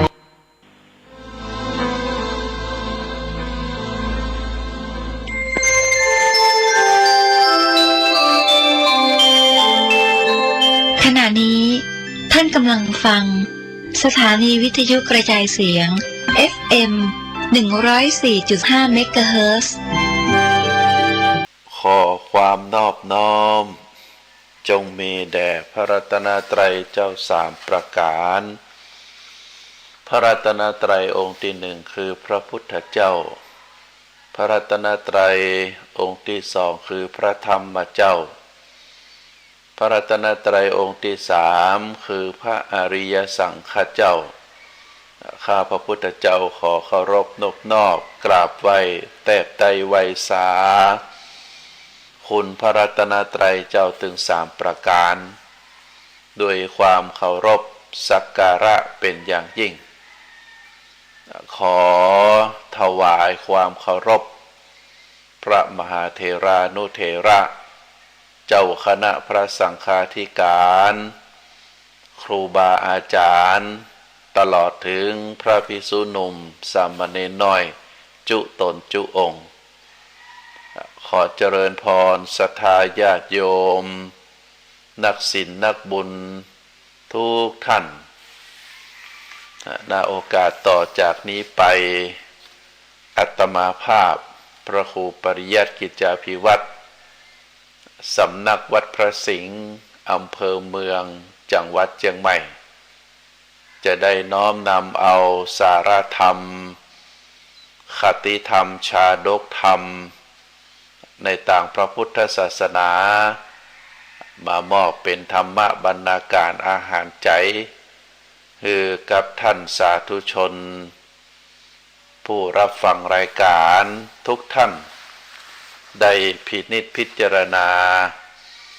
อันจะก่อให้เกิดสติปัญญาปารมีธรรมน้อมนำมาประพฤติปฏิบัติอันจะก่อให้เกิด ความสุขตึงตั้งกายและก็ตั้งใจอันเป็นความมุ่งมา่ปรารถนาของหมู่เฮาทุกผู้ทุกคนที่ยังมีชีวิตอยู่เฮาบ่ชอบความทุกข์เฮาชอบความสุขเพราะฉะนั้นเมื่อเฮาบ่ต้องการความทุกข์เฮาต้องการความสุขเฮาก็จะต้องประพฤติปฏิบัติเหตุแห่งความสุขสิ่งใดที่เฮาประพฤติปฏิบัติกระทำแล้วอันเป็นเหตุแห่งความเฮาก็จะได้รับผลแห่งเหตุนั้นเป็นความสุขเช่นเดียวกันแต่ถ้าเฮาปรารถนาความสุขแต่ถ้าเฮาไปประพฤติปฏิบัติเหตุแห่งความทุกข์ผลตีตัวมาก็จะเป็นความทุกข์เพราะฉะนั้นที่ได้เจริญพรหรือศรัทธาญาติโยมว่าทุกคนนั้นมีความมุ่งมา่ปรารถนาที่จะอยากจะให้ความเป็นอยู่การดำรงชีวิตในปัจจุบันมีความสุขเพราะฉะนั้นก็จะต้องกระทำจะต้องจะต้องคิดในสิ่งที่ดีเมื่อเฮาทำเฮาเฮาคิดในสิ่งที่ดีผลที่ตัวมาก็จะเป็นความสุขแต่ถ้าเฮากระทำในสิ่งที่บ่ดีในกรรมที่บ่ดีคิดเป็นความคิดที่บ่ดีเป็นความคิดทางด้านลบผลที่ตัวมาก็จะก่อให้เกิดความทุกข์บ่ได้เป็นความสุขตามที่เฮาปรารถนาพระพุทธองค์ได้ตรัสสอนทำใดเกิดแต่เหตุก็จะต้องพิจารณาถึงเหตุแล้วก็จะต้องดับเหตุนั้นอันนี้เป็นคำสอนของพระพุทธเจ้าก่อนอื่นที่จะได้เอ่ยหรือศรัทธาท่านสาธุชนได้มีความรู้ความเข้าใจในเรื่องราวต่างๆก็ขออนุโมทนาขอบคุณทางสถานีวิทยุคลื่นพระพุทธศาสนาคลื่นสีขาวแห่งนี้ที่ได้เป็นกระบอกเสียงนำเอาสารธรรมคติธรรมชาดกธรรมในต่างพระพุทธศาสนาไปถึงศรัทธาท่านสาธุชนนักศีลนักบุญที่รับฟังรายการอยู่ก็ขออนุโมทนาขอบคุณในความมีน้ำใจของท่านผู้อำนวยการสถานีวิทยุตลอดถึงเจ้าหน้าที่ทุกฝ่ายทุกแผนกที่ได้อำนวยความสะดวกได้ให้เสียงธรรมจากครูบาอาจารย์ได้ถึงท่านสาธุชนทุกวันตั้งแต่เจ้ายันดึกก็ถือว่าเป็นมวลประสบการณ์ที่นักฟังทั้งหลายจะได้เลือกฟังเอาตามสติปัญญาตามความรู้ตามความเข้าใจ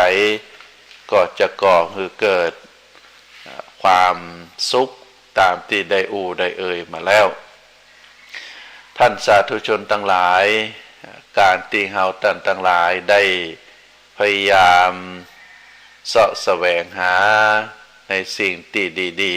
ๆมวลประสบการณ์ที่ดีๆเข้ามาสู่ชีวิตของเฮาก็เพราะว่าเฮานั้นได้รับการอบรมสั่งสอนจากพ่อแม่ครูบาอาจารย์พระสงฆ์องค์ข้าเจ้าให้ได้เข้าใจในเรื่องราวตามหลัก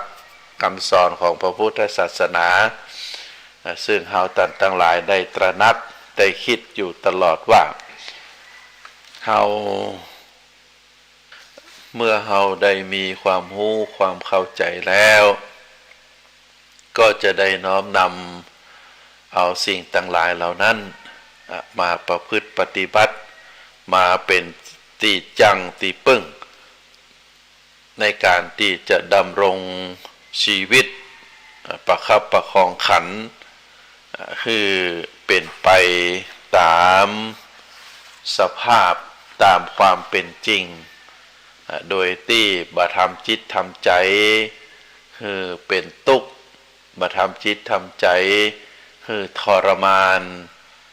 เกี่ยวกับสิ่งต่างๆที่เกิดขึ้นในชีวิตของเฮาตามหลักพระพุทธศาสนาได้กล่าวสอนให้เจ้าพุทธเฮาทั้งหลายว่าโดยปกติแล้วมนุษย์เฮาทุกคนก็จะมีความกลัวเป็นพื้นฐานมีความกลัวเป็นพื้นฐานเป็นต้นว่าเฮาก็กลัวคนกลัวสัตว์กลัวความมืดกลัวความตายกลัวความทุกข์กลัวความจนกลัวความอดอยากอย่างอีเป็นต้นมวลมนุษย์เฮาทุกคนนั้นก็จะมีความกลัวเป็นพื้นฐานอยู่แต่ทั้งที่เฮากลัวก็กลับไปเป็นผู้ที่กลัวบ่ได้กล้ากลัวบ่าลบบ่าเลี่ยงบ่าทิ้งในสิ่งที่ตัวเองกลัวกับเสี่ยงทำเสี่ยงประพฤติในสิ่งที่ตัวเองกลัวอันนี้เป็นธรรมชาติของมนุษย์เฮาเนอะศรัทธาญาติโยมหลายผู้หลายคนแม่กลัวข้าเจ้าบักกล้าครับข้าพเจ้ากลัวก็จะเป็นลักษณะแบบนี้แต่ว่าในสิ่งที่ตัวเองกลัวนั้นบางทีก็บักกลัวแต่กล้ากลัวกับไปเสี่ยงไปทำไปประพฤติในสิ่งที่ตัวเองกลัวนั้นเป็นต้นว่าเฮากลัวความทุกข์ความจนเฮากลัวความจนแต่กลับไปทำในสิ่งที่เป็นในสิ่งที่เป็นเหตุก่อให้เกิดความจนเช่นเป็นคนที่เล่นการพนันในปากหิวอบายมุขไปกินเหล้าไปสูบบุหรี่แล้วก็เป็นคนขี้ค้านอย่างอีเป็นต้นเมื่อเฮากลัวความจนแต่เฮาไปทำเหตุแห่งความจนเฮาบ่กลัวแต่เล่นการพนันเล่นการพนันนี่ก็เป็นบ่อเกิดแห่งความยากจนการพนันมันมีตึงได้ตึงเสียเมื่อได้เงินฮ้อนใจจ่ายอย่างฟุ่มเฟือยแต่ถ้าเสียก็กลับต้องเสาะแสวงหาเงินทองเอามาเล่นต่อมีที่มีนาก็ขายให้ขายนามีทรัพย์สินเงินทองก็ต้องเอาทรัพย์สินเงินทองเหล่านั้นไปจำนำเอาไปขายกินเหล้ายาป่าปิ้งถ้าเปรียบเทียบกับน้ำธรรมดาที่เฮาดื่มน้ำธรรมดาขวด1 5 บาท6 บาทแต่ถ้าเราเป็นเหล้าเป็นเบียร์ก็ขวดเป็น4-50หลายเท่าตัวเมื่อกินไปแล้วก็เกิดความเมาเมื่อเมาแล้วก็ไปประพฤติปฏิบัติในสิ่งที่มันเปิ้นบ่ทำกันน้ำเมาทำให้หน้าด้านน้ำเมาทำให้ใจใหญ่นอกจากนั้นในสุราเมลัยสิ่งทั้งหลายเหล่านี้ก็เป็นอันตรายต่อสติปัญญาเป็นอันตรายต่อสุขภาพ อันนี้ก็ทำให้เป็นเหตุแห่งการความวิบัติเกิดขึ้นต่อชีวิตนอกจากนั้นแล้วเรากลัวความจนแต่เราก็ไปหลงระเริงในสิ่งที่มันเป็นสิ่งล่อแหลมนะอย่างเช่นไปเอวครับเอวบาร์ก็เสียสตางค์เสียสุขภาพในเวลารับเวลานอนเราก็บ่รับบ่นอนกลับไปเอวไปเล่นนอกจากนั้นแล้วถึงเวลาทำงานก็บ่ทำการทำงานมีความขี้ค้านพักผ่อนวันพุกก่อนวันฮือก่อนปีหน้าก่อนอย่างอีเป็นต้นเพราะฉะนั้นเขากลัวความทุกข์กลัวความจนแต่เขาก็ไปประพฤติปฏิบัติในสิ่งที่มันเป็นเหตุแห่งความทุกข์ความจนเพราะฉะนั้นถ้าใครลงมือปฏิบัติในเหตุแห่งความทุกข์ความจนที่ว่ามาแน่นอนแล้วความทุกข์ความจนนั้นจะต้องมาเยือนผู้ที่ประพฤติปฏิบัติเหตุแห่งความทุกข์ความจนนั้นแน่นอนในส่วนบางคนเป็นคนกลัวโรคกลัวเจ็บ กลัวไข้กลัวบ่สบายไปโรงพยาบาลก็กลัวหมอไม่อยากจะไปอย่างอีเป็นต้นแต่ก็บ่ละบ่ทิ้งเหตุแห่งที่จะก่อให้เกิดโรคก่อให้เกิดภัยแก่ตัวเก่าเป็นต้นว่ากินบ่เลือกบ่รักษาสุขภาพนะมีอะไรอย่างก็กินหมดกินสุกดิบเมื่อถึงเวลาจะหิวแต่หิวบ่แต่ก็มักจะเสาะแสวงหาสิ่งที่โปรดปรานสิ่งที่ชอบมากินมารับประทานบางทีกินไปตัวดื่มไปตัวส่วนเสเฮฮาไปตัวกินตึงวันแล้วก็บ่ออกกำลังกายบ่ทำคือร่างกายเคลื่อนไหวบางทีความอ้วนก็มาเยือนอ้วนเสร็จเรียบร้อยแล้วก็ยังบ่พอก็เป็นครั้งแห่งโลกอย่างอีเป็นต้นเพราะฉะนั้นเรากลัวโลกแต่เราก็ทำประพฤติปฏิบัติในส่วนที่มันเป็นสาเหตุของความเกิดโลกบางคนบางท่านมีความกลัวความเรียกว่ากลัวนรกกลัวความยากความลำบากกลัวความทรมานในภพภูมิต่อไปหน้าแต่ก็ยังทำสาเหตุก็คือทำบาปทำกรรมทำในสิ่งที่เป็นเหตุไปตกนรกโดยบ่เชื่อในเรื่องนรกสวรรค์ว่ามีจริงอย่างอีเป็นต้นลักษณะแบบนี้เราเรียกว่าเป็นบุคคลที่เป็นคนกลัวบาแต้กลัวบาจริงคนที่กลัวบาแต้กลัวบาจริงอันนี้ก็มักจะประสบกับความทุกข์เดือดร้อนประสบกับสิ่งที่ตัวเองกลัวแล้วก็บ่พ้นจากสิ่งที่ตัวเองกลัวไปได้เฮาได้ทำสาเหตุได้ประพฤติปฏิบัติได้ได้จ่าได้คิดในสิ่งที่เขากลัวแล้วก็ได้ลงมือกระทำตัวเมื่อเป็นลักษณะแบบนี้แล้วผลตีตัวมาในสิ่งที่เขากลัวเขาก็จะต้องประสบแน่นอนเพราะฉะนั้นท่านสาธุชนทั้งหลายคำสอนในทางพระพุทธศาสนานั้นมีนักมีหลายสิ่งหลายประการสรุปแล้วความคำสอนในทางพระพุทธศาสนามีอยู่สองประการที่หนึ่ง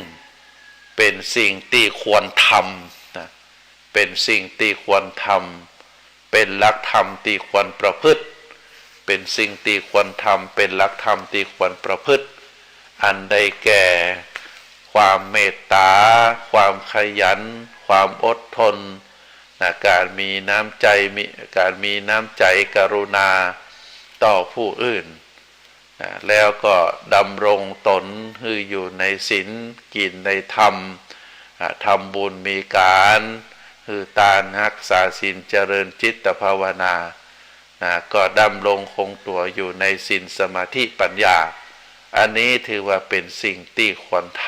ำในสิ่งที่บ่ควรทำหรือบ่พึงกระทำก็คือในสิ่งที่บ่ดีบ่งามอันเป็นสาเหตุแห่งความทุกข์เป็นสาเหตุแห่งบาปเป็นสาเหตุแห่งอกุศลเป็นต้นว่าการประพฤติผิดในศีล5ศีล8ศีล10ที่ครูบาอาจารย์องค์สมเด็จพระสัมมาสัมพุทธเจ้าได้พร่ำสอนอยู่ตลอดมีเป็นคนที่จิตใจไร้เมตตาเป็นคนที่มีจิตใจ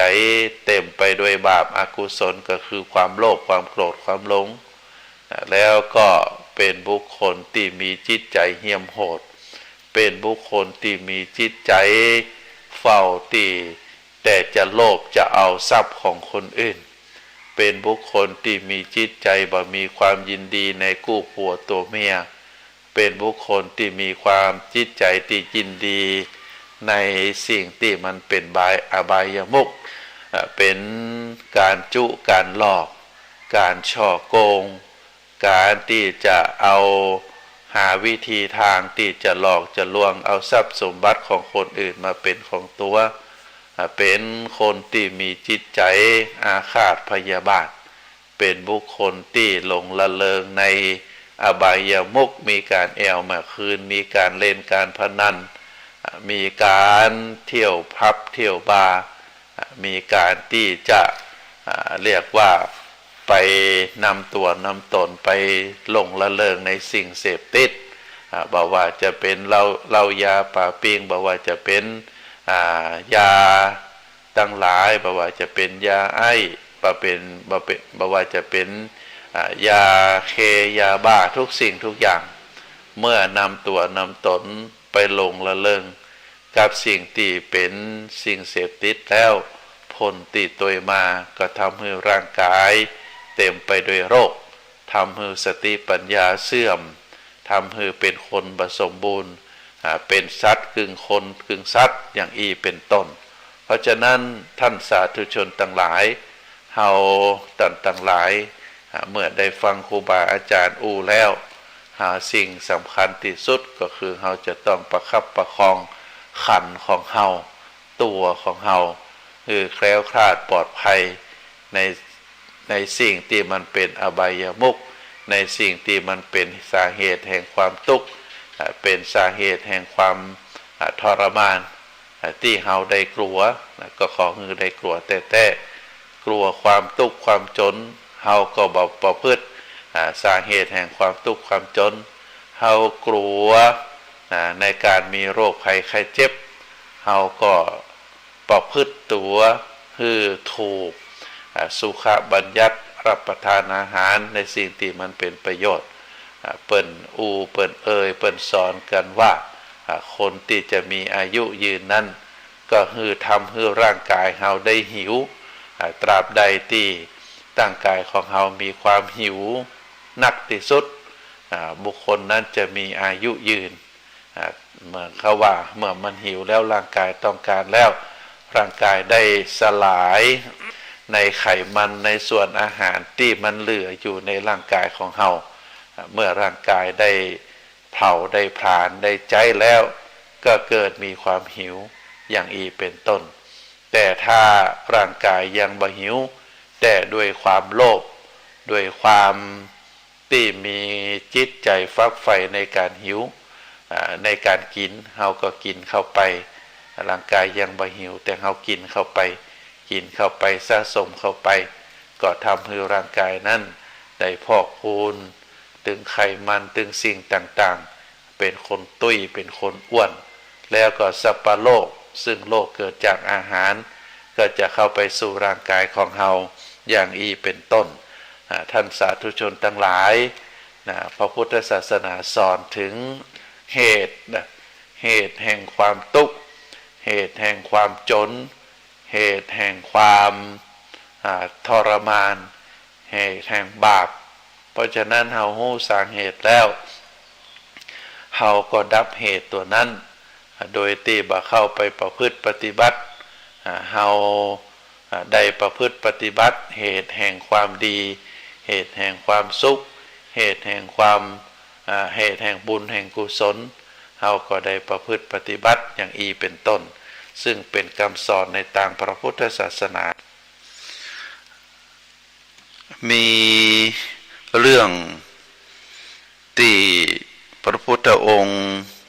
ได้ตรัสไว้เกี่ยวกับความกลัวพระพุทธองค์เคยตรัสบอกว่ามีพรหมตนหนึ่ง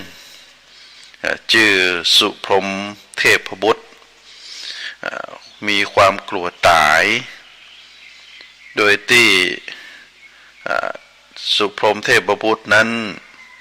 เขาได้หันว่าตัวเองอยู่บนสวรรค์แห่งมานานเท่าใดจะต้องจุติก็คือตกจากสวรรค์จุติแปลว่าเคลื่อนแปลว่าย้ายถ้าเขาตายจากโลกนี้ไปเขาก็เรียกว่าจุติเหมือนเดียวกันเวลาเขาไปงานศพก็มักจะหันคำกล่าวที่เปิ้นได้พิมพ์ไว้ในส่วนที่เฮาปักธูปก็ดีหรือวางดอกไม้จันทร์ก็ดีมักจะเขียนว่าจุติจุตังมรณังจุติซึ่งแปลว่าเคลื่อนแปลว่าย้ายดวงวิญญาณของเฮาจากภพภูมิปัจจุบันคือโลกมนุษย์ไปสู่ภพภูมิใหม่ถ้าไปเกิดใหม่เฮาก็เรียกว่าเป็นการปฏิสนธิซึ่งแปลว่าเชื่อมภพใหม่เทวดาก็มักจะจุติแต่คนเฮาบ่เรียกว่าจุตินะเฮาเรียกว่าตายเรียกว่ามรณภาพมรณะนะแต่ว่าถ้าเป็นเทวดาเปิ้นห้องว่าจุติสุพรหมเทพบุตรก็มีความรู้ตัวว่าแห่ม7 วันจะจุติจากสวรรค์ก็จึงเกิดความกลัวพอความกลัวเกิดขึ้นคือกลัวตายก็ได้เข้ามาเฝ้าพระพุทธเจ้าขอฟังธรรมเพื่อฮือหายจากความกลัวความกังวลท่านสาธุชนทั้งหลายในพุทธจริยาหรือข้อวัดปฏิบัติของพระพุทธเจ้าในแต่ละวันตื่นเช้าขึ้นมาพระพุทธองค์ก็จะออกรับบิณฑบาตแล้วก็ในเวลาบ่ายก็ได้เทศนาสั่งสอนกับอุบาสกอุบาสิกาในเวลาค่ำก็จะแสดงพระธรรมเทศนาให้กับเหล่าพระภิกษุโดยการบอกศีลธรรมกรรมฐานอบรมในแต่ละวันในส่วนเวลาดึกก็จะตอบปัญหาเทวดาหรือตอบปัญหาแก่พระราชาที่เสด็จมาเฝ้าแล้วก็ในเวลาลุ่งแจ้งก็จะแผ่ข่ายคือพยานไปเพื่อที่จะได้ไปช่วยบุคคลที่มาปรากฏในข่ายคือพยานของพระองค์อันนี้เป็นพุทธจริยาที่พระพุทธองค์ได้ประพฤติปฏิบัติเป็นประจำในส่วนของสุพรหมเทพบุตรก็เหมือนเดียวกันก็ได้เข้ามาเฝ้าพระพุทธเจ้าเพราะกลัวความตายที่จะเกิดขึ้นกับตัวเองพระพุทธองค์จึงได้ตรัสตอบแก่สุพรหมเทพบุตรว่าเพื่อที่จะบ่ให้มีความกลัว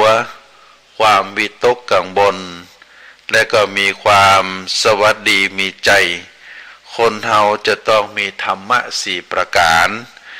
เทพบุตรบอกว่าความกลัวเกิดจาก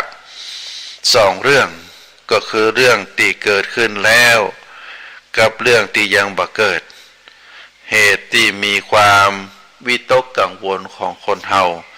ก็มาจากสองเรื่องเนี้ยนะก็คือเรื่องที่เกิดขึ้นแล้ว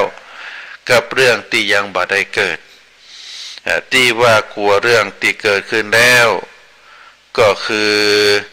ในรอบปีที่ผ่านมาเฮาตั้งหลายก็มีความกลัวความวิตกกังวลอย่างประเทศไทยเฮาในปีที่ผ่านมาก็เกิดความสะดุดจากการแพร่ระบาดโรคโควิดหรือไวรัสโคโรนา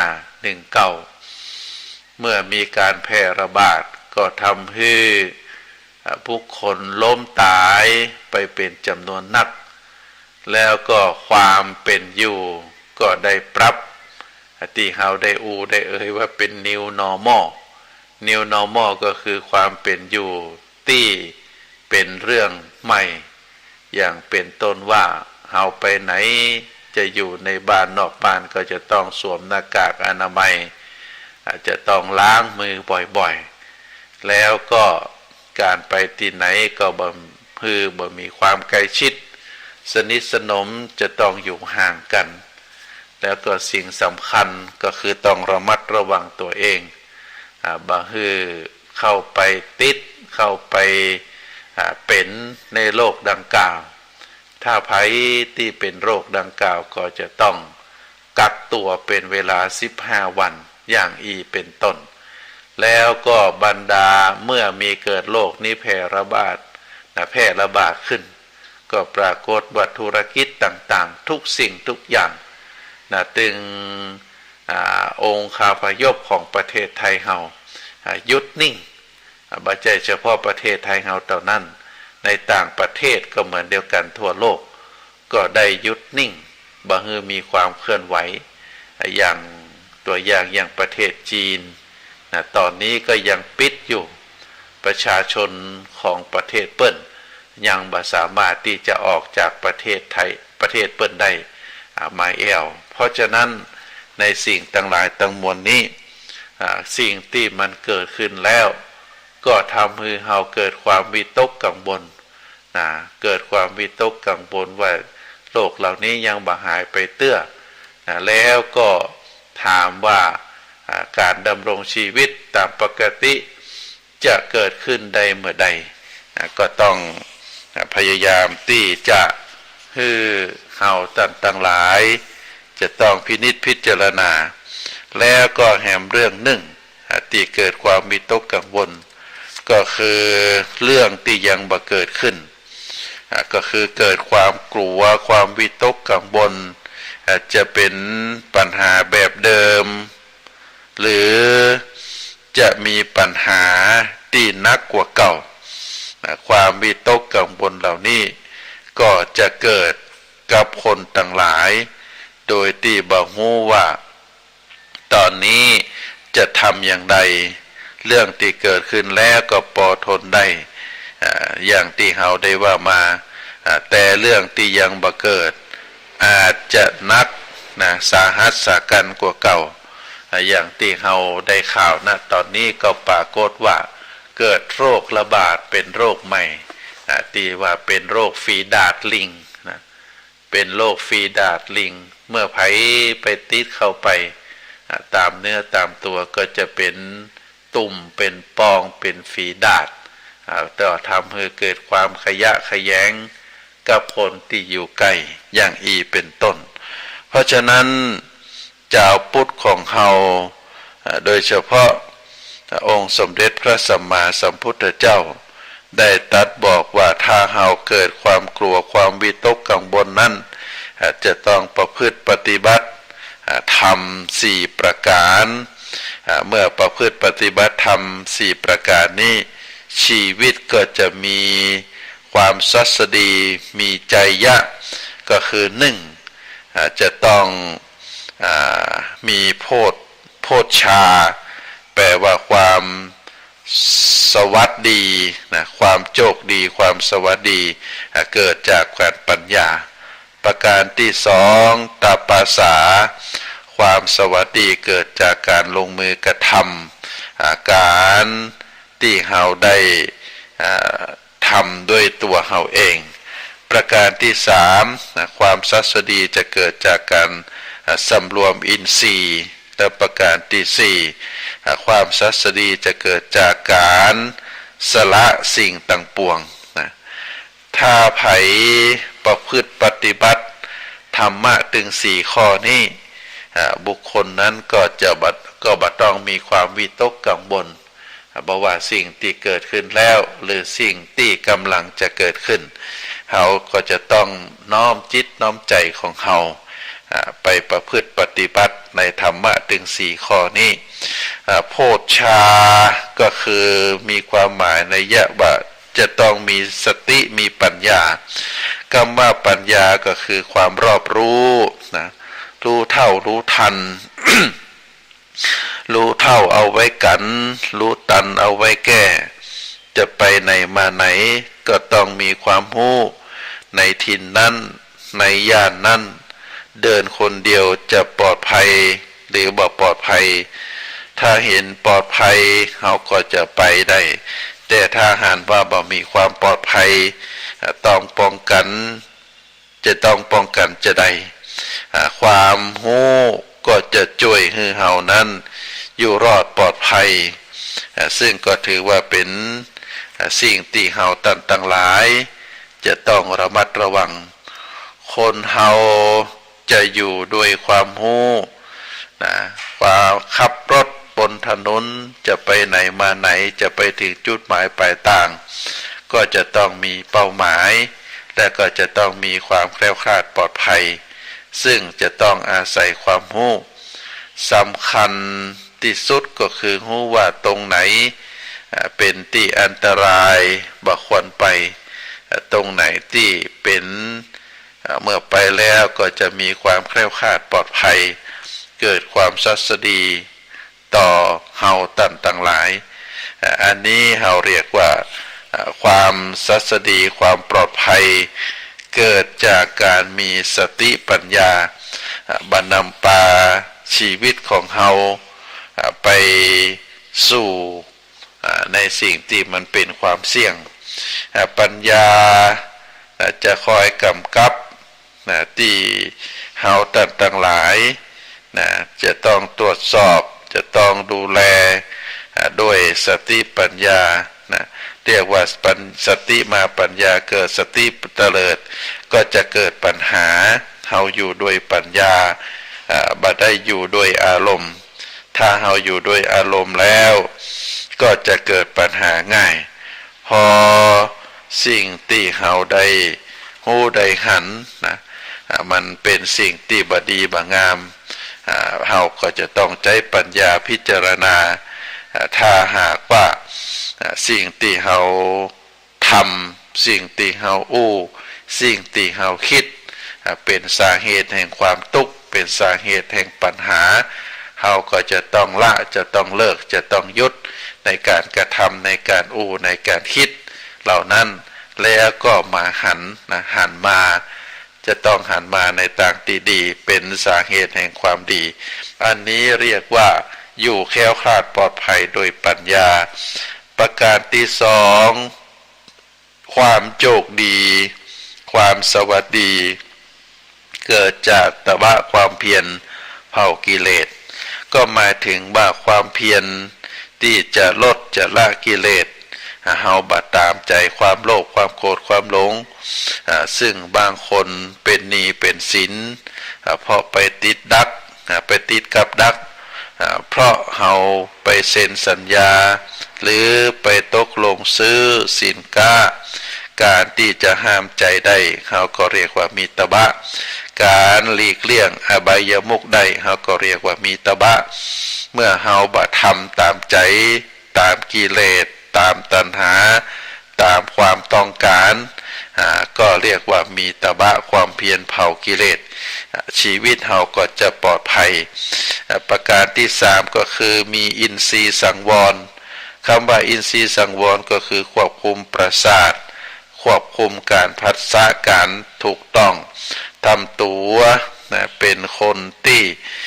รู้ว่าสิ่งไหนที่ควรทำสิ่งไหนที่บ่ควรกระท สิ่งไหนที่แคล้วคลาดปลอดภัยเฮาก็จะต้องสำรวมตัวเฮาบ่ฮือเป็นคนผิดศีลผิดธรรมโดยเฉพาะสำรวมอินทรีย์ก็คือตาหูจมูกลิ้นกายใจเฮาจะต้องสำรวมใจสติใจปัญญาไปเข้ากำกับดูแลบ่ไปหลงละเลงในการพอรูปบ่หลงละเลงในการฟังเสียงบ่หลงละเลงในการกินอาหารลิ้มรสบ่หลงละเลงในส่วนที่เป็นการสัมผัสทางด้านร่างกายในความอ่อนความนุ่มความเย็นความสบายแล้วก็สิ่งสำคัญก็คือสำรวมจิตสำรวมใจเขาเรียกว่าอินทรีย์สังวรประการสุดท้ายก็คือสัพพนิสคาสัพพนิสคาก็คือการสละสิ่งต่างปวงหมายถึงว่าบางทีเฮาอุตส่าห์สำรวมจิตสำรวมใจแล้วก็ยังถูกยั่วถูกยวนถูกรบกวนจากสิ่งต่างๆจากสิ่งที่เป็นภายนอกก็เกิดให้ทำให้เฮานั้นจำเป็นที่จะต้องตอบโต้แต่เฮาทำไปเฮาก็จะต้องระมัดระวังระมัดระวังก็คือจะต้องเสียสละจะต้องปล่อยเรียกว่าปล่อยวางบ่เป็นปล่อยวางที่บ่เข้าไปยุ่งเกี่ยวบ่เข้าไปยึดติดการที่เฮาสละทั้งปวงปล่อยวางทั้งปวงถอยยอมถอยยอมลดทิฏฐิลดมานะสละความยึดติดอันนี้เฮาเรียกว่าบ่ยึดมั่นถือมั่นไอ้หยังจะเกิดก็ปล่อยให้มันเกิดเฮาบ่เอาตัวเฮาไปยึดติดบ่เข้าไปยึดติดว่าอันนี้เป็นเมียเฮาเป็นสามีเฮาเป็นพ่อเป็นแม่เป็นลูกเฮาเป็นญาติเฮาอันนี้เป็นทรัพย์สมบัติของเฮาถ้าเฮาไปยึดมั่นถือมั่นไปยึดติดแล้วก็คือเกิดปัญหาก็คือเกิดความทุกข์ขึ้นมาตัวคนติดทุกข์ที่สุดก็คือตัวเฮาคนอื่นเปิ้นก็บ่ฮู้เรื่องบางทีเปิ้นก็ดำเนินชีวิตไปตามเปิ้นโดยที่เฮามีเป็นคนไปยึดมั่นถือมั่นแล้วมานั่งทุกข์อยู่ในบ้านคนเดียวอยู่ในห้องคนเดียวความทุกข์ความทรมานทางด้านจิตทางด้านใจก็จะก่อให้เกิดร่างกายทุกข์ไปโดยเมื่อจิตใจทุกข์ร่างกายก็ทุกข์เมื่อจิตใจสุขร่างกายก็สุขเพราะฉะนั้นถ้าเฮาดำเนินชีวิตในข้อสุดท้ายก็คือสัพพนิสคาก็คือการสละสิ่งต่างปวงบ่ยึดมั่นถือมั่นก็เป็นเหตุที่เฮาจะเกิดความสุขในศรัทธาญาติโยมเพราะฉะนั้นความสวัสดีความโชคดีมีใจก็จะเกิดมาจากธรรมถึง4ประการก็คือมีปัญญาหู้เต้าตันมีความภาคเพียรพยายามตามที่ทำไปตามที่เฮาฮู้ที่เฮาได้รับการบอกอันไหนสิ่งที่เป็นสิ่งที่ควรทำอันไหนสิ่งที่เป็นธรรมแล้วเกิดความดีเฮาก็เพียรพยายามทำในสิ่งต่างหลายเหล่านั้นแล้วก็พยายามที่จะปิดหูปิดตาไปไปดูบ่ไปฟังในสิ่งที่มันเป็นสิ่งที่ยั่วยวนทำให้เฮาเข้าไปเกี่ยวข้องแล้วเกิดอันตรายต่างๆถ้าเฮาสำรวมได้ก็จะเกิดความสัสดีต่อตัวเฮาและประการต่อมาก็คือเฮาจะต้องเรียกว่าจะต้องสละจะต้องปล่อยจะต้องอภัยบ่เข้าไปยึดมั่นถือมั่นสละในสิ่งต่างหลายต่างปวงนอกจากที่เฮามีปัญญาพิจารณาตามความเป็นจริงแล้วมีความภาคเพียรพยายามทำในสิ่งที่มันเป็นสิ่งที่ดีสำรวมระวังสิ่งต่างหลายที่เข้ามากระทบถึงต่างร่างตาหูจมูกลิ้นกายใจแล้วตอนสุดท้ายก็คือเฮาจะต้องปล่อยวางลืมอย่าพ่องอภัยอย่าพ่องบอกว่า สิ่งต่างหลายที่เข้ามาเกี่ยวข้องเฮาจะเป็นลักษณะแบบใดถ้าเฮาได้ทำตึงธรรมะตึง4ประการนี้ก็จะเกิดความสุขเกิดความงามเกิดความปลอดภัยเกิดความเป็นโชคดีมีใจก็จะได้อยู่เย็นเป็นสุขได้อยู่อย่างเรียกว่าสงบสุขนะได้เกิดความสัสดีได้อยู่ดีมีสุขได้อยู่เย็นเป็นสุขได้สมบูรณ์พูนสุขแล้วก็จะได้แคล้วคลาดปลอดภัยดำรงชีวิตดำรงขันคือเป็นไปตามที่เฮาได้มีความมุ่งมา่ปรารถนานะอันนี้ก็เป็นธรรมะที่อาตมาภาพได้นำมาฝากคือศรัทธาญาติโยมได้ฮู้ได้เข้าใจในวันนี้ก่อนที่จะนำรายการจากท่านสาธุชนไปนะก็ขออนุญาตประชาสัมพันธ์งานบุญที่จะเกิดขึ้นในวันที่11มิถุนายนแฮมบากีวันนะก็จะมีการจัดกิจกรรมเป็นการบูชาพระคุณของท่านครูบาเจ้าศรีวิจัยวันที่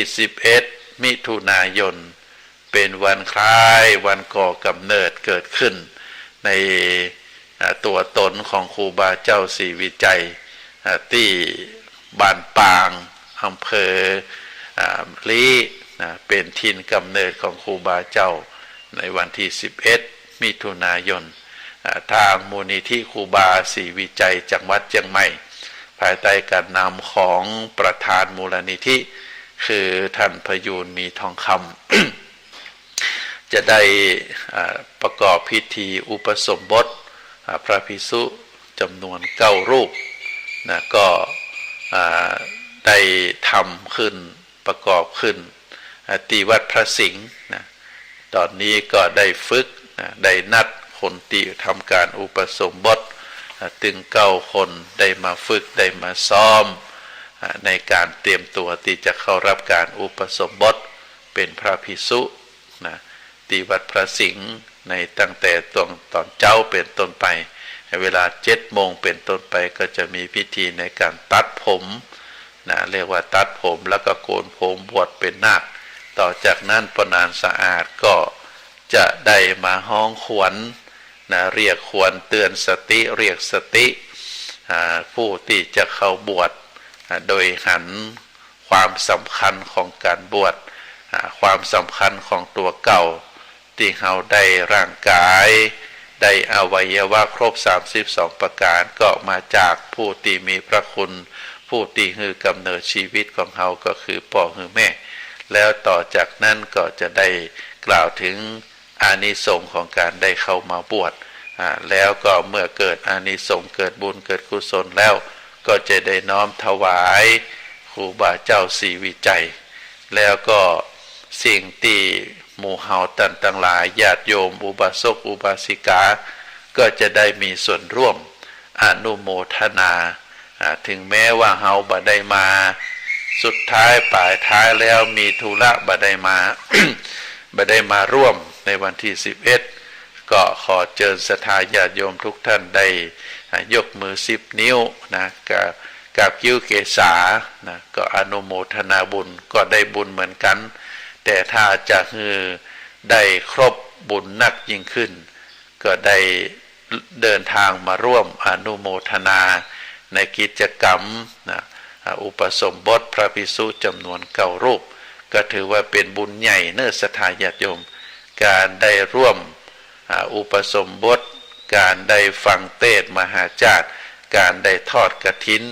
การได้เป็นเจ้าภาพสวดแจงเราถือว่าเป็นบุญใหญ่ในทางพระพุทธศาสนาในวันที่11นี้ถือว่าเป็นบุญใหญ่9 ตน 9 องค์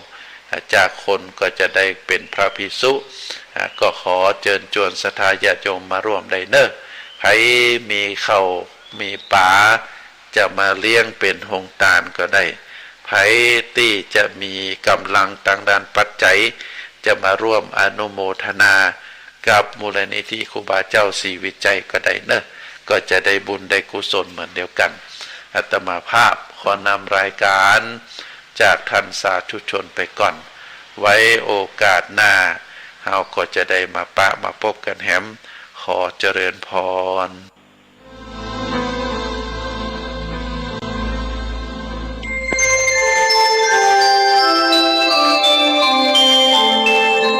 ขณะนี้ท่านกำลังฟังสถานีวิทยุกระจายเสียงพระพุทธศาสนา FM 104.5 เมกะเฮิรตซ์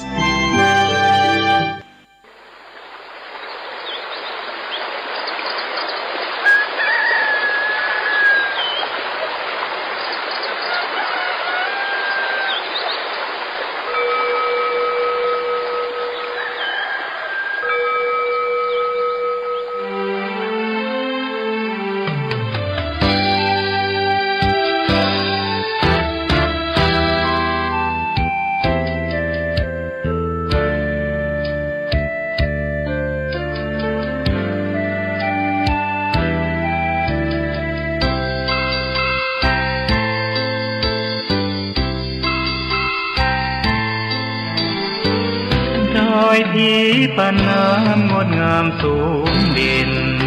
รอยธรรมเทระพระเนตร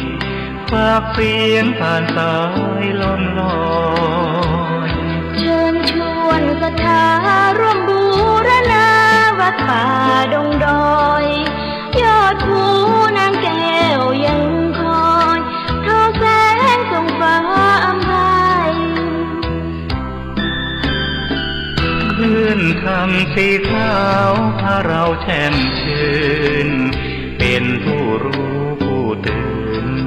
เบิกบานทั้งกายและใจเคยแผ่คำสอนองค์ชินวรขจรกว้างไกลข่าวสารงานบุญที่ใดสื่อออนไลน์ไปถึงญาติโยมพระธาตุเจดีย์สีสองเมืองเปล่งประกายแล้วบนยอดดอยนางแก้วมีโอกาสแวะเวียนไหว้ชมจำลองจากดอยสุเทพดอยทุ่งคู่ธาตุบรมพลังแรงใจญาติโยมร่วมสร้างสมทันบารมีสีขาวคลื่นธรรมนำพาความสุขพระเนรชี้ทางคลายทุกข์เกิดปิติสุขให้ทุกทินทีเปิดฟังธรรมะพระจัดรายการหลายคลื่นความร่วมสร้างมหาทานบารมีพระธาตุเจดีย์สีสองเมือง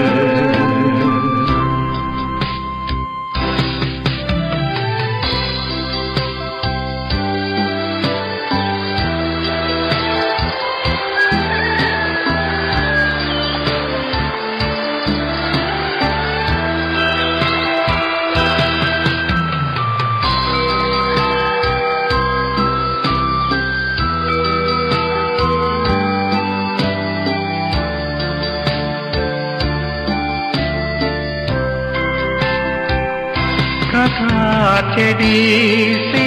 สองเมืองเปล่งประกายแล้วบนยอดดอยนางแก้วมีโอกาสแวะเวียนไหว้ชมจำลองจากดอยสุเทพดอยทุ่งคู่ธาตุบรมพลังแรงใจญาติโยมร่วมสร้างสมทันบารมีสีขาวคลื่นธรรมนำพาความสุขพระเนรชี้ทางคลายทุกข์เกิดปิติสุขไปทุกทินทีเปิดฟังธรรมะพระจัดรายการหลายคลื่นความร่วมสร้างมหาทานบารมีพระธาตุเจดีย์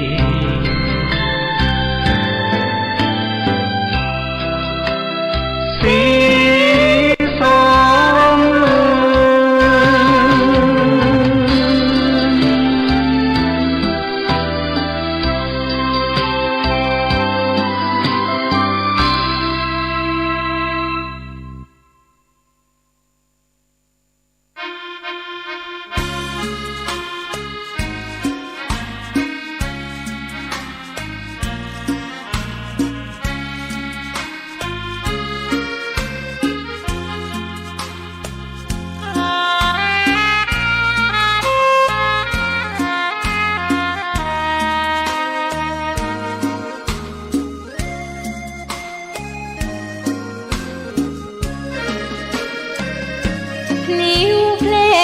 ำถูกถ้อยคำเข้าถึงจิตใจ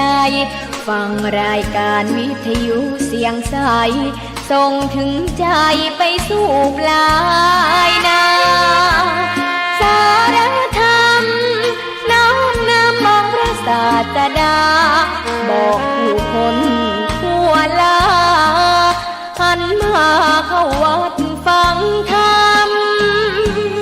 คลื่นเสียงนี้เป็นคลื่นธรรมะจากใจส่งถึงบ้านไกลบ้านไกลฟังได้สุขใจล้ำยามดึกดื่นค่ำคืนมีงานต้องทำเป็นคลื่นสารธรรมเน้นย้ำธรรมะเพื่อนใจเสียงคลื่นธรรมบอกหลักธรรมให้คลายความเหงาฟังเสียงธรรมะเบาเบาบอกเล่าถึงคนบ้านไกลสื่อธรรมะบอกลดละระหว่างด้วยใจสื่อไปถึงสวงในเข้าใจหลักธรรมหลักดีพลิ้วเพลงธรรมถูกสัมพันธ์จิตใจร่าเริงฟังสาระธรรมะบันเทิงรื่นเริงในชีวิตยามวันว่างเดินทางไปเยี่ยมสถานีนัดพบกันน้องพี่วันนี้วันดีวันเสาร์สวดมนต์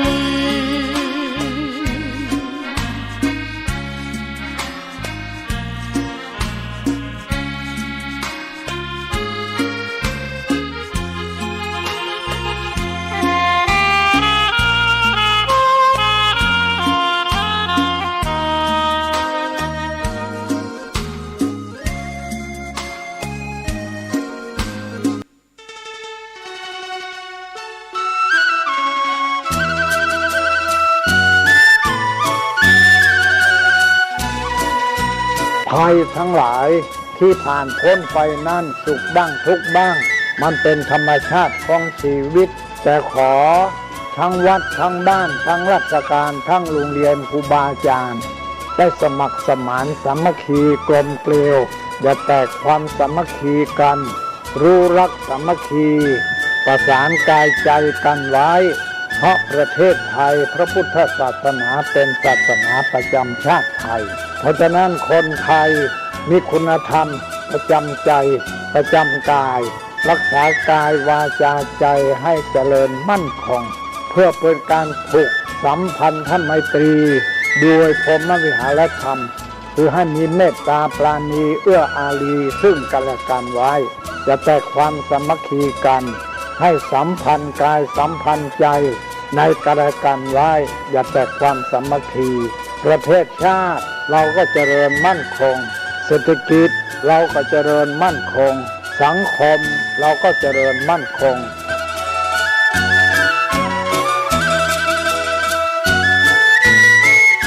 ธรรมะข้อคิดจากพระเดชพระคุณท่านเจ้าคุณพระเทพวิสุทธิคุณด้วยความปรารถนาดีจากสถานีวิทยุพระพุทธศาสนาคลื่นธรรมะเพื่อประชาชน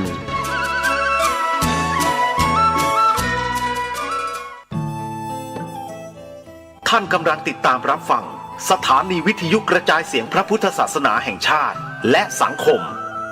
คลื่นเพื่อการศึกษาพระพุทธศาสนาและวัฒนธรรมระบบ FM 104.5 เมกะเฮิรตซ์รายการต่อไปเป็นรายการคดีโลกคดีธรรม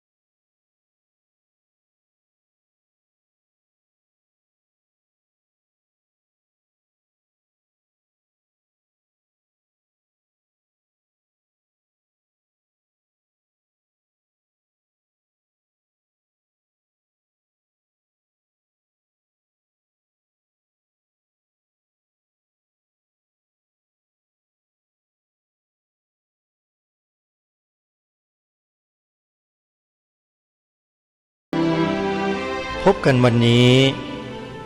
วันขึ้น3 ค่ำเดือน 7วันนี้ตรงกับวันพฤหัสบดีที่2 มิถุนายนพระพุทธศักราช2565รายการคดีโลกคดีธรรมมาพบกับท่านผู้ฟังเป็นปกติทุกวันจันทร์ถึงวันศุกร์และวันเสาร์อาทิตย์ทางสถานีวิทยุแห่งนี้ท่านสามารถดาวน์โหลดแอปพลิเคชันวิทยุพุทธศาสนาทั่วไทย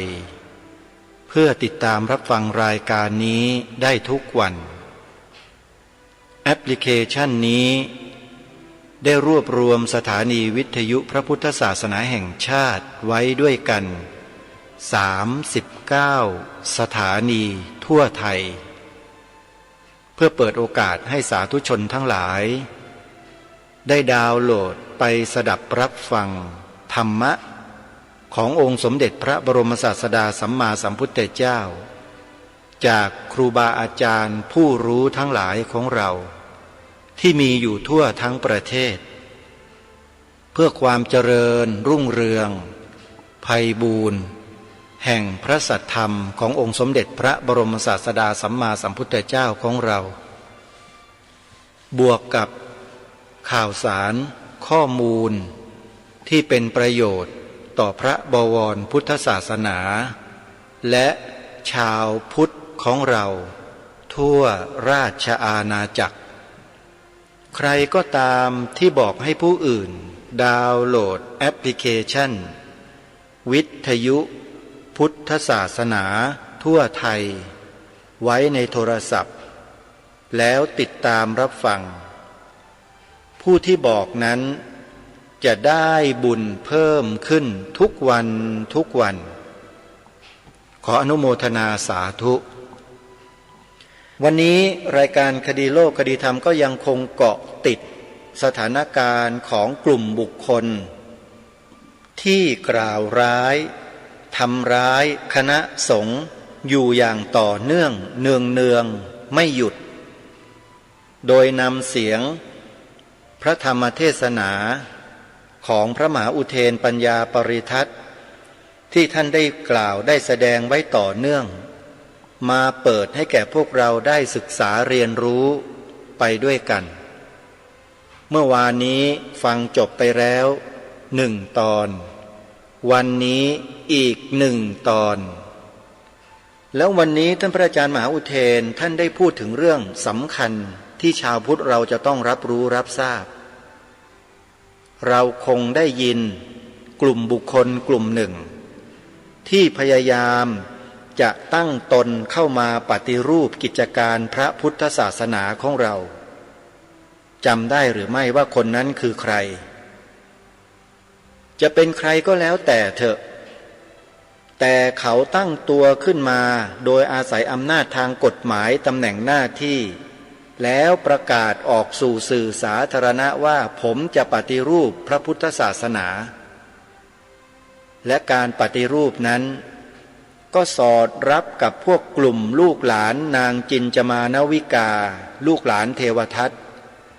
ตามที่พระมหาอุเทนท่านได้เอ่ยถึงเอ่ยอ้างมันสอดรับกันแบบที่ไม่น่าเชื่อว่ามันจะเป็นความบังเอิญเดี๋ยวเราไปฟังเนื้อหาสาระในวันนี้พร้อมๆกันจะได้รู้จักว่าคนที่ไม่รู้เรื่องพระพุทธศาสนาเลยไม่เคยบวชไม่เคยเรียนมาก่อนแต่ตั้งตนเข้ามามีอำนาจมีอิทธิพลในการปฏิรูปกิจการพระพุทธศาสนาอยู่ในภาครัฐเนี่ยเขามีแนวความคิดอย่างไรมาฟังพระมหาอุเทนปัญญาปริทัศน์